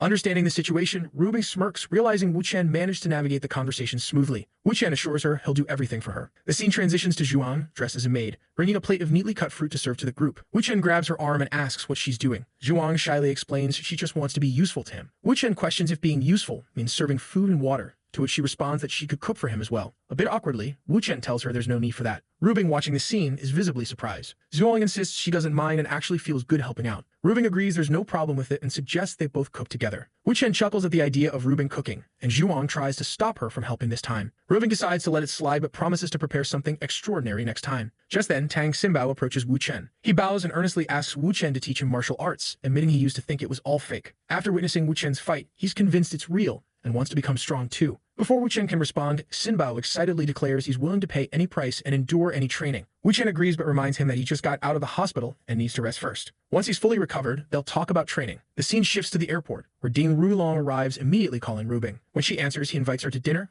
claiming it's the perfect moment. She bluntly tells him to go to hell. Undeterred, Ding Rulong warns that if she doesn't come to him, he'll come to her personally. Rubing coldly replies that if he does, he'll die, then hangs up. Staring at his phone, Ding Rulong mutters that he'll see how long she can keep up this defiance. Back with Hu Te, he expresses concerns that if Ding Rulong enters the city, it could escalate quickly. Wu Chen reassures him not to act impulsively, as everything is already planned. Hu Te acknowledges this, while Wu Chen says he's heading off to finalize the last details. As Wu Chen gets into his car, he tells Xinbao and Zhuang not to worry about him. Before driving off, Wu Chen remarks that it's time to start the game. He makes a call, requesting the license plate number of the car Ding Rulong's group used the previous night. The guide he called is sitting in front of the computer looking for some information. He says that even though Ding Rulong didn't ask him for a car, he knows exactly who he got one from. Wu Chen smiles when the guy says the number has already been found and sent to him. Then he calls Yurong and tells her he just sent her a message. She assumes he's missing that and says that if he wants, he can come to her house to get it. However, he says it's something else. At the moment, he needs her to track the car he sent her the license plate for. He also tells her it needs to be done quickly and discreetly. 10 minutes later, she calls back and says the car is parked on Kangen Road in the northern region. Of course, the price for the information is that he'll have to visit her after work. He just says, all right. Wu Chen knows the only hotel in the northern region that Ding Rulong would accept is the Heshu Hotel. After checking their system, he sees the guy is in room 616, and it's time to send a gift. Getting out of bed, Ding Rulong wonders why a 5-star hotel is having a blackout. Another worker shows up and informs the young master that the water has also been cut off. Then the hotel manager comes to apologize, explaining they're experiencing strange issues, but they'll fix everything soon. Ding Rulong plans to leave anyway because of a meeting with a chubby guy, but he still asks if things will be fixed by dinner. The manager assures him it will, saying it'll take a maximum of 2 to 3 hours. Back on the street, Wu Chen comments that it's his turn now. Man, he put on gloves and even shoe covers. This guy is clearly ready for action. The only thing missing was that, and he starts looking around. Oh, I see he's at Ding Rulong's hotel. After searching a few places, he finds a briefcase under the couch. Our guy already knows all the usual passwords Ding Rulong uses. With the case open, he takes out a laptop and plugs in a USB drive. Inside are all the files he needs to destroy this guy, even though he already knows most of it. There's so much that copying is easier. Of course, he's armed, but it would be better to handle this without firing a single shot. The data was stolen, and all traces of the intrusion were erased. With the USB in his pocket, he's eager for the day. He meets Ding Rulong. It'll be very interesting. Sometime later, he went to pay Yurong back for her help. As soon as he arrived at her door, she pulled him in. She leans in, saying she doesn't care about anything as long as he surrenders himself to her. He says they can go straight to bed, but she replies it's not enough. He'll have to spend the whole night. Clothes are all over the floor, obviously because everything needs to be washed. It's always good to stay nice and clean. In that position, I'm sure Yurong must be doing some push-ups and sweating a lot. She asked our guy what he said he saved for her. He replies that he already gave her what he had, so to speak. She laughs, and then he gets up and says she'll understand when she checks the USB drive. He tells her to hold on to it for now and not to call him for the next 2 hours because he has something to handle. She says that's fine, he's already done enough work to keep her calm for 2 hours. Back in the car, he calls someone and says he sent over a document. It's Liu Rubing's father, who asks where he got all those photos and videos.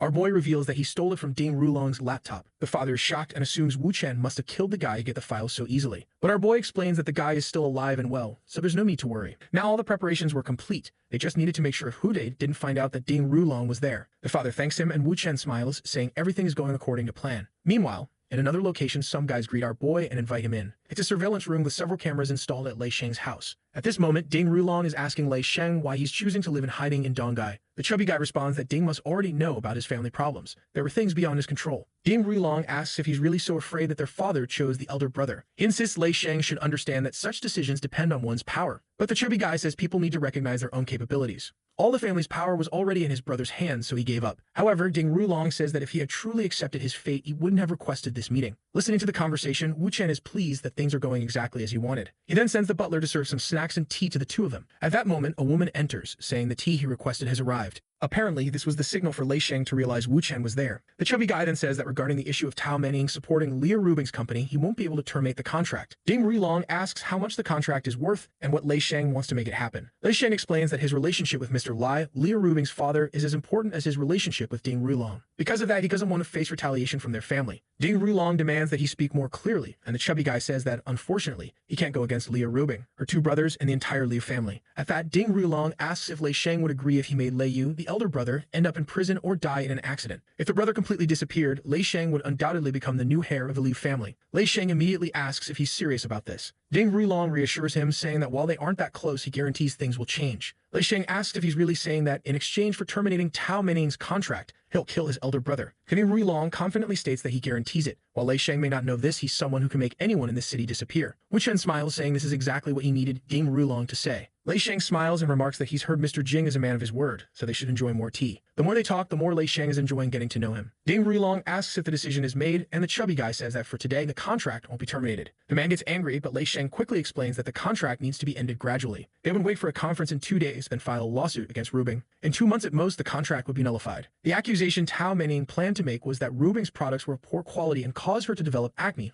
all over her face. At that moment, Ding Rulong smiles and says the plan is perfect, exactly what he wants. They toast, saying everything is now ready. Later, the chubby guy reports that Ding Rulong has left and that the plan went exactly as they wanted. Our boy smiles, saying it's now time to deliver this video to Lei Yu, the elder brother. Meanwhile, he's receiving messages from Yurong on his phone, saying she misses him. This woman has our boy wrapped around her finger. None of the others even have a chance to enjoy his attention. Our boy says he'll take his friend to meet someone new. The door opens and Yurong invites him in. He introduces Lei Sheng and Miss Tao Menning. Apparently, the guy already knows her and says he didn't expect her to be Wu Chen's new friend. She smiles and he remarks that it's interesting to know they're friends. However, she cuts him off, saying that friend isn't the right word for their relationship. Lei Sheng, confused, wonders why Wu Chen brought him to meet someone who isn't his friend. Was he trying to get him to help with something? Then she clings to our boy, saying he's not her friend, he's her man. The chubby guy is sweating nervously, wondering if Rubing knows about this. Our boy tells her to tone it down a bit, and she replies that if she could, she'd announce their love to the whole world. Tao Manning and Lei Sheng sit down. Our boy says he called him there because of some business and wants to know if he's interested. Tao Manning hands over some documents, saying they contain information on how to bring down Ding Rulong. The chubby guy sees the documents and realizes they detail how Ding Rulong conducts his business and manages his wealth. The chubby guy is ready to agree, but our boy advises him to think carefully. After all, this plan will take at least a year to completely destroy Ding Rulong and his entire family. Lei Sheng wasn't aware that they intended to bring down the entire Jing family. Wu Chen says the specific details are in the documents. What he wants to know is if Lei Sheng will cooperate with Yuron. He slams the table and says they can count on him since they both want to take down the same people. Wu Chen then says that tomorrow a man named Gu Hubo will come to Dongai so they can discuss everything. Yurong is quietly observing, thinking about how much prestige she'll gain in her group once this is resolved. This will bring in a lot of money, and she's already eager to thank the boy in her own way. Lei Sheng is all smiles, saying they should drink to celebrate their success,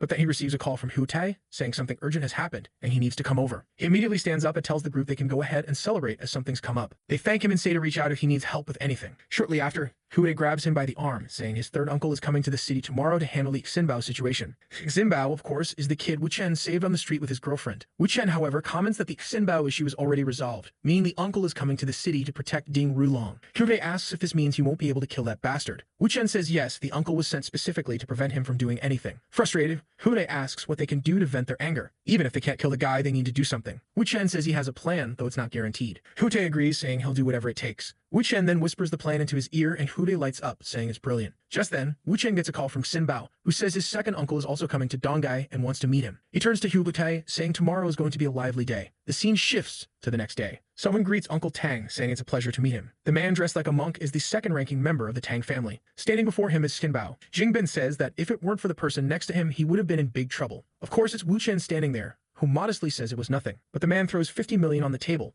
saying that since he saved a family member, their families are now connected, and Wu Chen must accept it. Wu Chen agrees, saying he won't be modest, and now their families are one. Jingbin knows that because of the trouble caused by Hu Tai's men, theoretically, Hu Tai himself should kneel. Of course, the Liu family doesn't want him to do that, which is why Wu Chen was sent to mediate this mess. Jingbin comments that Wu Chen accepted the money pretty quickly, and says he likes people who are straightforward and don't beat around the bush. Wu Chen asks if he's hungry after coming to Dongai so early. He hands a card to Zhuang and tells her to prepare something as they'll be heading out. He also tells her to use the leftover money to buy clothes and save for when they return to Shanghai. But Jingbin notices all this and wonders why Wu Chen is giving 50 million to a servant and clearly holding her hand. She's flustered, saying she can't accept it. However, Wu Chen is already heading to the Kit Wu Chen with her, saying he'll be back to chat with Uncle Tang after helping her feel comfortable. Jingbin is left dumbfounded, muttering that it's fine then. Zhang asks Xinbao about their relationship, and Xinbao explains that her name is Xiaoji, and that Miss Liu Rubing doesn't seem to mind her presence. Jingbin remarks that this Wu Chen is more impressive than he expected. After dinner, in a suite at an entertainment club on Tai Street, Rubing and Wu Chen are there smiling to greet their guests. The man on the right is Sun Yongzhang, an important member of the Li family. They exchange greetings, and Yongzhang says Jingbin has always admired him. Yongzhang asks why he also came to Dongai for what seems like a minor misunderstanding among the younger generation. Jingbin explains that Xinbao was nearly beaten to death, so of course he had to come and see for himself. Yongzhang brushes it off, saying it wasn't that serious. It was just a misunderstanding caused by Tai Street, and the Liu family would of course compensate for it. Wu Chen interjects, telling everyone to calm down and talk first. Jingbin says he's eager to hear this so-called conversation. The discussion takes place, and Yongzhang covers his face, saying Jingbin might start suspecting something. Even Wu Chen admits he isn't entirely sure what Jingbin might suspect, but he says he did it on purpose.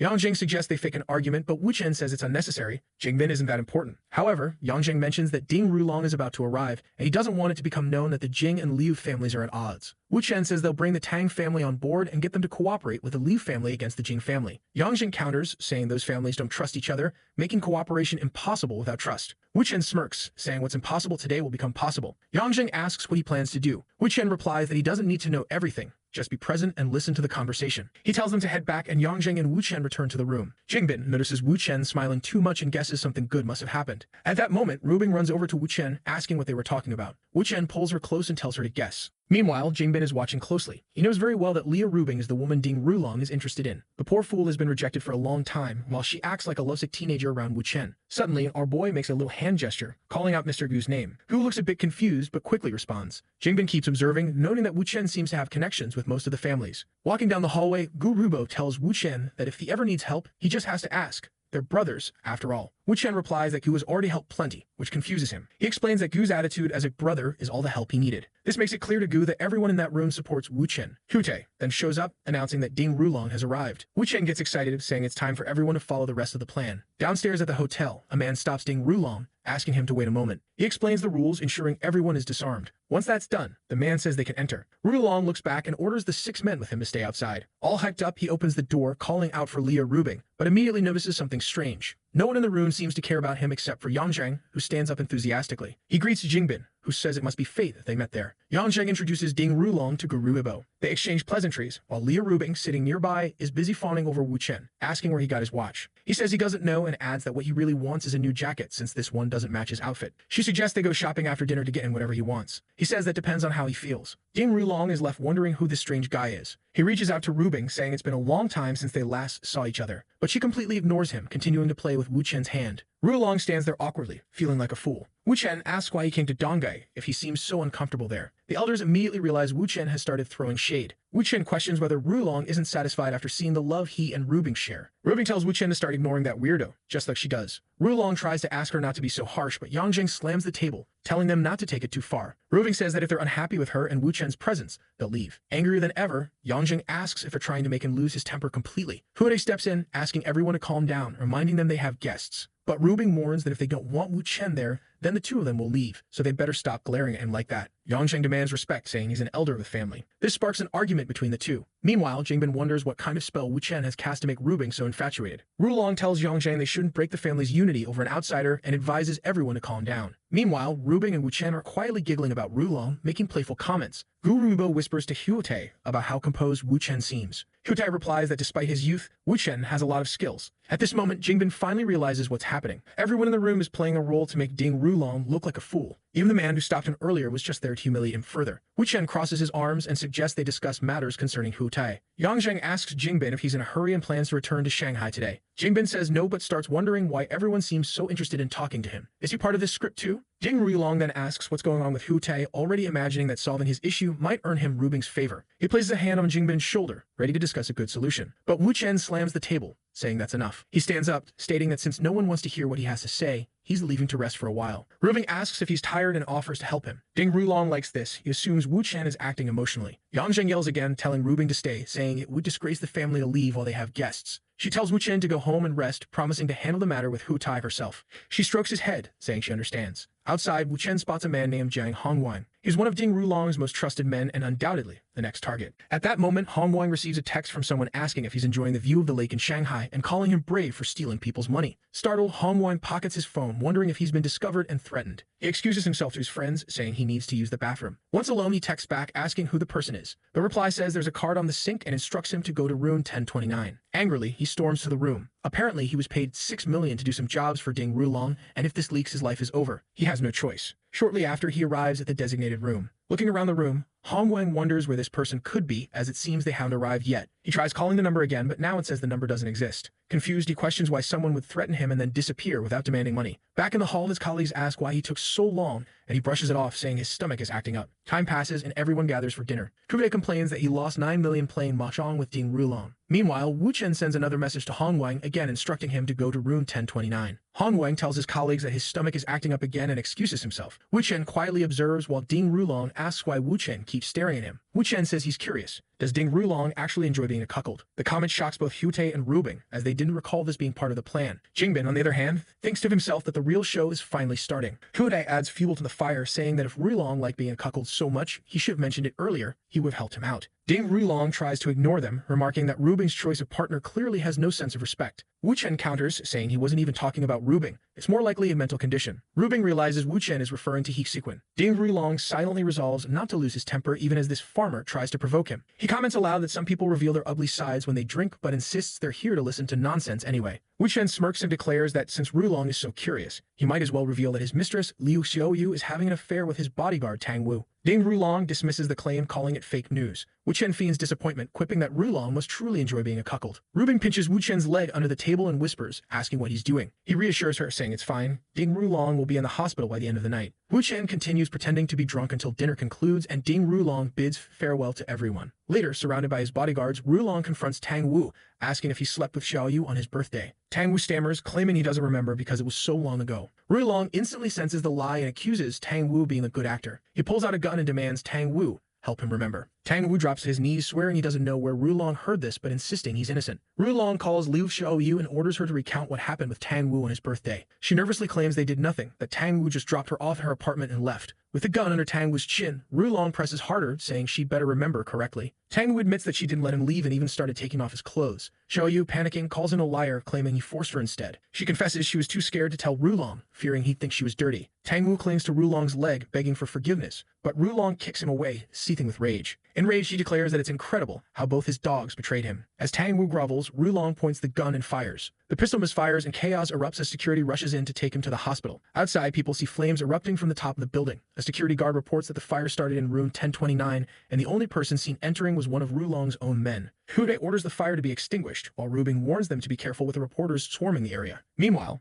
the elders laugh and chat as they walk ahead. Yangjing receives word that Ding Rulong has been hospitalized. Seeing all of this unfold, Jingbin suspects it's part of Wu Chen's plan. Yangjing tells Hute and Rubing to accompany him to check on Ding Rulong. Hute responds that he still has matters to handle at the hotel, but Wu Chen assures him he'll take care of things there. Rubing grabs Wu Chen, asking how much of the plan he hasn't told her yet. He smiles and says, a lot.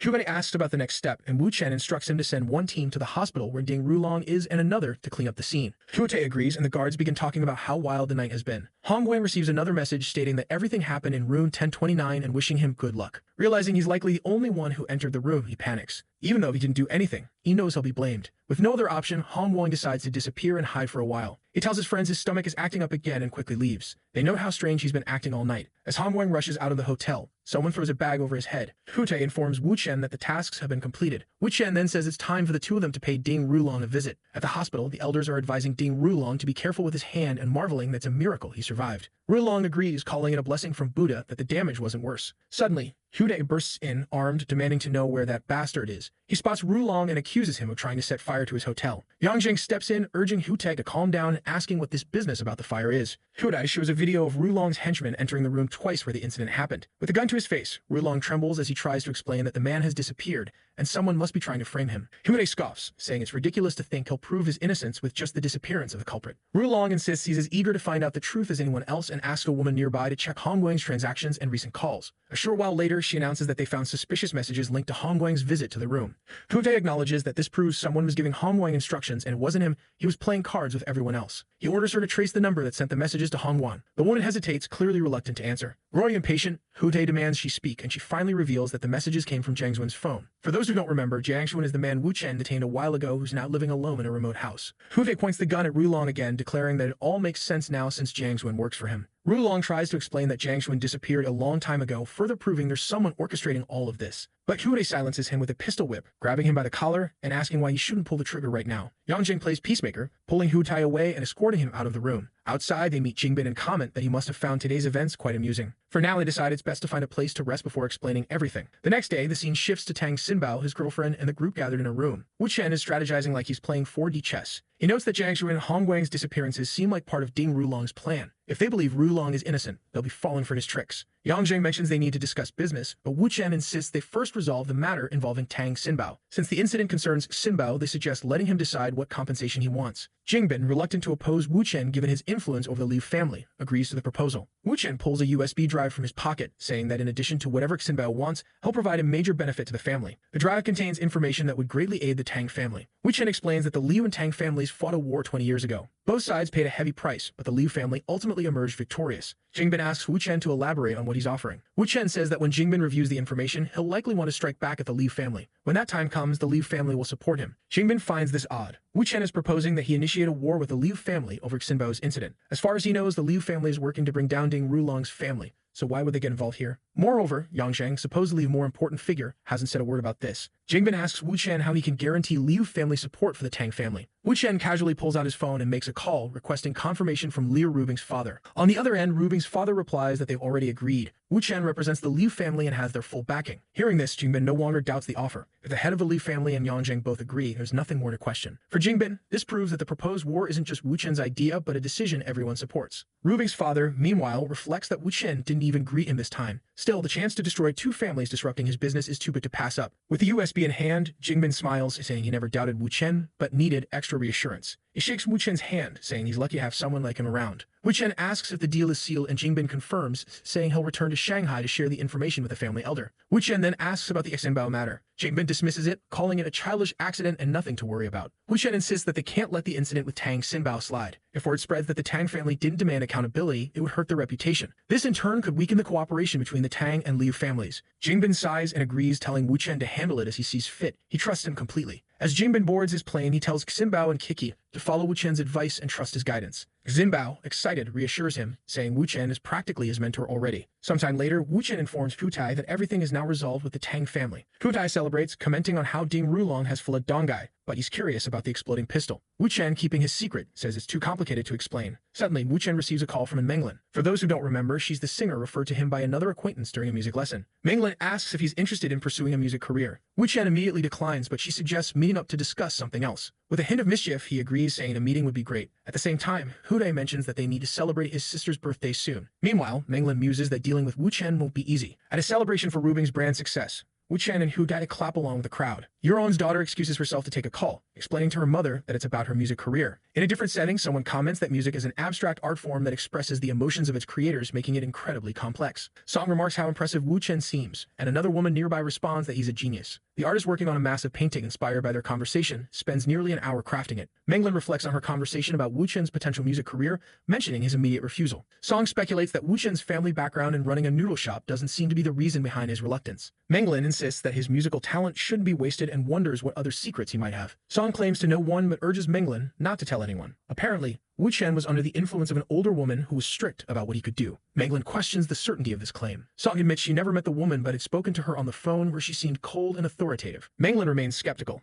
asking for proof. Song explains that Wu Chen was humble during college but started driving a Ferrari and wearing expensive clothes right after graduation. It's unlikely he earned all that money overnight, so it's clear someone was supporting him. Menglin asks if Wu Chen is really that attractive. Song replies with an emphatic yes. Menglin raises her voice, saying they should team up to free Wu Chen from this older woman. Intrigued, Menglin agrees and Song decides to call him. Wu Chen, mid-workout, answers the call. Rubing, noticing, asks who's interrupting them. Wu Chen explains it's Miss Song. Song asks if he's available to meet tomorrow afternoon in Dongai. He agrees and they schedule a time. Rubing, feeling jealous, expresses her annoyance. Wu Chen reassures her, saying it's just about music. She warns him to focus only on that, and he playfully agrees. The next morning, Wu Chen visits Shi Qing. She mentions how peaceful her current living situation is and asks him to keep looking out for her. They share a close moment with her blushing as he teases her about Ding Rulong being hospitalized and leaving the city. Shi Qing thanks him shyly. Her daughter interrupts, saying she's hungry and asking Wu Chen about art lessons. He promises to return later to help, leaving her excited about finally feeling at home. Shi Qing, meanwhile, reflects on how she'd agreed anything Wu Chen asked, even imagining building a family with him. Later, at a Starbucks, Song calls out to Wu Chen as he arrives.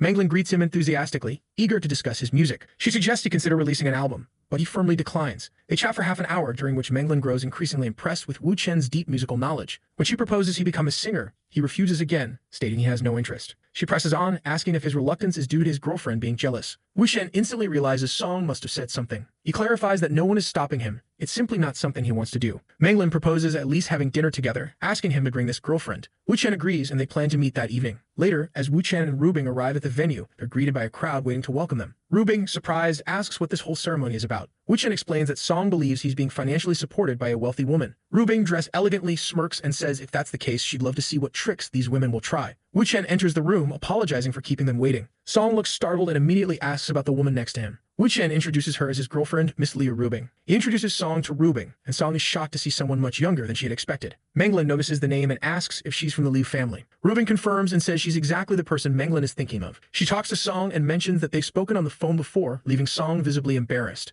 Wu Chen suggests they place their orders and Song quickly agrees, eager to move past the awkwardness. At that moment, Song calls her mother and mentions that she's having dinner with Menglin, Wu Chen, and Rubing. Naturally, since it involves Rubing, Johan becomes curious and wants to know what's going on. At dinner, Menglin praises Wu Chen, saying he's incredibly talented when it comes to music and that the sound he released was very popular. Rubing congratulates Wu Chen. Menglin gets straight to the point and asks Rubing if she has a problem with Wu Chen pursuing a career as an artist. Rubing replies that she has no issue with it, but Menglin would have to discuss it with him directly. Wu Chen immediately reiterates that he has no interest in becoming an artist. Menglin seems confused and says she thought Rubing was the reason he wasn't pursuing it. Rubing clarifies that, as far as she knows, Wu Chen has no interest in the entertainment industry. Menglin asks what he does, and Wu Chen answers that he's an assistant at Rubing's company. Out of nowhere, Rubing winks at Wu Chen, prompting him to excuse himself to use the restroom. As soon as he leaves, Menglin tells Rubing that she should let Wu Chen pursue a career and start earning his own money. Rubing responds that if she could control him, it wouldn't even be at this dinner. She also points out that Manglin barely knows Wu Chen, but seems very interested in him. Manglin, flustered, claims she's only here to appreciate his talent. Rubing smirks and asks if she plans to appreciate his talent in bed. Manglin becomes visibly embarrassed, while Song is shocked by Rubing's boldness.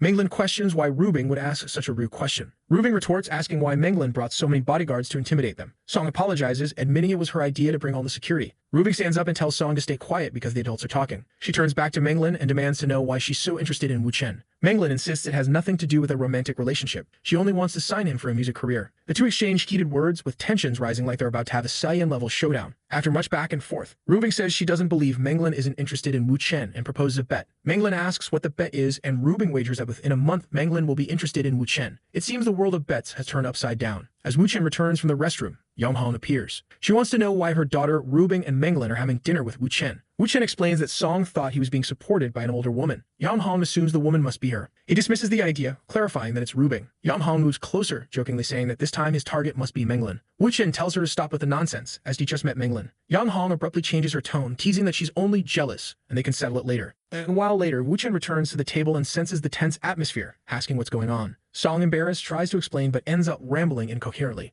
Manglin finally reveals the bet that Rubing proposed. Rather than being shocked by the bet, Wu Chen calmly asks about the conditions. Manglin explains that if she loses, she'll have to kneel publicly and apologize to Rubing. Wu Chen facepalms and says they must be incredibly bored to make such a wager. Rubing insists it's not boredom, but a friendly warning. She advises Manglin to avoid seeing Wu Chen for a month if she doesn't want to lose the bet. Manglin counters, accusing Rubing of playing games to keep Wu Chen from pursuing a music career. Manglin turns to Wu Chen, saying that even if he doesn't want to be an artist, they can still collaborate through songs, music, and lyrics. She adds that their cooperation will extend only that far, and Wu Chen thanks her for the opportunity. Song, feeling awkward, suggests they eat before the food gets cold. Suddenly, Yonghong appears, looking serious and questioning why she wasn't informed about this dinner involving her daughter. Rubing recognizes her as a rival and braces for conflict. Manglin also looks uneasy, not understanding why Song's mother is there. Song hugs her mother, saying it's a surprise. Yonghong glances around and comments on Wu Chen's presence, greeting him with a smile. Wu Chen waves back and she remarks that it's a pleasure to see him again. Yonghong then asks Song to explain what they were discussing, saying she'll listen, and Song reluctantly mentions the bet. She keeps thinking that Rubing is always full of tricks, but it wouldn't be as fun without them. He then raises a glass of wine and says it's to wish for a good cooperation. Everyone toasts. 2 hours pass, Song is already drunk, and Yurong says it's best for her daughter to go home and rest. Yurong watches quietly, clearly plotting something as her daughter excuses herself, saying she'll speak about music later. Rubing immediately senses that Yurong, having sent her daughter away, is about to make a move. The door opens. Yurong tosses her coat aside, and she plants a kiss on Wu Chen's cheek. Rubing knew this was coming and visibly braces herself. Manglin, observing the shift in energy, is left confused by the sudden tension. Wu Chen asks Yurong what she's doing, and she teasingly replies, "Can I give my husband a kiss?"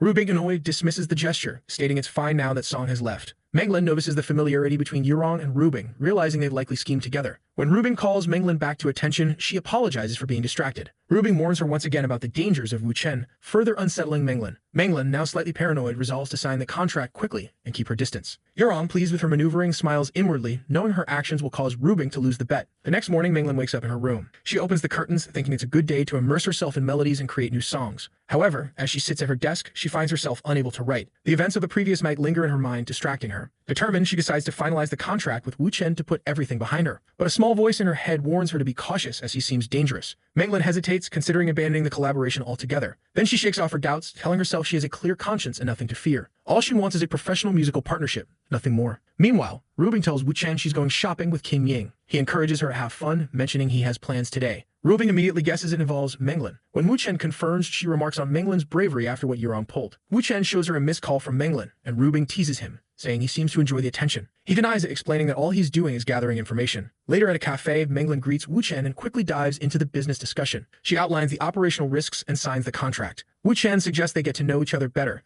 as she might not accept the price he's about to propose. Intrigued, Manglin asks what this scary price is. Wu Chen explains he plans to buy a studio and wants her to purchase 50% of its shares by exchanging 50% of the shares in her current studio. Shocked, Manglin argues that her studio is worth $3 billion, making his proposal ridiculous. She advises him to rethink the idea if he doesn't want to look foolish. Feeling relieved that the conversation remains purely business, Manglin realizes her earlier fears were unfounded. But Wu Chen insists he's serious and reiterates the importance of getting to know each other. Manglin recalls Song's warning about Wu Chen's greedy side and begins to see what she meant. To demonstrate his abilities, Wu Chen offers to write a song for her on the spot. He tells her to choose any genre, confident he can deliver. Skeptical, Manglin assumes he's pulling another trick and accuses him of using pre-prepared songs. She demands sincerity, urging him to drop the theatrics. Wu Chen calmly asserts he's being completely honest, which is why he's confident in his price. Reluctantly, Manglin agrees to let him write a song, but on the condition it's for her, not Song. As he starts writing, she watches, expecting him to stumble. However, within a short time, Wu Chen announces he's written 7 songs for her to choose from. Manglin, holding the pages, is dumbfounded. The collection spans various genres: pop, rap, rock, punk, and jazz. He smiles and asks which one she'll choose. Overwhelmed, she requests more time, saying she needs to test a few before deciding. Wu Chen heads to the piano and Manglin, feeling a mix of disbelief and admiration, sings along to the pieces. She sends him detailed feedback, describing how one song evokes childlike wonder, while another energizes her. But Wu Chen is more curious about her final choice.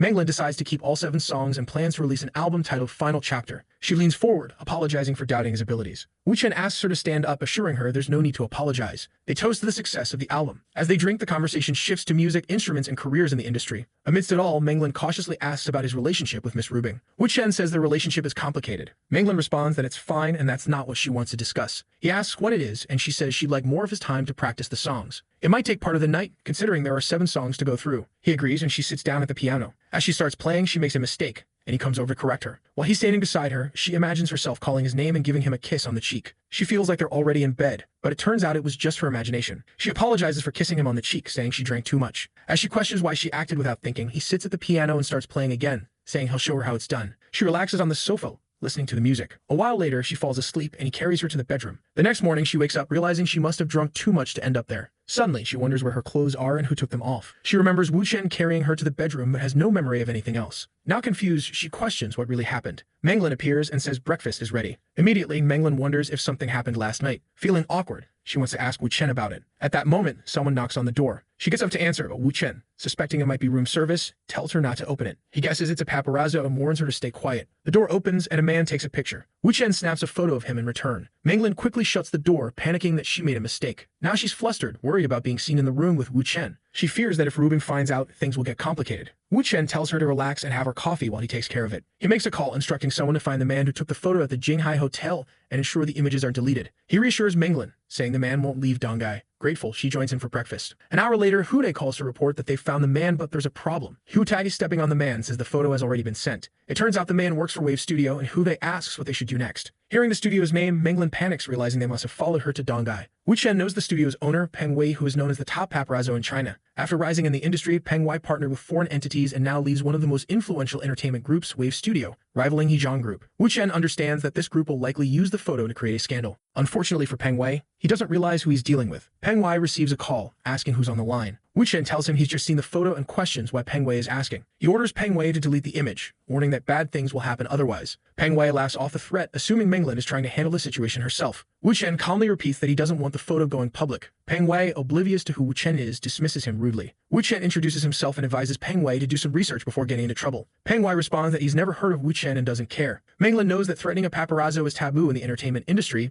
but notices that Wu Chen doesn't seem concerned. She asks what he plans to do, but he replies that it's nothing serious. Manglin finds this risky, given how quickly news spreads in the entertainment world. She tries to offer ideas, but Wu Chen asks if she has a way to retrieve the photo. Realizing she doesn't, he tells her to leave it to him. Suddenly, there's a knock at the door. Rubing's voice calls out, asking if the couple is inside. Manglin, startled, wonders why Rubing is there. Wu Chen opens the door, and Rubing comments that everyone seems to be gathered here. Rubing and Manglin exchange tense glances. Rubing asks Wu Chen if he spent the night there. Looking embarrassed, Wu Chen admits that he did. Rubing then asks if Manglin's bed is comfortable, to which he responds that it's perfect. Pretending to be indifferent, Rubing hides her anger. She turns to Manglin and bluntly asks if she slept with Wu Chen. Flustered, Manglin stammers, saying she doesn't know since she drank too much. Rubing demands a straight answer. Still stumbling over her words, Manglin fails to explain herself. Wu Chen steps in, stating that there's another bedroom in the suite and he slept there. Rubing replies sarcastically, saying, well, that sounds boring then. Manglin thinks to herself that despite Wu Chen's complex relationships, she doesn't believe he would lie about something like this. Rubing, however, can sense from Manglin's reaction that while they didn't sleep together, something happened. Rubing asks Manglin if she's won the bet yet. Manglin denies it, deciding not to mention the kiss on the cheek,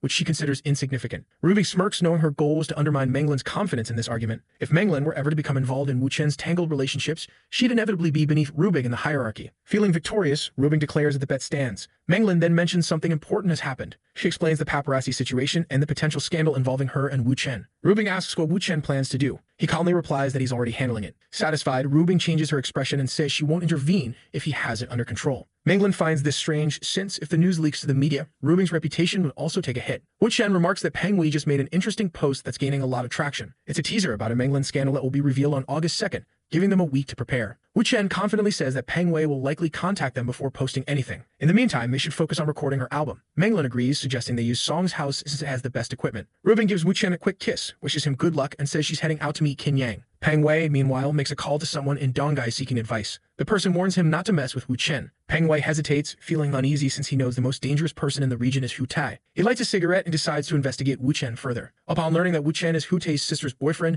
Peng Wei gains confidence, thinking Wu Chen is just a regular boyfriend and nothing to fear. Besides, the photo suggests infidelity, so Wu Chen is probably scared of being exposed. At 6 p.m., Wu Chen receives a call inviting him home for dinner. Saw and Menglan decide to continue recording songs. Elsewhere, Zhu Hong Shouji picks Wu Chen up, saying Rubing sent her. Peng Wei observes and notices Wu Chen's interaction with Zhu Hong, concluding that he's involved with multiple women. He orders his paparazzo to keep following Wu Chen and gather as much material as possible. Wu Chen enters the venue and remarks how full it is of familiar faces. Rubing receives a call informing her of a suspicious photographer near her house. Wu Chen adds that he saw similar individuals at the restaurant earlier. She orders them to detain the paparazzi and bring them to her. Shortly after, both paparazzi are immobilized. Wu Chen says they only need to wait for Peng Wei to call. Rubing asks if Peng Wei is behind everything, and Wu Chen confirms. Peng Wei eventually calls, asking to speak with Wu Chen one-on-one. Wu Chen dismisses the request, saying he's enjoying dinner and isn't interested in leaving. Peng Wei retaliates, calling Wu Chen a gigolo who clings to powerful women and warns that his life will be ruined. Wu Chen doesn't react, and Rubing decides to accompany him to the meeting. However, Wu Chen explains that it's unnecessary. They just need patience. Rubing asks if it's really that simple to control Peng Wei. Wu Chen replies that it depends on how extraordinary the people involved are. The women, curious, smile, eager to hear how they can help. Rubing, sensing a plan, urges him to explain. Wu Chen suggests Qin Yang, Xian Chen, and Xiaoji each give him a kiss. Rubing demands to know her role, only for Wu Chen to ask her to take the photo. She's incredulous, but eventually agrees. The scene unfolds as each woman plants a kiss on different parts of Wu Chen's face. Rubing questions the purpose of the stunt. Wu Chen leans in and whispers his plan to her. The scene shifts to Qin Yuan tea house, where Peng Wei demands Wu Chen release his men. Wu Chen insists that he'll only consider it if Peng Wei shows some sincerity. Peng Wei lays photos on the table and taunts Wu Chen, asking if he wants Rubing to see these pictures. Wu Chen counters, stating there's nothing between him and Menglan. Peng Wei points to the photos, claiming they tell a different story. Wu Chen pulls out his phone and asks if Peng Wei would prefer another kind of story, showing him the photo with all the women kissing him. Peng Wei, assuming Wu Chen is reckless and cheating on Rubing, can't understand why he's so bold. Wu Chen challenges Peng Wei, asking which photo Rubing would prefer to see, the one Peng Wei took or the one on his phone. Before Peng Wei can answer, Wu Chen sends the photo to Rubing. Peng Wei panics, warning Wu Chen about the consequences of exposing himself. Wu Chen ignores him and sends a voice message asking Rubing if she saw the photo he just sent. Peng Wei watches in disbelief at Wu Chen's confidence. Rubing replies, casually asking if Wu Chen means the photos she took with her sisters. Peng Wei is overwhelmed, trying to process how many women are involved in this dynamic. Realizing that Rubing isn't bothered by the pictures, Peng Wei understands he has no leverage. Rubing comments that if there's nothing more to say, she'll hang up as she has other matters to attend to. Wu Chen thanks her, then turns to Peng Wei and firmly states he doesn't like being threatened. Peng Wei, sweating, realizes he underestimated how powerful Wu Chen and his allies are. Acknowledging his miscalculation, Peng Wei offers to compensate Wu Chen for the trouble caused. Wu Chen asks if Peng Wei plans to pay him off with money. Seeing this as an easy solution, Peng Wei agrees and asks Wu Chen to name his price. Wu Chen asked Peng Wei if his company's annual profits exceed 100 million yuan. Peng Wei, already nervous, worries about how much he might be extorted. He quickly denies having that much money. Wu Chen reassures him, saying he won't ask for money because that would be extortion. Now utterly confused, Peng Wei asks what Wu Chen wants. Wu Chen explains that he's been interested in entering the entertainment industry and is looking for a partnership. Realizing Wu Chen doesn't want money or his life, Peng Wei feels relieved. He immediately agrees, saying that if it's a partnership, it's entirely possible. Wu Chen then reveals that he plans to establish his own company and needs 2 favors. Peng Wei, eager to cooperate, assures Wu Chen that even if it's 20 favors, he'll help. The first request is for Peng Wei to apologize to Miss Menglan and compensate her however he sees fit. The second is to provide information on a certain Sheng Long and his connection to Yao Yao, and make it public. Peng Wei knows Sheng Long is extremely famous and holds shares in Hezong Group, which employs Peng Wei. Revealing such a scandal could put Peng Wei's life in danger. At the same time, Peng Wei suspects this is Wu Chen's way of testing his sincerity to gain favor with the Liu family. Considering Wu Chen's connection to the Liu family, Peng Wei agrees to leak the information. Shortly after, Peng Wei confirms that the evidence is sufficient. Wu Chen asks if he can post it this week. Peng Wei assures him it will be live soon. Wu Chen thanks him, saying he won't take up more of his time. An hour and a half later, Menglan arrives. Peng Wei introduces himself, saying it's an honor to meet her. She brushes him off, saying they're all busy people and should get straight to business. Peng Wei bows and swears that nothing like this will ever happen again. Menglan finds it odd that he's so adamant about there not being the next time. She cuts him off, telling him to stop apologizing and get to the point, trying to resolve the Xinglong issue. Peng Wei offers her 30 million yuan. Menglan hesitates, thinking it's a bit low, but agrees to settle the matter quickly. Peng Wei thanks her for being straightforward, but then notices something strange. Menglan is writing him a check for 30 million yuan, assuming that's the price to bury the photos. He quickly clarifies that the 30 million is for her. Menglan, confused, asks why. Peng Wei explains that it was part of the deal he made with Wu Chen, The money is compensation for the psychological distress he caused her. Manglin realizes Wu Chen has already resolved everything and that she's simply here to receive compensation. She asks if Rubing was involved in this plan. Peng Wei denies it, saying he doesn't even know who Rubing is. He only negotiated with Wu Chen. Manglin concludes that Wu Chen didn't even leverage the Liu family's influence, though his connection to them likely played a role. Feeling flustered, she accepts Peng Wei's apology and the money, deciding they'll part ways. For Peng Wei, this is ideal. He doesn't have to pay out of pocket and can put the issue behind him. He stands up, saying it's best if they never meet again. Manglin calls Wu Chen, informing him that she just spoke with Peng Wei. He asks if everything went smoothly, and she confirms it did. However, she invites him to dinner, saying she'd like to discuss something. When they meet, she shares that Peng Wei was acting strangely and admits she's curious about what Wu Chen did. He brushes it off, saying it was nothing major and that the money was just part of the negotiation. Manglin presses further, wanting to know why Peng Wei seems so obedient. Wu Chen winks and replies that it's a complicated topic and suggests they talk about simpler things instead. They shift to discussing music and romantic relationships. Manglin notices how easy and engaging it is to talk with Wu Chen, feeling like the conversation has endless topics. She also realizes that even when Rubing entered her space, she didn't seem overly concerned, which makes Manglin wonder if her actions would even matter. She moves closer and asks if he'd like to play the piano. At first, it seems like a subtle invitation, but she genuinely sits at the piano practicing with focus. After some time, she stands up and praises his compositions, calling them deeply moving. Suddenly, Wu Chen pulls her close. Blushing, she asks if they know each other well enough for this. Without answering, he kisses her passionately. She playfully remarks that it feels like they've known each other forever. He smiles and replies, "Better late than never." The next morning, Manglin wakes up to sunlight streaming through the room. Looking to her side, she immediately knows what happened. She crossed the line with Wu Chen, and now there's no turning back. Already in the bathroom, the poor girl is disappointed in herself, saying she only called him to give him a little kiss, but she lost control. She tells herself that she's become a dirty woman who seduces other people's boyfriends. And at that moment, she remembers Robin asking when she was going to sleep with the boy. And obviously, now she has no idea how she's going to face that woman. What if our guy shows up, saying she woke up early? She's all twisted up, unable to say anything, and he asks what's wrong. She then asks him please not to tell Leo Rubing about what happened. This is the only way she can deal with it. He simply says that Leo Rubing isn't going to ask, so she doesn't have to worry. She was too lazy for that, but maybe she would confront her directly. Manglin is startled at the thought of being confronted. However, she then thinks that maybe it would be easier. She could just lie and say nothing happened, since Robin has no evidence. Wu Chen smiles and asks if she's scared. Man, she gets closer, gives him a little kiss, and says no. What's this? It's already the second round of the intense combat, and she says she's heading back to Shanghai after that afternoon. He wants to know why the rush, and she says it's to finish the album soon. She also mentions that she'll need his help with some parts, to which he replies that he'll meet her in a few days. 3 days later, we're in Rubing's office. With Manglin on the phone, he asks what's going on with this whole business of the music files leaking. She apologizes, saying it's all her fault, but he just wants to know how it happened. Rubing already shows him the posts online. While Manglin says it's spreading too much, she's trying to delete them but can't control it. He asks who she sent the files to. She explains that she recorded numerous versions and sent them to everyone in the company, the music tutors, writers, managers, and even other singers.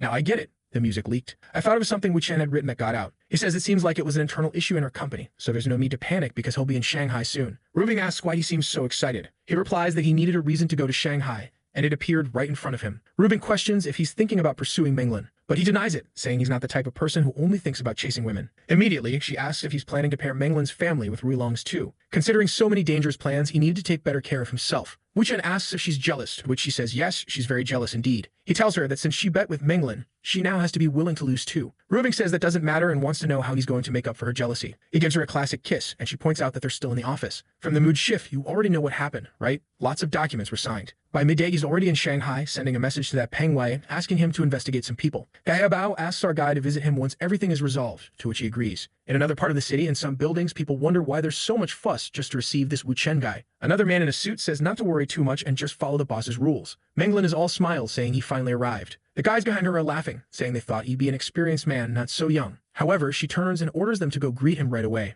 Everyone bows to our guy, who gives them a little wave and says they can talk upstairs. In her office, he asks how the situation is and if she's found anything. She replies that after checking the cameras, there are currently 5 suspects. He compliments her efficiency, but she adds that she hasn't detained anyone yet as they're all relatively famous, which could cause problems. He tells her not to worry as he already knows who the culprit is. On the computer, a man named Su Lei, 31 years old, who worked as an online singer, appears. Right away, Wu Chen says it's this guy and that they should go get him. However, Manglin says she's the one who interviewed this guy when he joined the company, and in 2 years he became a manager, so it's impossible for it to be him. She at least needs to know why our guy is so sure it's him. Wu Chen says it's hard to explain, but they can call the guy and make him confess. Shortly after, Su Lei shows up, asking if the boss is looking for him. Manglin simply says that Professor Chen Wu had some questions for him. With a dumbfounded look, he glances to the side. And right away, Wu Chen tells him that he can either confess voluntarily, or Wu Chen will call someone named Xia Xiaobin to make him talk. The guy starts sweating bullets, and Xiaodi knows this is someone who belongs to a paparazzi club called Magic Cube. Su Lei adjusts his glasses and says he doesn't really understand what Wu Chen is asking. Wu Chen just asks if he's still using the number that ends in 6546,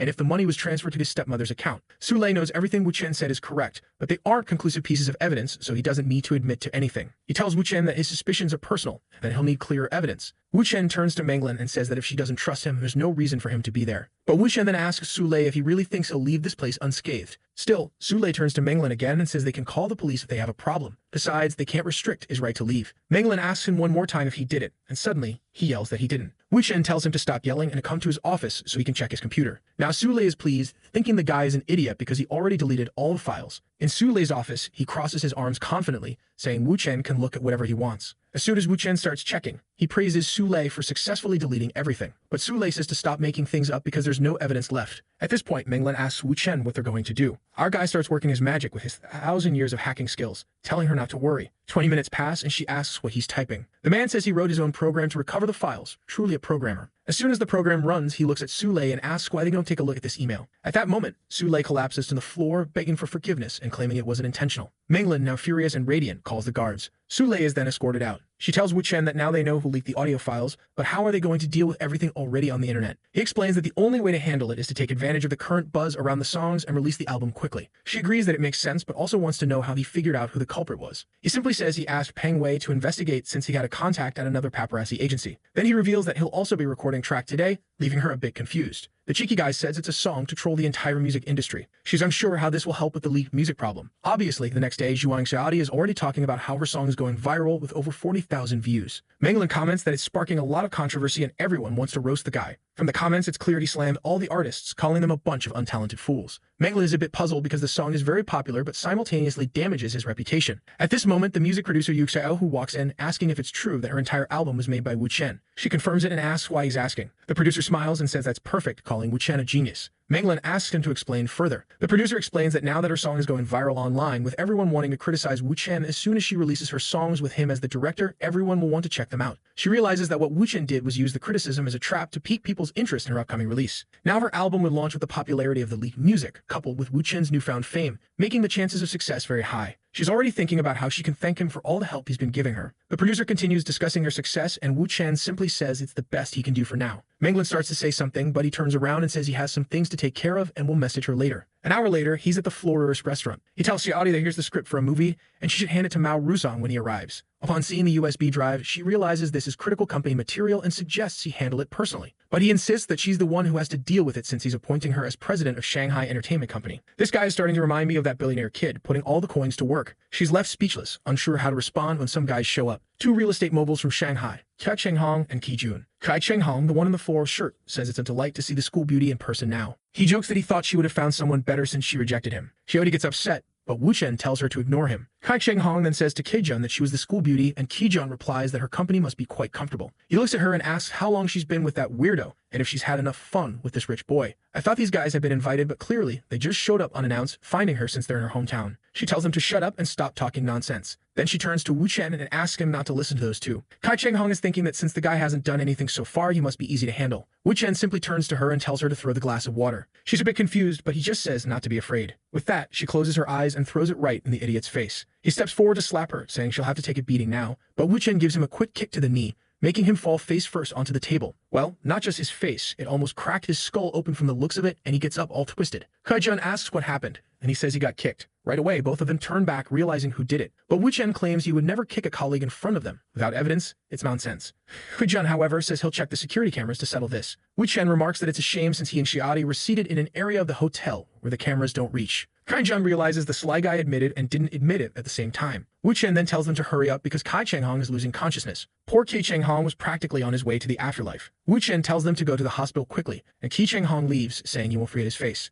Xiaodi tries to hold him back, but he tells her not to worry, they were just two idiots. Still, she's afraid, saying those two are filthy rich and have always been above the law. He doesn't care and says she shouldn't apologize for putting him in danger. Then he kisses her forehead and says he won't let her suffer such injustices anymore. Next time, he tells her to smash a wine bottle over their heads and let him handle the rest. 3 hours later, it seems they've already talked to Mao Rusong. Apparently, the dinner didn't happen at the restaurant, and she offers to help him clean his back. But Wu Chen tells her that she's been working hard too and needs to relax. Getting closer, he says it's time to leave the stress of the past days behind. He receives a message from someone asking for a meeting, and it seems to be Liu Rubing's father. The next day, he tells Xiaodi that she'll undergo training with Mao Rusong, and he'll pick her up in the afternoon. Meanwhile, a bald gangster shows up, saying Wu Chen will either pay with his life or pay in cash. Wu Chen simply notes that he doesn't know who sent them, but he doesn't have time for this today. A stocky guy with spiky hair steps forward to punch him, but Wu Chen easily dodges and counters with a punch to the mouth. The bald guy orders everyone to attack at once, but Wu Chen tells Xiaodi to step back. With that, he delivers a kick to one guy's face, a punch to another's ribs, and an elbow to the last one's stomach. Then the bald man smirks, threatening to kill Xiaodi if Wu Chen moves. But Wu Chen casually takes a phone out of his pocket and throws it,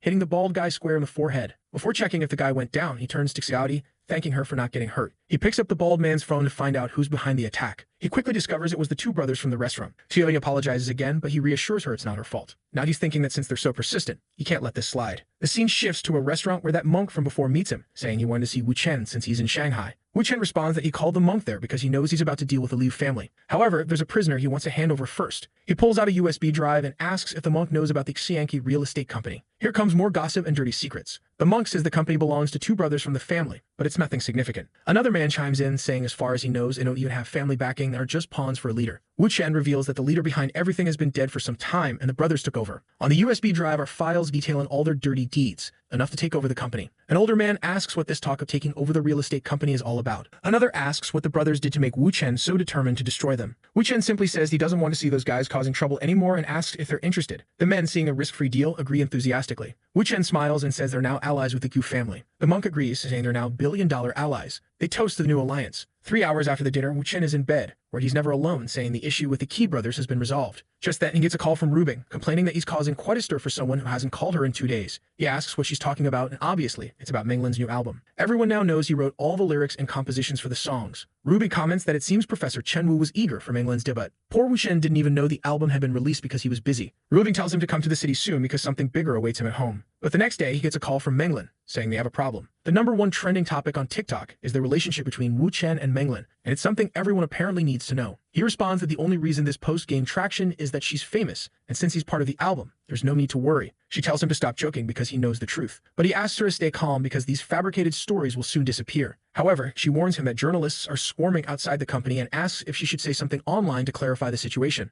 At this point, she's afraid because there's a fake rumor and the actual truth. He tells her to relax and instructs her and the company not to say anything. The most important thing, he says, is to fire the company's public relations assistant, Chungi. She's shocked, and he asks if she won't believe him again. Immediately, she says she does believe him and resolves to fire the responsible parties. He then tells Xiaodi to stay focused on managing the film business because he's heading to Dongai. 3 hours later, we see him returning to the city where King Ying joyfully greets him. He even lifts her into the air and she says she couldn't bear being without him any longer. Rubing is standing nearby thinking King Ying is normal until she sees Wu Chen. Wu Chen asks what's going on for everyone to be gathered there. King Ying leans in and whispers in his ear that she wants to have a child. He looks at her, she stares back, and Rubing winks at him. He replies that it's not feasible because if she gets pregnant, she won't have the energy to manage the company. But King Ying, radiant with determination, says she doesn't care and wants a child. Wu Chen begins to think that their relationship can't go public now, and it will only get harder in the future. Having a child might be a good way to provide her with companionship. He eventually agrees, saying they'll have a child. Then he says it's time to start preparing her body for pregnancy. Rubing comments that King Ying is crazy, and Wu Chen asks if she's not in a rush too. She responds that she's excited, but even more eager to meet his parents. Wu Chen thinks that King Ying's behavior will only make Rubing more competitive. She urges them to hurry, and the scene shifts to the city. Looking at the buildings, Rubing asks if that's where he grew up. He confirms and asks if she doesn't like it. She replies that it's not about not liking it, she just doesn't understand how a place like this produced such an incredible man. He jokes that maybe it's because he's a genius. She grabs his arm, tells him to stop being silly, and insists they go meet his parents. Wu Chen introduces Rubing to his father and mother. I can't even remember if we've seen his parents before. Am I losing it? As soon as they enter, someone knocks on the door. Wu Chen's father answers and asks why the man is there. The man says he has something to report. It turns out he works for Liu Rubing and calls her Boss Liu. This confuses Wu Chen's father, who wonders why the man is addressing his son's girlfriend as boss. The man enters the room and introduces himself as Shengyi from a chemical group. He notices Wu Chen standing nearby and asks about their relationship. Rubing replies that he's her boyfriend. Wu Chen's father tells them to stop standing around and sit down. Shengyi leans in and tells Wu Chen's father that his son is incredibly lucky, barely out of school and already dating a billionaire Harris. The father had no idea Rubing was so wealthy. He asks Shengyi to explain, and the man reveals that she owns a cosmetics company valued at nearly $3 billion. Now Wu Chen's father wants to know how his son managed to land such a woman. Wu Chen's mother asks what the two are doing and tells them to sit down. However, Shengyi says it's a family dinner, so he'll take his leave. The mother instructs the younger family members to serve Rubing some vegetables, and Rubing says they're delicious. The father mentions that it's her first time visiting, and he's very happy to have her there. But he adds that, considering she runs such a big company, he worries his son might only get in the way. Without hesitation, Rubing announces that she's pregnant. The parents are shocked, and the mother asks how long. Rubing says she only recently found out it's been 20 days. The father asks Wu Chen if he doesn't know how to be happy responsibly. Rubing interjects saying it wasn't about being careless, it was her decision. At 27, she already had a successful company and was eager to start a family. Wu Chen had initially resisted, feeling he was too young. The father slams the table, saying his son is lucky enough to marry a billionaire and has the nerve to hesitate. The mother reassures Ru Bing that if Wu Chen causes any trouble, she'll deal with him herself. Later that night, Ru Bing apologizes to Wu Chen for mentioning a pregnancy that hasn't even happened yet. He says it's fine, they'll just implement the plan. She warns him that his life will get harder since King Ying also wants a child. He pulls her close, telling her not to worry. He can handle it. She then starts naming all of her competitor friends. He tells her she's paying too much attention to details and says it's time for her punishment. The next day, Chief Tang calls Wu Chen, informing him that Mao Rusong had an accident. Mao Rusong, the film industry guy, was hit by a truck running a red light while crossing on green. Jingbin suspects it was the Qi brothers, but Wu Chen doubts they have the guts. He then asks them to hold everyone back and make sure no one does anything while he figures out who's behind this. All he needs are the surveillance camera recordings of the incident, and Jingbin tells him to give it 30 minutes, and they'll have it ready. 30 minutes later, he already knows it's someone named Kei Lianpeng from Shanghai. Everybody asks how he's so sure since there are plenty of people who'd want to take down Mao Rusong. He explains that at the time of the accident, 80% of the cars on the street belong to a group connected to Lianpeng. She questions how he knows this, and he responds that he's like an encyclopedia. Knowing which cars belong to which groups isn't that hard. Wu Chen then calls Gu Ruibo and asks him to check the calls Lianpeng made before and after the accident. Gu Ruibo simply replies that he'll handle it. By midday in Shanghai, Gu Ruibo is there not smoking a cigarette while a beaten man lies on the ground begging for forgiveness for acting against Mao Rusong. The blonde guy is only thinking that Wu Chen was right. It was Lianpeng's doing. He drops his cigarette to the ground and orders them to keep beating the man. What happens to Mao Rusong will determine how they proceed. Sometime later, Wu Chen is speeding down the highway in his Ferrari. Ru Bing wants to know if he's heading back to Shanghai because of Menglin. He simply tells her to answer the call,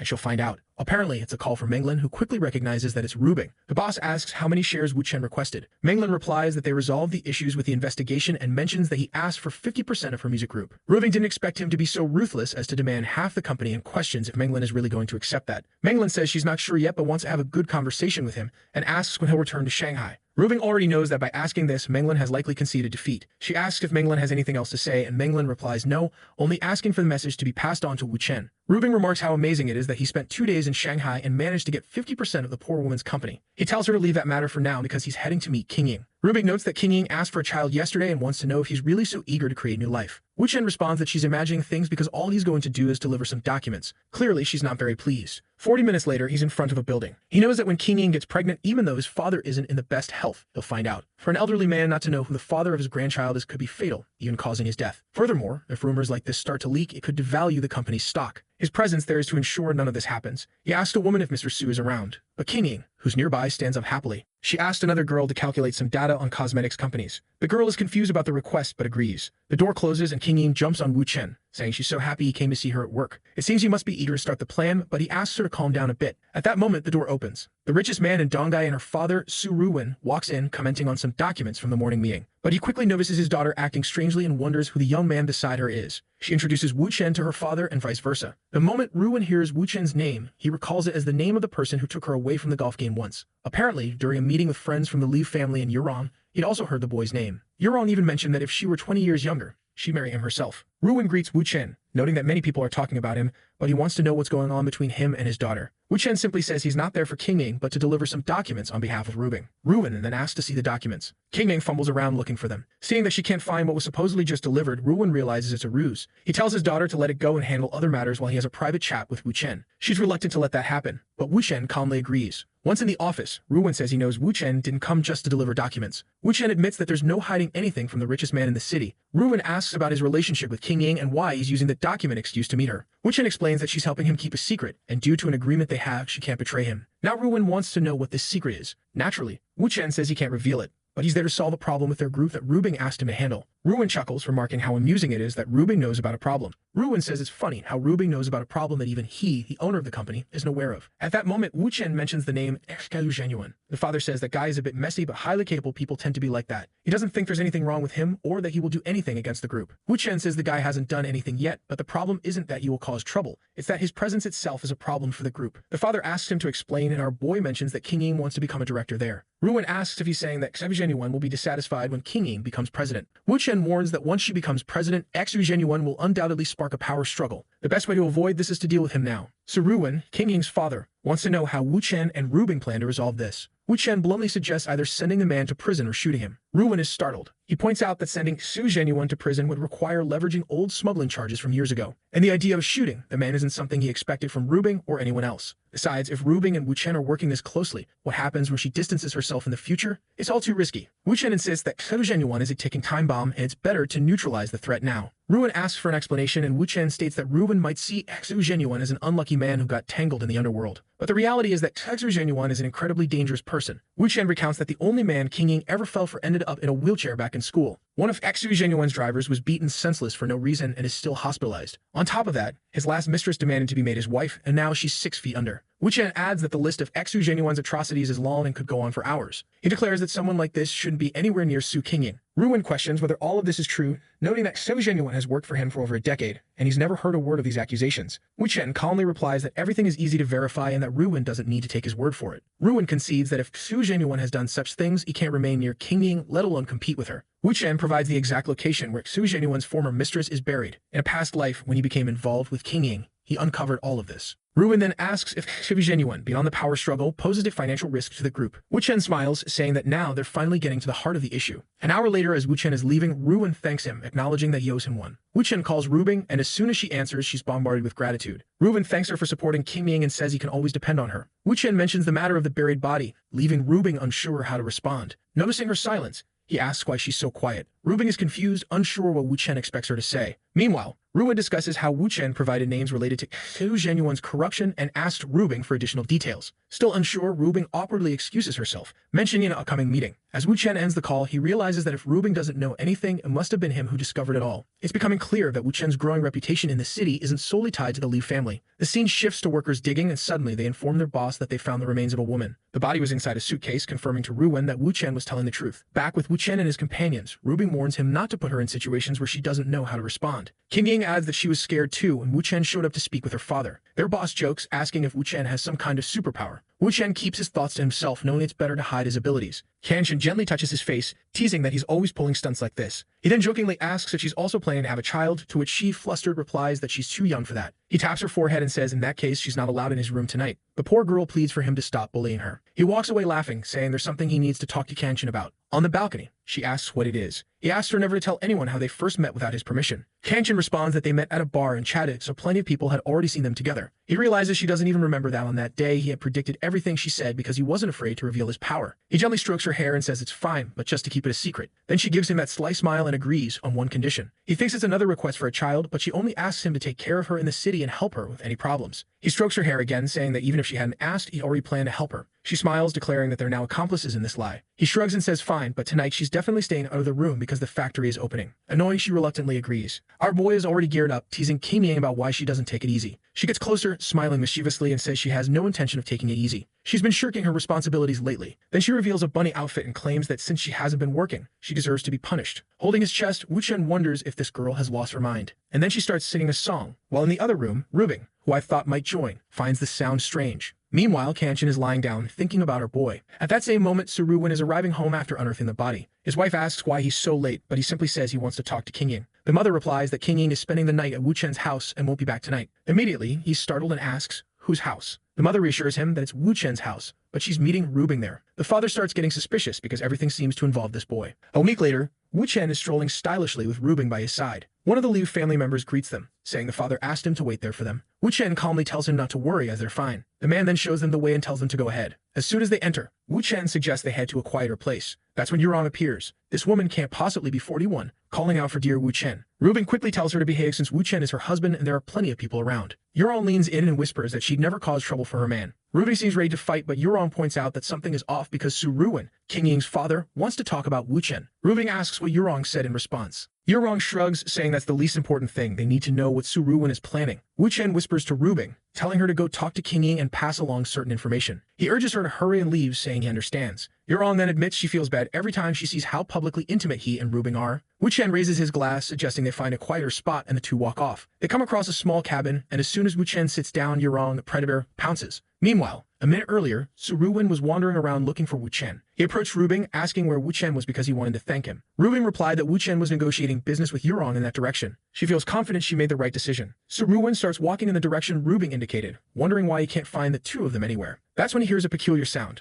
Turning to the side, he witnesses a deadly scene. He immediately remembers Yurong once saying she'd marry Wu Chen if she were 20 years younger. Not to mention, the relationships surrounding this boy are getting way too complicated, and he can't fathom why two such extraordinary women are interested in him. Yurong hears something nearby and stands up to check, but Wu Chen manages to hide in time. Apparently, he did this on purpose, ensuring that Su Ruwen would find out. Su Ruwen walks away, puzzled as to how Yurong could have fallen for a man 20 years younger who was already dating someone else. If a scandal like this were exposed, the high society of the city would be thrown into chaos. He didn't expect that Yurong's statement about marrying someone 20 years younger was actually true, especially with Rubing involved in all of this. That's when he recalls that his own daughter, Qingying, is secretly helping Wu Chen, making him wonder if there's something between them too. Suddenly, the three women, Rubing, Qingying, and Yurong, show up calling for him. Rubing asks if he found Wu Chen. He lies, saying he tried his best but couldn't locate him. Rubing replies that it's fine and says she'll just call her husband. Meanwhile, some people are checking social media and discover that a group in Shanghai has been arrested for hiring assassins. Kim Yang asks what's going on, and Rubing explains that the two key brothers were people who mess with Wu Chen. At that moment, Wu Chen walks in, asking what the current topic of discussion is. Seeing Su Ruwen, Wu Chen greets him, and Su Ruwen, smiling awkwardly, says he was looking for him earlier but now wants to speak with him alone. They end up discussing the matter of the buried body and related events.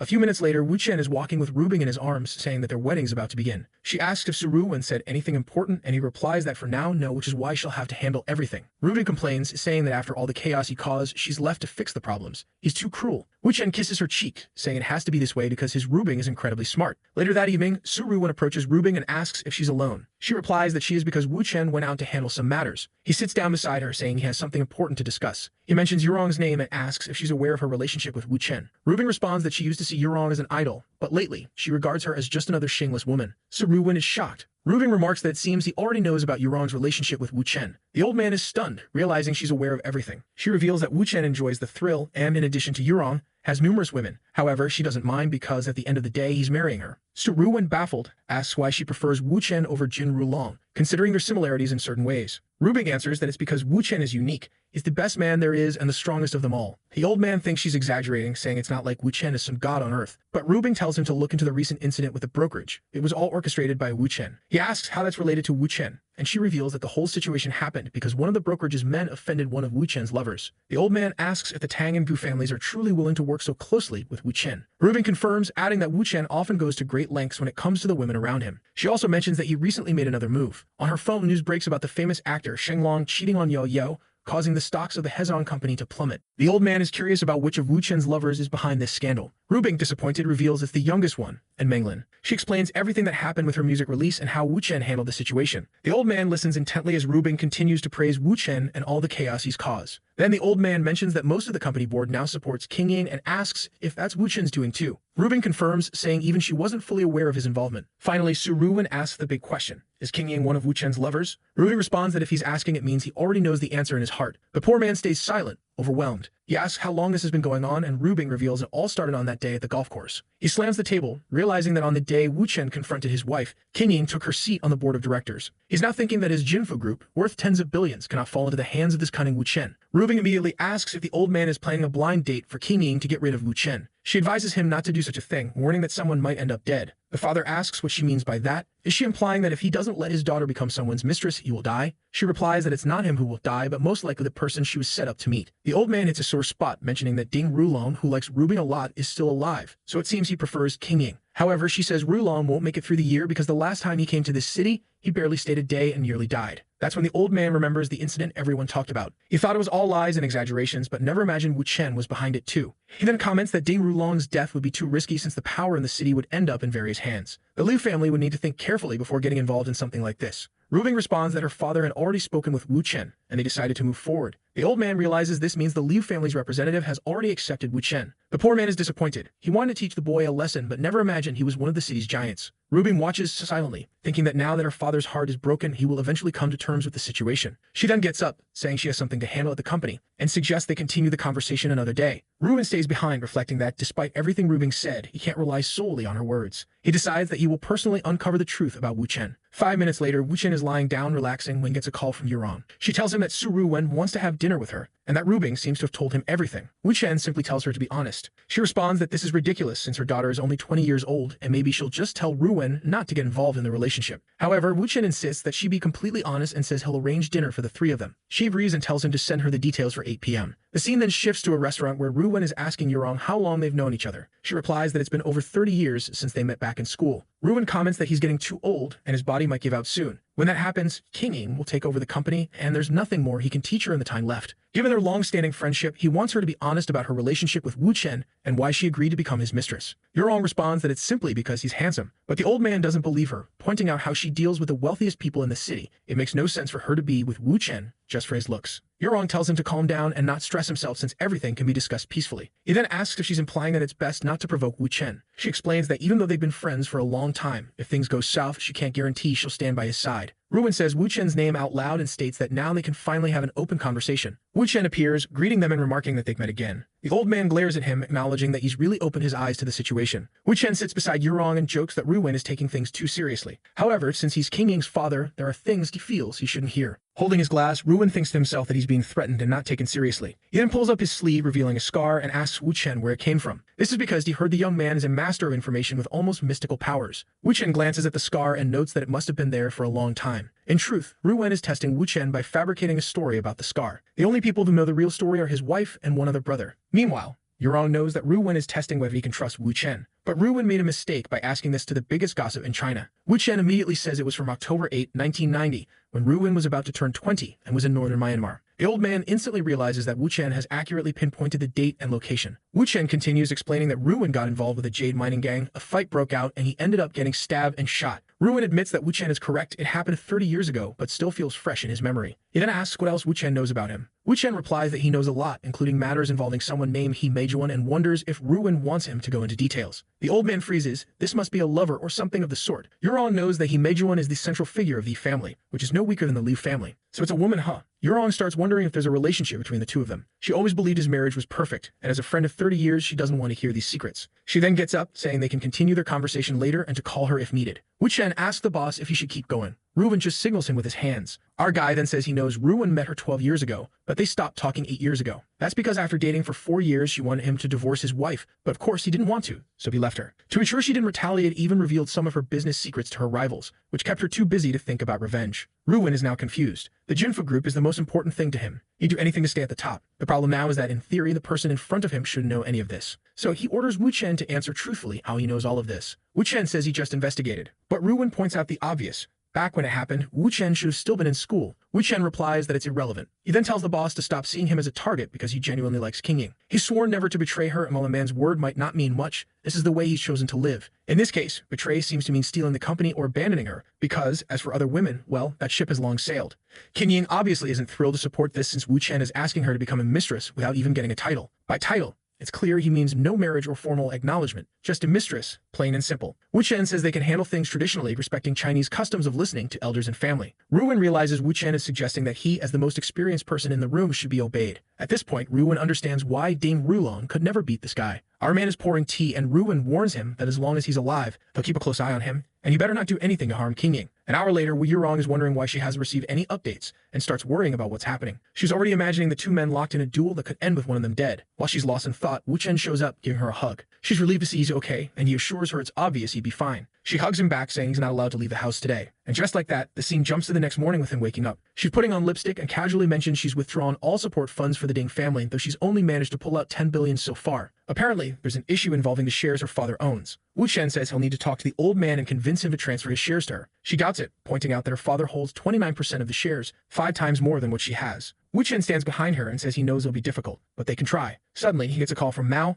asking what's going on. Mao reveals that Ding Rulong has found out He Xixing and He Xingsen are her daughters, that they're no longer in the city, and that he's searching for them. Wu Chen says he understands and will take care of it. He leaves saying he has something to handle. An hour later, he meets He Shi King, who asks if it's drawing time today. But he tells her no, today is a moving day. His daughter gets excited, saying she'll pack her things right away. At this point, He Xingsen shows up, asking if the issue is with that person. He confirms it is. He explains that since that person is looking for her everywhere, it's only a matter of time before someone shows up here. That's why he's going to place her somewhere she can't be found. Nervously, she asks where that would be. And our guy reveals that, well, it's at Rubing's house. She blushes at the thought, realizing she'd get to see him every day if she moves there. Right then, she gets a call. Wu Chen asks if it's from Ding Rulong and tells her not to be afraid and to answer. She picks up and immediately asks what he wants. He yells, demanding to know where she is and where she's taking Xingsen. Wu Chen tells her to tell the truth, and she says she's in Donghai City. Ding Rulong curses her out and asks who she's with there, but she responds that they broke up over a decade ago, so it doesn't matter who she's with. He screams at her, telling her to return to Shanghai now or he'll send someone to kill whoever she's with. Now she's scared and falls silent, but Wu Chen hugs her, saying he's nearby and she doesn't need to be afraid. She replies that she hasn't had enough fun in Shanghai and won't return. As soon as she hangs up, Ding Rulong slams his phone on the table, vowing to find that bastard and skin him alive. Wu Chen holds her in his arms, reassuring her that he's ensured she has a long life to enjoy and won't let Ding Rulong ruin it. With tears in her eyes, she gives him a small kiss to thank him. Our boy pulls out his phone. Was he about to take a picture? She asks him what he's doing. He replies that Ding Rulong is pretty angry, so it's time to add a little more fuel to the fire. She smirks and suggests that if they're going to stir things up, why not take it a step further? Wu Chen, however, points out that her daughter is home, so there's no need for them to express themselves too much. 3 hours later, it's time for the meeting with the double agent working for Ding Rulong. The agent informs Wu Chen that he was ordered to keep tabs on He Shixing and He Xingxin and asks what Wu Chen is planning. Wu Chen reveals that, coincidentally, he's here to discuss that same issue. He hands the agent a few photos, asking him to deliver them to Ding Rulong, saying they were discovered. The agent, confused, asks why Wu Chen is making his job so easy. Wu Chen explains that it's a great way for him to earn more of Ding Rulong's trust and stay in his good graces. Excited, the agent agrees to do as Wu Chen asks. The scene cuts to Ding Rulong holding the photos, enraged, convinced that Wu Chen is once again messing with his women. The man crushes the photos in his fist, his pupils burning with fury, and vows that Wu Chen's entire family will pay. Meanwhile, Wu Chen tells Rubing that Ding Rulong will soon receive the photos of him and He Shixing, which will likely prompt him to call her. Rubing warns that he's leaked this information too soon, putting her in danger. Wu Chen counters, saying it's the perfect chance since Ding Rulong will act impulsively. She asks if he's certain, and he replies that everything now depends on her. She was the one who made Ding Rulong let his guard down, and she's also the one who can destabilize him the most. Rubing sarcastically notes that she's already had to deal with King Ying's father,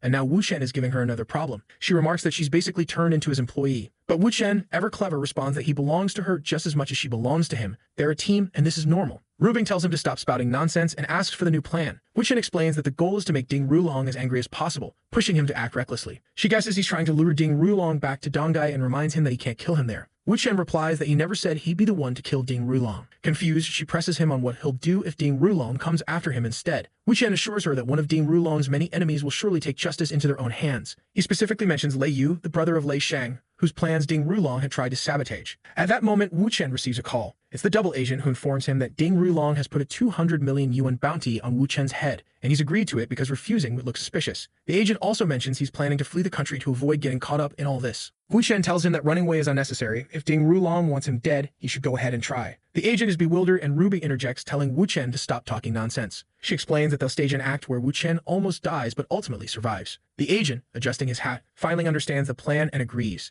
Instead of relying on the double agent for the act, Wu Chen suggests Rubing hire a professional assassin discreetly and not tell anyone about it. She refuses, unwilling to risk his safety. Wu Chen urges her to trust his skills, but she insists on 100% certainty before agreeing. He compromises, suggesting that Hubei assists her in the plan. This will all unfold when he returns to Shanghai, but for now, he advises her to behave herself. The scene shifts to a mansion. Standing before it, Wu Chen remarks that it's time to fulfill the promise he made to Yurong. Inside, an older man is playing chess. Wu Weidong, Yurong's father and the man who raised her. As Wu Chen introduces himself, Weidong remarks that he's been hearing a lot about Wu Chen in Dongai and demands to know his relationship with Yurong. Wu Chen responds that his relationship with Yurong is exactly what the rumors suggest. Weidong's expression shifts and he asks why Wu Chen is there. Wu Chen explains that Yurong didn't want him to talk about these matters, but given how many people are involved, he thought it best to bring it up. Weidong comments on Wu Chen's arrogance for his age but tells him to continue. Apparently, Wu Chen recounts the entire saga involving Ding Rulong, the Liu and Gu families, and the chaotic entanglements of the story. 20 minutes later, though it seems like it should have taken 3 hours, Weidong remarks that Yurong didn't tell him any of these details and asks why Wu Chen is sharing them now. Wu Chen says he's doing it out of respect for the senior of the Wu family and also to request that he transfer all his shares to Yurong. Weidong asks if Wu Chen has lost control of Rubing and is now trying to manipulate someone else. Wu Chen asks him to choose his words carefully, asserting that he's not manipulating Yurong. Weidong then questions whether Wu Chen, after playing around with the Liu family's daughter, intends to marry Yurong. Wu Chen says he wouldn't go that far, their relationship is built on love and respect. He explains that he's asking for the shares to be transferred to Yurong because she's about to execute a major plan and he wants to help her succeed. He points out that Weidong must know she has 2 brothers who secretly work against her. If they were to join forces in a critical moment, it could sabotage her plan. That's why she needs the shares to strengthen her position. Weidong agrees, acknowledging that Wu Chen is right. At this stage in his life, he's more concerned about his daughter's well-being than the family business. The matter seems resolved quickly. An hour passes. When I saw the chessboard, I thought our boy was going to challenge the old man to a match, humiliating him, of course. Suddenly, Menglin bursts in, happy to see Wu Chen finally arrived. Wu Chen approaches her, asking what happened. She explains that the Hezong group is retaliating over the Shenlong scandal, something about leaked affairs involving a famous actor. Apparently, one of the artists Menglan managed jumped from a building. The pressure from the Hejong group is intense, but Wu Chen reassures her that she shouldn't blame herself. He then asks about her group's next move, or more specifically, how her father plans to respond. Menglan says her father told her to talk with Peng Wei, so she assumes they've already reached a contract with Hejong to avoid further conflict. Wu Chen thinks her father is making a mistake by signing a peace agreement so early in the fight. He adds that her father also needs to be dragged into this broader conflict with Ding Rulong. Touching her shoulder, he tells her not to worry. He already has a plan. If her father calls again, she should say her partner refuses to let her be humiliated by Hejong group. Menglan, however, is worried that more artists might die because of this. Wu Chen assures her that the death was an isolated incident caused by the artist's sensitivity. It wasn't her fault, and it won't happen again. 1 hour later, in a district of Dongbu, Shanghai, a woman, presumably Shang Yunlu's companion, asks if he always takes this long. Shang Yunlu, head of the Hejong group, dismisses her impatience, but his phone rings and he's already irritated by the interruption. When he answers, the caller accuses him of sleeping with his boss's wife, saying he must have a death wish. Shang Yunlu is startled, demanding to know who's speaking. The woman overhears this and becomes terrified as well. The caller reveals his name, Wu Chen. He hasn't told Shang Yunlu's superior yet, but he's giving him a chance to resolve this quietly. Wu Chen instructs Shang Yunlu to come to Shanghai immediately, otherwise Peng Wei will publicly announce everything. Meanwhile, Peng Wei is nearby, thrilled that Wu Chen plans to use this scandal to cover up the artist's death. On the phone, Wu Chen reminds Shang Yunlu how quickly news spreads these days. Terrified, Shang Yunlu agrees to leave immediately and asks for the address. The scene shifts to Menglan's father, Huigo. Seriously, the story has introduced more waifu dads than any other. Huigo wonders who this partner of his daughter's is, the one escalating the situation instead of following his orders. Half an hour later, Wu Chen notices Menglan looking uneasy and asks what's wrong. Menglan says her father is on his way to Shanghai and seems furious about what Wu Chen is doing. Wu Chen shrugs it off, saying that was expected since they ignored his instructions and escalated the conflict. He reassures her that he'll explain everything to her father face to face. Nervously, she asks if he's also going to tell her father about their intimate relationship. Wu Chen grins and says he'll tell him everything. Menglan immediately imagines herself kneeling in front of Rubing, begging for forgiveness, and is certain she doesn't want that to happen. Wu Chen tells her not to worry and stop overthinking. Turning to Peng Wei, he says it's time to meet Shang Yunlu. 2 hours later, they're face-to-face with Shang Yunlu, exchanging greetings.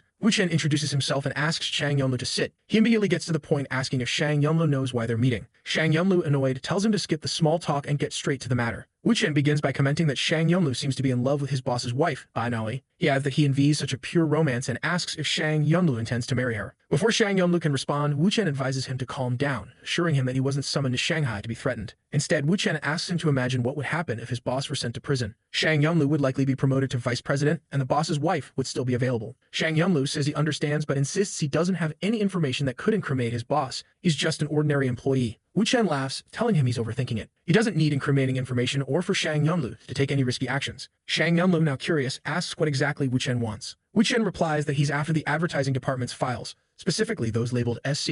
Shang Yunlu immediately realizes Wu Chen is asking for all the scandal records the company has been involved in. Wu Chen stands confidently saying that yes, he wants Shang Yunlu to delete everything after retrieving the files, ensuring the Hejong group crumbles when the war begins with their leader landing in prison. Shang Yunlu hesitates, admitting he's not tech-savvy and fears being discovered if he deletes the files. Wu Chen reassures him that he's already prepared a program that will erase everything without leaving a trace. All Shang Yunlu needs to do is run the program on the company computer, input the folder name, and press enter. Shang Yunlu finds it simple, but raises concerns about possible backups. Wu Chen smirks, explaining that those backups are stored in a safe at the boss's house. Shang Yunlu panics, saying it's impossible to access the office, let alone the safe. Wu Chen points out the obvious advantage of his affair with the boss's wife. Realizing Wu Chen plans to involve her too, Shang Yunlu hesitates. Wu Chen's expression hardens, reminding him that this isn't some romantic drama and asking if he's in or out. Shang Yunlu, pressured, agrees and immediately calls the boss's wife. She reluctantly agrees to help but says she doesn't know the safe's password. If there's one thing Wu Chen knows though, it's how to crack any safe. He gives her detailed instructions, how to turn the dial and when to input the code, which combines a sequence of movements and numbers. After following the steps, the safe finally opens. Holding the cash and USB drives from the safe, she asks what to do next. Wu Chen instructs her to take a photo of everything, plug in the USB drive somewhere to delete the backups, and then destroy the evidence. Shortly after, Wu Chen declares that everything is settled and Shang Yunlu can leave. Shang Yunlu nods, but Wu Chen informs him that they'll have another meeting tomorrow. Meanwhile, elsewhere in the city, Menglan questions why her father, Huigo, arrived so suddenly. Huigo brushes off the question, demanding to know where this partner of hers is and instructing her to call Peng Wei as well. Menglan protests, reminding him that he promised not to interfere with her music career. Her father counters, saying the situation changed when he discovered 50% of the company's shares were transferred to someone else. Feeling cornered, Menglan nervously explains that the shares were given to support a genius. Huigo orders her to bring the so-called genius to him immediately. She reluctantly calls Wu Chen, warning him that her father is furious and wants to meet him. Wu Chen calmly replies that he didn't expect Huigo to be so impatient, but he's on his way. Half an hour later, Wu Chen enters the room and introduces himself as Wu Chen, her partner in music. Huigo greets him sarcastically, referring to him as a genius. Wu Chen downplays the label, saying it's an exaggeration and that he's nothing special. Huigo challenges him, asking if his reputation is fake. Manglin, watching nervously, notices that the conversation isn't going well. Wu Chen clarifies that his reputation isn't fake but tries to keep things humble. Huigo presses him further, asking if he's implying he's exceptionally talented. Wu Chen smirks and boldly admits that he's talented enough to become famous whenever he wants. Huigo stares at him for a moment before bursting into laughter, saying that among all the arrogant young men he's met, Wu Chen at least has courage. He then asks Wu Chen if his talent guarantees lasting popularity. Wu Chen calmly replies that he doesn't aspire to eternal fame as music is just a hobby for him. He emphasizes that he's not here to discuss his career. Turning to Manglin, Wu Chen gestures for her to come closer. Confused, Huigo wonders why his daughter is suddenly acting so shy and obedient. Wu Chen takes her hand and declares that he and Manglin will be together for the rest of their lives. Huigo nearly explodes, demanding an explanation. He confronts Wu Chen, saying he's heard rumors that Wu Chen is involved with another woman. Wu Chen candidly confirms, admitting that he's in a relationship with Leah Rubing, the eldest daughter of the Liu family. Enraged, Huigo scolds Manglin, asking what trick Wu Chen used to deceive her. Manglin tries to explain, but Huigo silences her, vowing to deal with Wu Chen himself. Wu Chen steps forward, calmly announcing that he and Manglin are officially dating. He also mentions that he's about to marry Rubing, but Manglin doesn't mind. Huigo clenches his fists, furious, and demands to know how Manglin could agree to be this man's mistress. Shockingly, Manglin admits it's true, saying Wu Chen treats her well and that they love each other. Huigo lashes out, saying he never imagined his daughter could do something so foolish for love in 20 years. He declares that no matter how talented Wu Chen is, he won't allow the relationship to continue. Wu Chen, unfazed, warns Huigo to tone down his aggression or he'll regret it. Huigo laughs, calling Wu Chen crazy, saying there's no way he regrets stopping his daughter from becoming a mistress. Grabbing Manglin by the arm, Huigo says they're going home and she'll never see Wu Chen again. As they leave, Wu Chen remarks that Huigo's daughter will still be involved with him, and that's why he's prepared his special engagement gift. Huigo pauses, demanding to know what Wu Chen means. Wu Chen cryptically mentions that the golden era of the Hong Kong market has come to an end. Huigo's family was in crisis because the entertainment industry was no longer as strong as it used to be. In addition, they had lost a significant market share to the Hezhong Media Group, worsening their situation even further. Huigo, impatient, asked Wu Chen to get straight to the point. Wu Chen then revealed that the engagement gift was 100 billion yuan. Huigo laughed, saying that such an amount could only be amassed after 3 generations of success, so it was obvious Wu Chen was bluffing. Wu Chen, however, warned him to consider the capital associated with Hezhong Media. If the two groups united, they would likely monopolize the entire Chinese entertainment industry. On the other hand, if this union didn't happen, the groups would end up exposing each other's secrets, which would only devalue the market for everyone. Huigo realized that Wu Chen had some scheme brewing behind the scenes. At that moment, Wu Chen snapped his fingers and called Peng Wei to enter. Peng Wei appeared, accompanied by Shang Yunlu, who walked in hesitantly. Wu Chen introduced Shang Yunlu as someone working for Hezhong, but now handling matters for him. Then Wu Chen handed some documents to Huigo and asked him to take a look. As Huigo examined the papers, he realized they contained detailed information about the entire entertainment industry. Huigo commented that he appreciated the investigation, but that Wu Chen was naive if he thought Hezhong didn't already have these files. At that moment, Wu Chen revealed that he had already copied all the information and deleted the original sources, leaving Hezhong without access. He explained that when the advertising war began and Hezhong was defeated, the plan was to make Manglin the new leader of the entire industry. Huigo, exhausted, stood up and began to leave the room, saying he was tired of the conversation and that everyone there was insane. He said he would give them 1 day to figure out whatever they needed to. Manglin, distraught, began to cry. Later that night, Manglin told Wu Chen that it would be their last night together. Before Wu Chen could respond, Manglin had already made her move, leaving him speechless. After playing all night, she wakes up in the morning crying, asking what they're going to do in the future. The argument between him and her father didn't end well, and he promised he'd only wait 1 day. However, the rascal says not to worry, that with him around, things only go wrong if the sky falls. In a tight hug, he says the argument was actually good since he presented a lot of evidence about the spy, and now her father knows very well what he's going to do. However, the poor girl is crying desperately, saying she doesn't think her father will see things from that perspective. But Wu Chen keeps thinking that he still has an entire day to convince him and someone's going to help with that. Shortly after, he's already putting on a stylish suit, saying he has something to take care of and will come back later to be with her. The kid thinks he's turned into Sherlock Holmes and asks her if he looks good in this outfit. Man, the girl is cold and says she's not in the mood to comment on it, but he tells her that tonight they're going to watch the stars together. She tells him to stop being ridiculous and to come back soon. With that, our boy leaves. And exhausted after playing Fortnite all night, she says everything will end when this particular night arrives. She can send a message to our boy saying she'll love him forever. Half an hour later, the whole city is talking about how Queen Manglin confessed her feelings. They want to know who the lucky guy is that became her boyfriend. Ruving is already facepalming, asking if she really wants to stoop so low. King Ying says Manglin is brave and Yurong finds it quite interesting, doesn't she? That one's already eager to toy with the next one. Meanwhile, Peng Wei is asking our boy if they're going to be affected by what she did. Our boy walks into the room saying not to worry about those old guys because they don't care about the entertainment industry. As soon as he enters, the head of the Liu family says the 4 people sitting there aren't strangers, so no formalities. Our boy should get straight to the point. The guy sitting next to Tang Jingbin, who is Manglin's father, has no idea why he's there. Our boy pulls out some documents and says he wants to make Manglin the owner of Rozon Media. The Su family from Su Qingying is also involved, and since the head is sick, he wanted the uncles to take a look at the plan. He then turns to Manglin's father and asks if Mr. N has any questions. Mr. N wants to think Wu Chen is going crazy, but if he were really crazy, he wouldn't have managed to gather so many important people in this room. Rubing's father takes a look at the contract and sees it. It involves the families of Li Rubing, our dear Tang Qingying, the lovely Gu Yuron,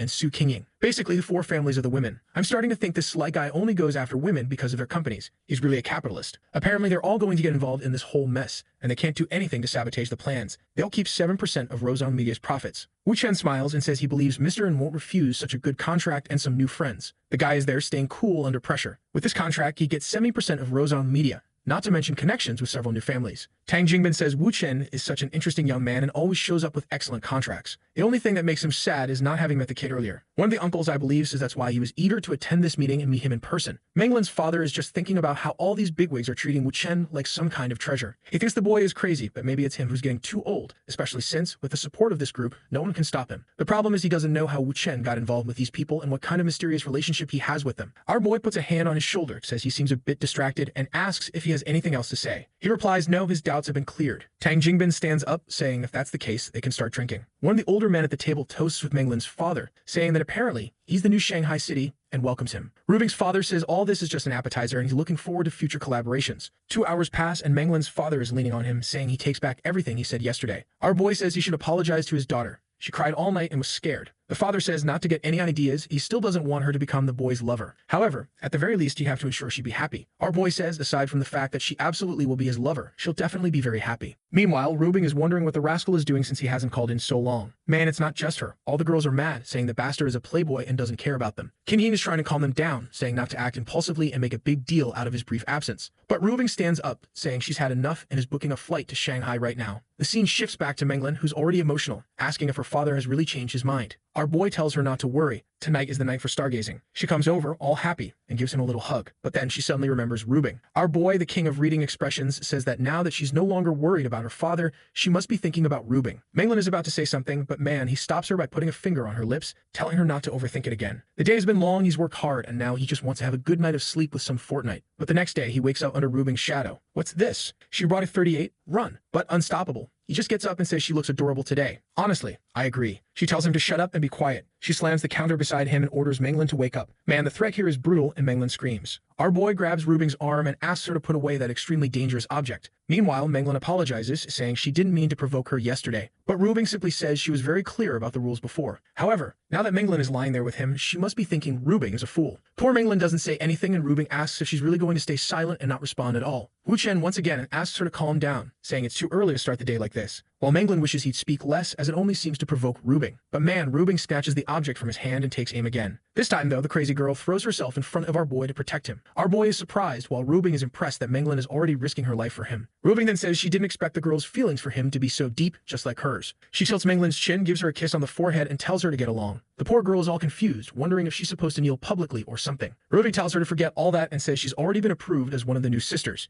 Manglin is emotional, all happy, now officially part of the boys' group. At this moment, our boy says that because of Manglin's post on social media yesterday, there are a ton of paparazzi. He asks Rubing for help dealing with it. She's upset, saying the bastard always uses her to clean up the messes from his games. The rascal winks and says, unfortunately, there are some things she's the best at. 10 minutes later in a hotel lobby, everyone sees our boy walking with Rubing. People know that, in theory, she should be involved with the young master of the Ding family. But here she is, kind of flustered and queasy. The reporters are already saying that clearly in the morning bulletin the pregnancy is worth taking a picture of right now. Meanwhile, Jing is just thinking that, at least, this will ensure Manglin stays calm. Shortly after in the car, he says that since Rubing came to Shanghai, she might as well accompany him to Hong Kong in the coming days. He explains that before, Ding Rulong was trying to win over Manglin's family. But now that they've joined his group, their target will shift to the Bao family in Hong Kong, and of course he's going there to finish the guy off once again. It's hard to believe there's going to be yet another woman Ding Rulong likes, only for him to lose her again. Poor guy, I'm starting to feel bad for him. Our boy says he'd rather handle things alone, but this time he'd like Laura's sweetheart to come along. Rubing responds that obviously they're going together. 2 days pass, and there's already a cheerful girl greeting Wu Chen. He introduces her to Rubing as Sioneo Yuzhao, an old friend of his from a long time ago. The girl thanks Rubing for the chance to meet her and asks if they can be friends. Rubing, however, says they're supposed to be there to deal with Ding Rulong. So what are they doing in this house of honest work? By the kind of letters exchanged among the women, you already know this workplace offers,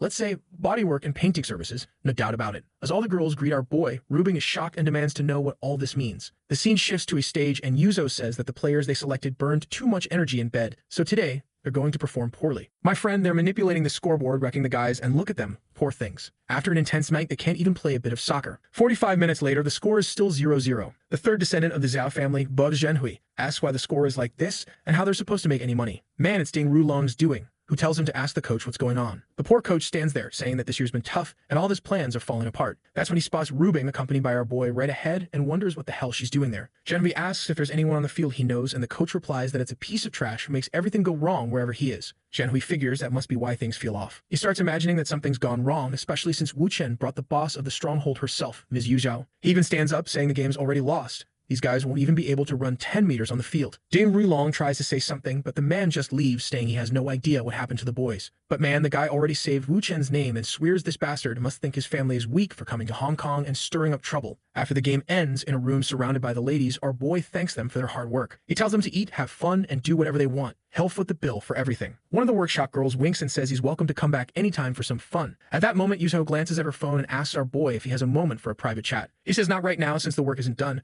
but she replies that it can't wait. She leans in close and whispers something in his ear, while Rubing wonders what's wrong with this woman. She gains nothing by doing this in front of her, so does that mean she and Wu Chen have something going on too? Later, as they're leaving, Rubing tells our boy that he and that woman seemed a bit too close. But Wu Chen tells her to stay behind because for now, they have more important things to deal with. Man, he's got some bodyguards, but there's also a gang coming straight at them. Our boy shields Rubing as a fight breaks out, and apparently he brought guys who work for Peng Wei. Rubing asks how long Peng's friends have been here. Wu Chen explains that the powerful people in Hong Kong were planning to start a gang fight against the Liu family to create a headline and ruin their name. That's why he brought Peng Wei, who's from Hong Kong, so if a headline does come out, it'll just be about local gang-on-gang violence and won't involve the Liu family. She asks if that's what the woman was talking about earlier. He says no, she was interested in exactly what Rubing is thinking, but he's not looking to get involved with her. Rubing replies that it's strange, it's the first time she's seen Wu Chen not want to get involved with a beautiful woman. He says the girl's smart, but since she's a foreigner, if there's ever a war between their countries, he'd have to stand against her. That's the most ridiculous excuse I've ever heard. Just admit it, Wu Chen. Not because she's a body shop worker. Rubing, surprised, says she was wrong to feel jealous and that she's learned a bit more about him. She gets closer, saying he deserves a reward and gives him a little kiss. The next day, they're already at the Bao family's place.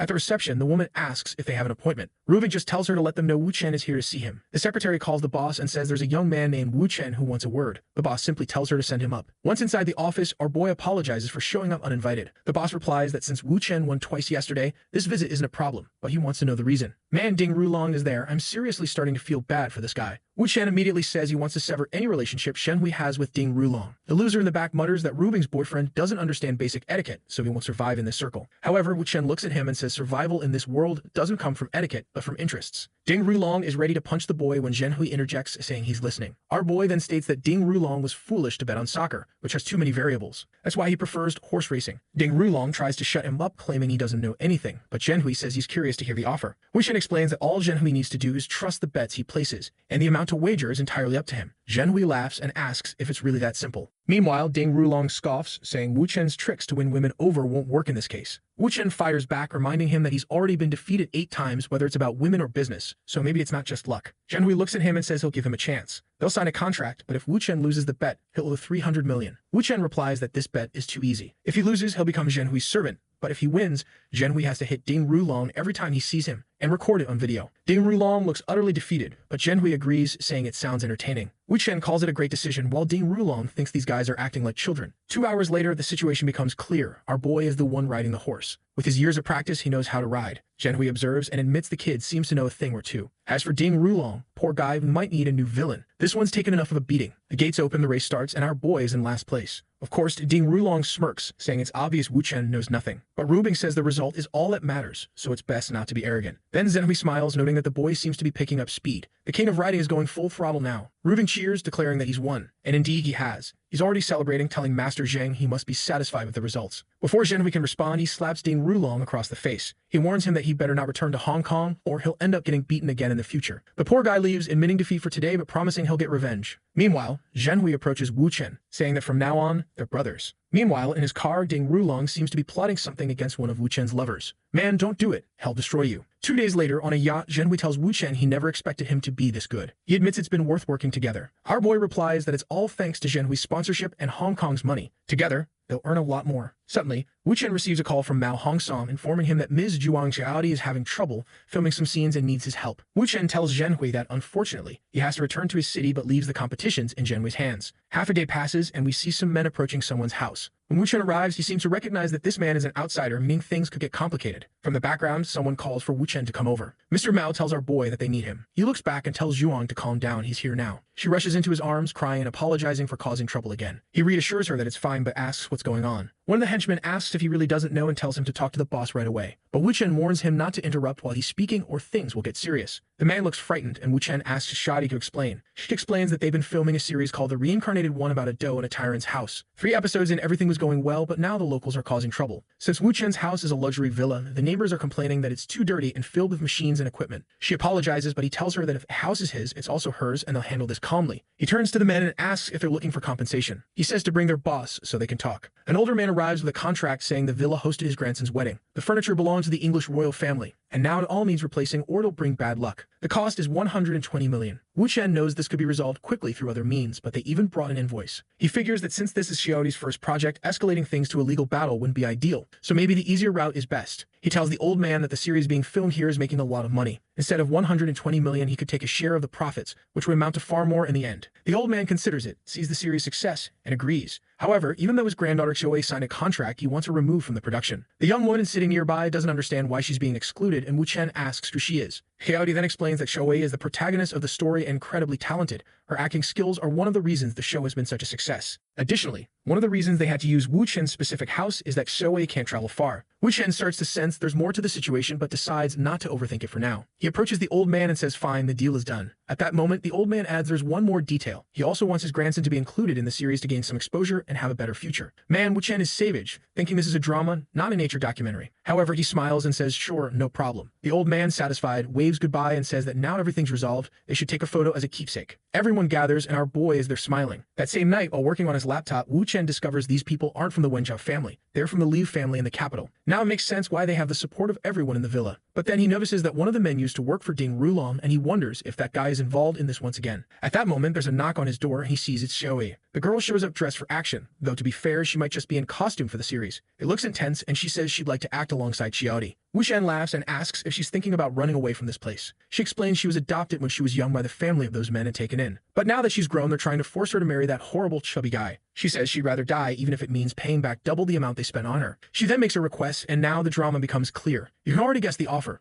To fix his car, and she's willing to use all the tools. But our boy buttons up his shirt and says she's no mechanic, so it's best she leaves. He turns to her and says to stop calling him sir and just call him Wu Chen. He hands her a glass of water and asks how the filming has been affected since the changes. Wu Chen keeps roasting her. She says that ever since her fiancé joined the cast, a series title changed to the new king of the dynasty. Our boy realizes they've started something entirely different. He asks Mr. Mao why that happened. Mao hands him the papers, saying it was the screenwriter's proposal. He doesn't think it'll be a problem since it avoids ruining the reputation of the original series. Additionally, it's cost-effective. But Wu Chen, looking at this, feels something isn't adding up. The next day, he wakes up, looks out the window, and comments on how exhausting it is to work so much. He notices everyone on set and quickly spots a dust bomb being set up. Man, he doesn't even hear the bomb. He runs out, shouting that the girls are in danger. Meanwhile, the chubby fiancé is boasting about how spicy noodle sauce is his specialty. But just as the sauce is about to hit the pan, everything explodes into chaos. Wu Chen grabs the nearest pearl by the waist and runs as everything detonates. However, he realizes it wasn't a perfect rescue, resets the scene, and springs into action again. He rushes into the courtyard, grabs water from the noodles, and says they'll shoot that scene later. The girls, startled, ask what's going on. He explains that the combination of factors on set could cause an accident, proving someone is trying to sabotage the production. He orders them to bring the screenwriter to his office because he has questions. The awkward screenwriter stumbles in, wondering why they want to speak with him. Wu Chen demands answers, asking if he wrote the script alone. The man explains that Mr. Mao requested a script so urgently that he had to hire some old friends from the crew. The pay was good, so it seemed worth it. Wu Chen tells him to calm down and just reveal who sold him the script. Shortly after, Wu Chen discovers that the person who provided the script received a huge sum of money right before. The funds were transferred by one of Ding Rulong's associates, proving the guy is meddling again. Wu Chen heads back to the set and demands to see the head of the family involved. An old man appears, claiming to be in charge, and asks Wu Chen to say what he wants. But Wu Chen states that the man's property was almost reduced to ashes,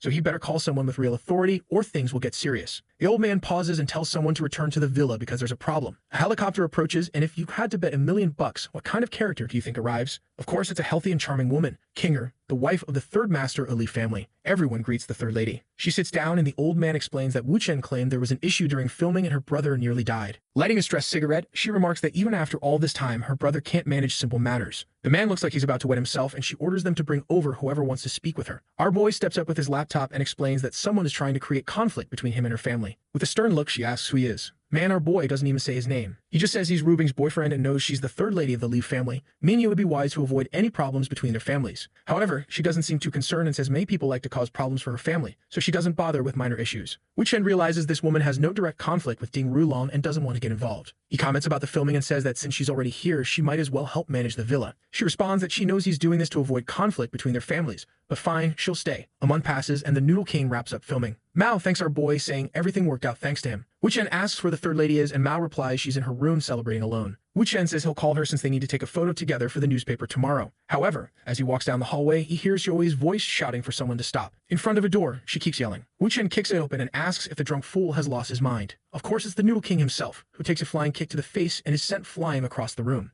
Xiaoyi is on the bed crying and suddenly an alarm sounds. Carrying her, Wu Chen remarks that security in this place is terrible. As he rushes through the halls, everyone starts shouting that there's a fire. Part of the building is ablaze and it's right in the third lady's room. He tells a staff member to take Xiaoyi outside and hands the tied-up man to one of the security guards. Wu Chen then sprints to the room wondering where the third lady is. Inside, Kainer is lying next to the bed, holding a small candle. Immediately, Wu Chen sees the situation. She's both the perpetrator and the victim. He pulls the candle from her hand and she immediately begs him to give it back. Seeing him, she mutters under her breath, "It's you." Yeah, she's unhinged. Before she can do anything, he knocks her out with a swift Aikido move and apologizes. It seems the third lady is unwell, and he plans to help her recover later. Half an hour passes and she wakes up asking where she is. Our boy pulls up a chair, sits down, and says it seems someone is targeting her now. At first I thought she had been drunk and accidentally set her room on fire, but apparently, Wu Chen already knows there's more to this. She asks about her condition and what happened. He replies that he would never take advantage of anyone and just saved her from a burning room. Kainer says there aren't many people bold enough to try to kill her in broad daylight. She suspects the Ding family is just watching from the sidelines, so it must be the second lady's doing. Wu Chen responds that now that they're working together, the accidents will stop, so what does she plan to do?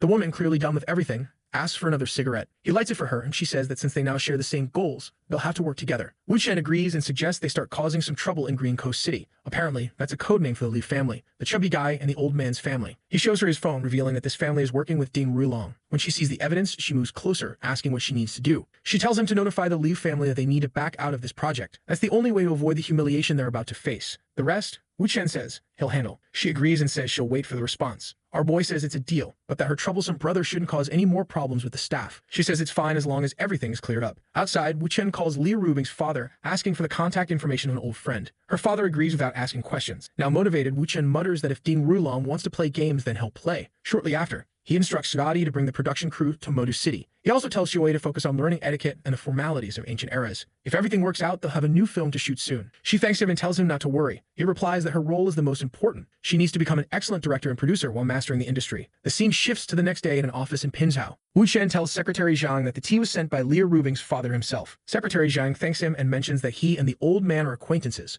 so if Wu Chen needs anything, he should just ask. Wu Chen explains that there are some construction projects in a part of the city that are doomed to fail if nothing is done. The secretary seems intrigued and Wu Chen hands him the information. He adds that since the construction hasn't started yet, no one has been scammed. But if the sales begin, that area will turn into a ghost town. Of course, Wu Chen knows how to ensure this doesn't happen, but he needs a little favor. The secretary immediately asks what the favor is. Wu Chen says he needs him to expose the names of all the project developers publicly. Zhang says that's easy. He'll handle it however Wu Chen wants. Half a day later, an employee informs Ding Rulong that a bunch of reporters has suddenly appeared at the construction sites. There are also excavators and other equipment being brought in. Ding Rulong has no idea what's happening. Wu Chen then asks why there are excavators, and someone responds that there aren't any yet. Furious, he yells at them to find out immediately. The scene shifts to the construction site where Secretary Zhang tells Wu Chen that all the excavators in Pinzhou have been brought there. Just then, a reporter approaches, asking what they're searching for. Our boy replies that when the time is right, everyone will know. 10 minutes later, someone shouts that they found something. Another person confirms it, and they start digging. The workers seem frightened, ordering everything to be removed. The reporters are shocked as Wu Chen reveals that this supposedly green land was actually built over an old cemetery. They were planning to construct luxury mansions and homes as if it were a lush area, but in reality, it was full of graves. The reporters are furious, and of course it makes the headlines. 20 minutes later, the internet is ablaze with the story, and Ding Rulong is left wondering where these rumors are coming from. He immediately orders his associate to issue refunds to everyone who had purchased the first lots,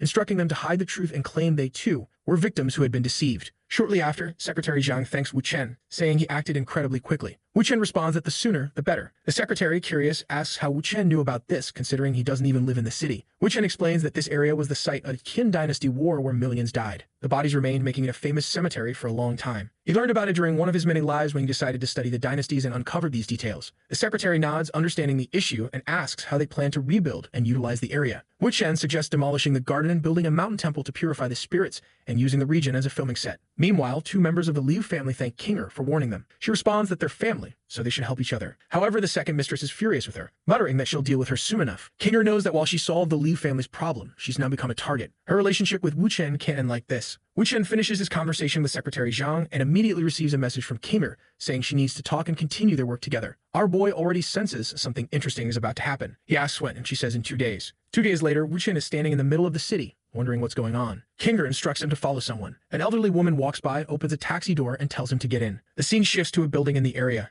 Inside a room, the woman removes her disguise. It's Kinger herself. She explains that after what happened in the city, her family has been targeting her, leaving her no choice but to move in secret. It seems the Liu family has learned about Wu Chen's issues with Ding Rulong. However, they prefer Ding Rulong and are now causing problems for Kinger because of her involvement with Wu Chen. She reveals that to the elders of her family, Ding Rulong can do as he pleases, even without justification. This is because they are collaborating with him on a project to build a solar-powered city in southern Arabia. Things take a strange turn. Wu Chen, trying to piece it all together, comments that it looks like she's in trouble now that she's become the target. She confirms this, adding that her husband is in charge of the project. On top of that, he's gotten close to more than one prince in Arabia, as well as the prince's wife. Some paparazzi even snapped photos of them talking, creating some rather incriminating evidence. Wu Chen, just as confused as we are, tries to make sense of the story. Kinger explains that the Ding family is using this evidence to pressure her husband into reducing his shares in the project from 30% to 10%. Wu Chen asks if she wants him to make those photos disappear. She replies that her husband isn't capable of solving this problem, nor is she. That's why she wants to work with Wu Chen to ensure the shares remain at 30%. Our boy smirks and says that since it's a negotiation, he has his own conditions. He proposes a deal for world domination. The Liu family is one of the most influential in the entertainment industry. He wants her to ensure his series gets primetime commercial spots.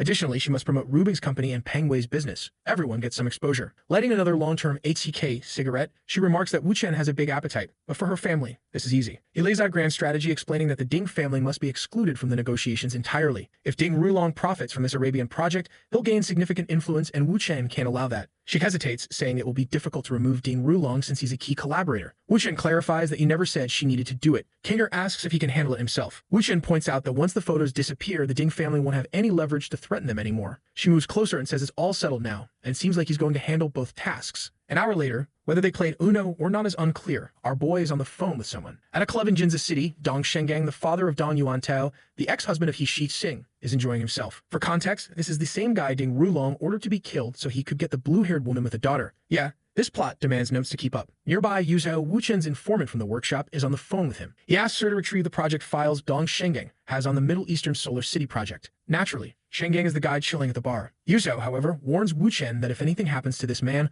a lot of people will lose a great deal of money. She asks how he plans to compensate for that. Wu Chen says he's open to any requests, as long as she solves this problem. She agrees, saying she'll handle it right away, and he just needs to wait for the news. She approaches Shengang, suggesting they move somewhere more private since the place is too crowded. Our boy really knows how to utilize resources, whether it's women, their fathers, or enemies' weaknesses. A true genius of heavy machinery management. The scene shifts to Shengang making advances on poor Yuzhou, who complains that he should at least take a shower first. As soon as he steps out, the hacker whips out her laptop and starts copying all the files. 3 minutes later, he returns. She assures him there's no rush and pours him a glass of fine wine. An hour later, Shengang is completely knocked out. She sends a photo to Wu Chen, letting him know she worked hard and you should come get the files. With this, Wu Chen successfully removes the Dong family from the project. The remaining problem is acquiring the incriminating photos of Kinger's husband. A day passes and Rubing is furious as Wu Chen finally returns. She scolds him for staying in Hong Kong for so long without calling to explain. He moves in closer, but she tells him it won't work. She's not forgiving him this time. One kiss and 3 minutes later, she demands he explain everything. Wu Chen details the situation with Ding Rulong and the construction project. Immediately, Rubing perks up, saying that if he made Ding Rulong lose a ton of money, then he's forgiven. But our boy isn't satisfied with such an easy pardon. He says he wants her to show her true feelings. I thought he was going to make a bold move, but instead he pulls out a romantic flower, saying he thought of her every day during the 6 days he was away. She thanks him, admitting she never expected him to be the kind of guy who gives flowers. But her expression changes as she accuses him of either planning to ask for something or trying to deceive her. Wu Chen, ever the charmer, tells her she's too smart and has figured it all out. That's why he loves her so much. The man's a genius, praising her, confessing, and still coming out on top. He explains the whole Middle Eastern project and how he needs to deal with Kinger's husband's photos, which are currently in Ding Rulong's possession. It won't be easy, but Wu Chen lays out his plan. First, he'll go to the Middle East and invite a girl to play Valorant. During the match, Rubing will catch the two together. Even if there's nothing suspicious about their relationship, this time she'll lose her temper and refuse to forgive him. A heated argument will ensue, and Ding Rulong will undoubtedly see it as his chance to swoop in and save the damsel in the Orient. Rubing points out that even if they break up, she doubts Ding Rulong would fly all the way there just because of this. There'd need to be more at stake. Wu Chen counters, saying she doesn't understand Ding Rulong. The moment she's single, he'll come running. That's why she needs to ignore him as much as possible. The less Ding Rulong knows about her, the more desperate he'll get. Rubing, already overworked, agrees to the plan since it doesn't require much from her. However, she insists Wu Chen give her extra attention afterward. Our boy slyly says that's difficult since she's been on his mind every day for the past month. The next day, Ding Rulong slams his desk, demanding to know if it's true that Rubing broke up with that idiot. He celebrates, declaring that his long-awaited opportunity has arrived and it's time to rescue the damsel in the Orient. Half a day later, he's already chasing her down, flowers in hand. Even Wu Chen chuckles, saying Ding Rulong is faster than he expected. Wu Chen has hacked the city's systems, giving him access to surveillance across Arabia. As soon as Rubing ignores Ding Rulong, he sulks back to his hotel, the Ding family's base of operations in the Middle East. At 8:29 a.m. the next morning, Wu Chen is ready. It's almost time to set his plan into motion. Inside the hotel, staff rush to inform the manager that the entire sewage system has suddenly backed up. The manager orders them to cut the power to all electronics. A worker enters Ding Rulong's room, apologizing for the inconvenience and explaining that the power has been cut. Shortly after, Wu Chen gets access to Ding Rulong's computer. He notes that the man was cautious, setting up a complex facial recognition program to secure his files. But as soon as Ding Rulong sits in front of the PC, the program will activate and all the incriminating photos will be deleted. As Wu Chen stands outside the hotel, he reflects that even though all the files will disappear, Ding Rulong will never connect the blackout to what just happened. Frustrated and rejected by Rubing, once again, Ding Rulong is likely to head back to China. In the car, Wu Chen receives a call from Yurong, who says she desperately needs his help. Wu Chen knows that over the next 2 days, Rubing will have to keep playing her role, tricking Ding Rulong. In the meantime, he heads over to Yurong's place to discuss the Middle Eastern project. When he arrives, he greets her and tries to start the conversation, but she immediately cuts him off, covering his mouth. She tells him the sink has been clogged for a month and insists he fix it, pointing out all the tools conveniently laid out on the counter. Wu Chen hesitates, saying it's still early and that this might take too long so they could handle it later. But Yurong doesn't give him a choice, pushing him toward the sink and ordering him to get started. A short while later, the sink is back in working order and the water flows freely. She compliments him, saying he's truly amazing. He thanks her, and about half an hour later, she returns, saying they can finally sit down and talk. Walking through the house with him, she shows off some clothes she had custom-made for a company and asks him to try something on. Dressed like a European beggar, he jokingly asks if he looks good. Before she can mention more things around the house that need fixing, Wu Chen interrupts, saying it's time to discuss business. He then explains the entire Middle Eastern project and the situation with the Dong family. Yurong nods, saying she understands, but points out that her family specializes in apparel, so they can't operate like the Dong family. She also mentions that she's already spending half her resources to corner Ding Rulong. Wu Chen reassures her, explaining that his company is launching some projects they'll be part of. Additionally, he suggests she expand her business into the Middle East and even establish a jewelry brand with Kinging, which would sell exceptionally well in that region. It seems Yurong doesn't really care whether the plan succeeds, commenting that Wu Chen has clearly been busy and thought a lot about it. And judging by his actions, he's already fixing his jacket. Another repair must have happened. Wu Chen then mentions that later he plans to meet Lei Shang to resolve some issues and will be leaving in a few days. Half an hour later, he's meeting with Lei Shang, saying he has a small favor to ask. Lei Shang replies that no matter what it is, he'll make it happen. Wu Chen brings up the film industry, saying he'd really like Tao Manning to join a project. However, since he's not very close to her, he feels awkward about making such a direct offer. Lei Shang reassures him, saying it's no problem since they're practically family. Wu Chen tries to emphasize that the series Tao Manning would join is bound to be a hit and would make her even more famous. But Lei Shang simply tells him not to worry, he's already guaranteed she'll be involved. Still, Wu Chen insists on maintaining professionalism, saying business is business. He also talks about Xiaodi's projects, mentioning his plans to translate them into English, and asks if Lei Shang wants to be part of the venture. Looking through Wu Chen's phone, Lei Shang sees the success of Xiaodi's series and realizes it's basically free money, thanking him for the opportunity. The deal is done, and half a day later in Shanghai, Xiaodi is practicing in a training room when Xiaodi enters, telling her to take a break. Xiaodi gets a call, asking her to come to the office because an important client wants to meet. She agrees and takes Xiaodi along. Later, they're introduced to a man named Lin Zhang. Lin Zhang says he's seen the series Xiaodi stars in and is impressed by her beauty and talent. He offers 2 billion yuan to transfer her to his company. Xiaodi, confused, asks Xiaodi if she's excited or scared. Judging by the older man's demeanor, it's clear he's up to no good. He argues that while the series is successful, it likely doesn't earn more than 1 million yuan per episode. Paying 2 billion for her transfer would be equivalent to giving her 5 years worth of work upfront, making it an obvious choice. Xiaodi steps outside with Mr. Gu to discuss the matter, questioning if they should consult Wu Chen about this. Mr. Gu dismisses her concerns, saying they've only invested in Xiaodi for a month and will make a 1.9 billion profit by selling her. With that money, they can hire more experienced talent who will quickly reach Xiaodi's level. Poor Xiaodi thinks this will make Wu Chen happy, but I doubt that's the case. Meanwhile, Lin Zhang impatiently asks for their decision. Just as Xiaodi is about to agree, Xiaoyi speaks up, accusing Lin Zhang of not caring about her development and only being interested in her body. She declares that since she was hired by Wu Chen, she's his woman and will only lead if he approves. Everyone is stunned, wondering when this crazy girl became Wu Chen's woman. Even Xiaodi is taken aback, having had no idea about this. Lin Zhang quickly runs off, saying he'll call Mr. Wu to confirm. Wu Chen answers the call and someone asks if Xiaoyi is his woman. He pauses, knowing that she's critical to his long-term plans, and asks them to keep the negotiation open for now, as he'll be in Shanghai tomorrow. After hanging up, Wu Chen reflects on how challenging it will be to deal with a wealthy man trying to buy Xiaoyi. The next day at Xiaodi's company dormitories, Wu Chen asks if she's finished packing and if she wants to join him at the meeting with Lin Zhang. Xiaoyi apologizes for what happened the previous day, explaining that she had no choice. All she wanted was to make a little money from the company and live a relatively simple life, but it seemed impossible. She pulls her usual dramatic move, essentially daring Wu Chen by saying he can do whatever he wants. Wu Chen laughs and asks if she thinks she has to be his woman to continue acting, or if she believes that, like with her previous family, she'll be prevented from acting again. She replies that she doesn't want to stay with them because Wu Chen is 10 times better. She confesses she's admired him since the day they met and is willing to follow this path because of him. However, Wu Chen points out that her admiration is platonic. He notes that when she looks at him, there's no romantic or physical attraction. Xiaoyi insists that despite this, she still wants to stay at the company. She's terrified of losing her chance to act and swears that if Wu Chen lets her stay, she'll work 5 or 10 times harder than everyone else. When he asks why she's so determined, she says her ultimate goal is to surpass Tao Manning. This catches Wu Chen off guard. He starts reflecting on how he struggles to deal with women who are both strong and beautiful. It's clear she's asking for a new identity, but Wu Chen knows it's risky, especially if she ends up ruining the new film. Handing her back the towel, he says that if she truly wants to pursue her dreams, they'll talk again after the film results come in. It's a subtle way of saying she can stay in the company for now, at least until the project is completed. But Xiaoyi, ever relentless, quips that if she's going to pretend to be his woman, she'll need to be more convincing. Wu Chen resigns himself, realizing it's pointless to resist, and heads to the meeting with her. At the meeting, Lin Zhang skeptically asks if Xiaoyi is really Wu Chen's woman. Meanwhile, Mr. Gu is panicking in the background, thinking about how he almost sold the boss's woman the day before. Wu Chen sits down, calls Xiaodi over, and with both women by his side, declares that his company exists solely to make them happy, so selling them would make no sense. It seems the Xiang family didn't do their homework. Confused, Lin Zhang asks why Wu Chen is suddenly bringing up the Xiang family. Wu Chen brushes it off, saying he doesn't need to explain, it's already clear enough. He suggests that Lin Zhang leave quietly to avoid unnecessary trouble. Without saying a word, Lin Zhang exits. The group then bombards Wu Chen with questions about why the Xiang family is involved. Wu Chen explains that Lin Zhang is controlled by the Xiang family. He adds that other people under the Xiang family's influence include the Qi brothers, whom he had previously crossed, possibly sparking their current meddling. Xiaobi realizes he's referring to the Qi brothers and asks if they're seeking revenge again. Wu Chen clarifies that the Lin family is one arm of the Xiang family. While the Lin family is deeply entrenched in politics, the Xiang family dominates the online entertainment industry. Tao Manning is incredibly famous, but she rarely appears in films since Lei Shang doesn't push her to work much. However, the Xiang family knows that if Tao Manning joins this project,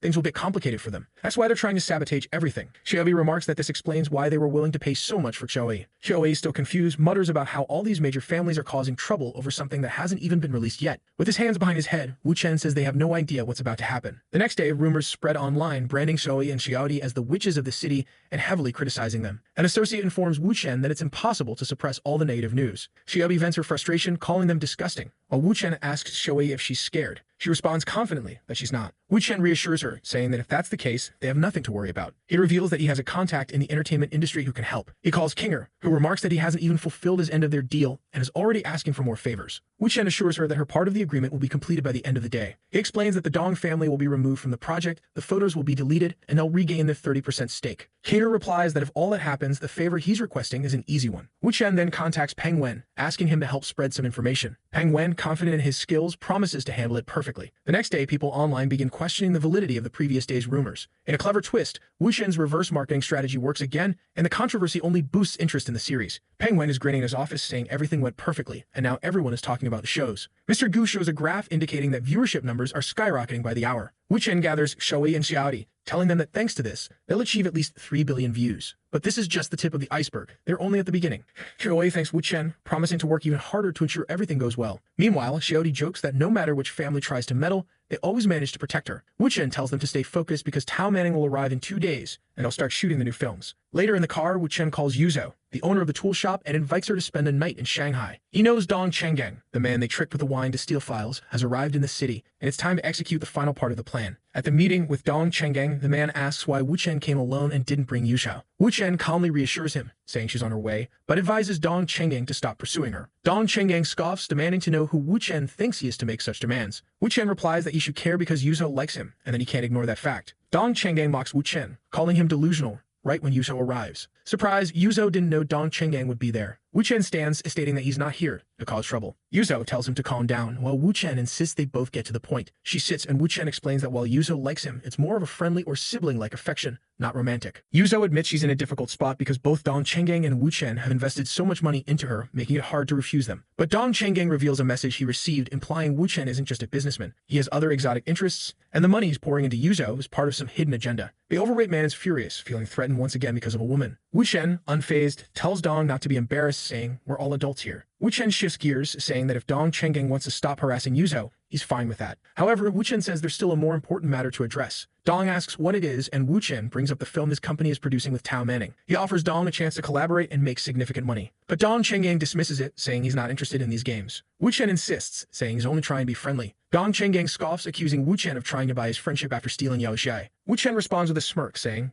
"What kind of friend would I be if I didn't help you?" He reveals that sensitive information about Dong's family's involvement in the Middle Eastern project has been hacked. If those details are leaked, the 4 major families involved will likely expel Dong's family from the project. Still skeptical, Dong Chenggang questions why someone he barely knows is offering him money and help. Wu Chen replies with a cryptic line, "A wise man doesn't share his secrets, but your information is spreading in hacker circles." He mentions that he has a program to protect files, ensuring no further hacks can occur. Intrigued, Dong sits down and asks if Wu Chen is using this entire situation as an excuse to sell him a program. Wu Chen says Dong needs to be more cautious or situations like this will keep happening. Dong sarcastically comments that Wu Chen is probably planning to use Tao Manning's film to market the program as well. Wu Chen admits it's one way to look at it, but insists he's just offering friendship. Reluctantly, Dong raises his glass, saying Wu Chen talks in circles, but that the deal is good enough to accept. From that moment, Dong Chenggang considers Wu Chen a friend. 3 hours later, after sending Dong Chenggang on his way, Yuso praises Wu Chen for dealing with him so cleverly. However, she points out that Dong has no idea it was Wu Chen who leaked the information in the first place, a true betrayal. Wu Chen asks her to hand over the files he needs to proceed with his plan. She reminds him of his earlier promise to do whatever she wanted in exchange for the files. Getting close, she whispers that she can't trust someone who doesn't keep their word. Wu Chen hugs her, saying he thought staying friends would be better. She then teases him, asking if he's afraid she gave him the wrong files. Wu Chen smirks, holding up the USB drive, and replies that he's not worried. He knows exactly where she hides things and can retrieve them easily. Impressed, she comments on how hard it is to resist him. Whatever happened next is unclear, but Wu Chen leaves shortly after,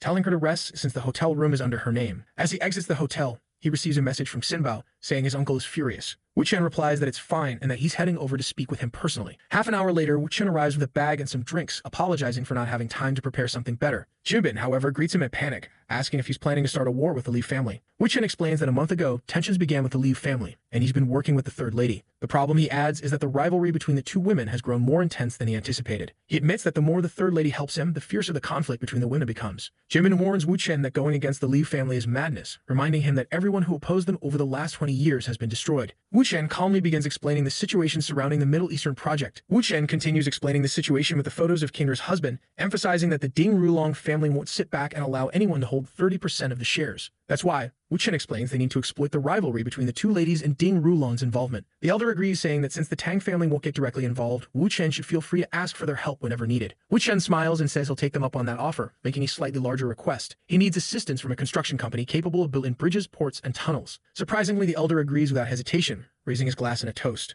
Meanwhile, at Rubing's house, Yixi Xing wakes up looking refreshed. She heads to the kitchen and finds Wu Chen there. He asks if she's been doing well, considering that Ding Rulong has been hunting her again. She sighs, saying no, not when she and her daughter haven't even left the house. Wu Chen reassures her, handing her a prepared breakfast and telling her to take care of herself. Flustered, she blushes, thinking it's the first time a man has ever made her breakfast. She plants a small kiss on his cheek, thanking Mr. Wu. Rubin clears her throat from nearby, sarcastically commenting that she didn't know her husband had already arrived. Wu Chen chuckles, telling her not to get jealous because she already knows how things work. Outside, Rubing remarks that now that Ding Rulong has given up, life is returning to normal. She mentions they need to visit King Ying soon, and Wu Chen agrees. However, King Ying suddenly appears at the house, excitedly exclaiming that Wu Chen has finally returned. Even Wu Chen looks surprised, not knowing she had been living there. She explains that living far from him felt like being centuries apart, so she decided to move in before wrapping up her current matters. He pulls her into a hug, calling her silly. She tears up, saying she missed him so much and asking him not to ignore her for so long again. Wu Chen reassures her, but then Qian Qian appears, chiming in that he should apologize because King Ying lost 6 kilograms out of worry. He pats Qian Qian on the head, admitting he missed them all during his month-long absence for filming and travel. With everyone gathered, Wu Chen takes the opportunity to discuss his plans. He talks about Xiaodi's projects the clothing brand King Ying will co-create with Ms. Wu and the ongoing developments involving the families. Rubing doesn't seem thrilled, pointing out that she's already helping Yurong make money, and now Wu Chen wants King Ying to support that woman as well. Wu Chen explains that everything is for King Ying,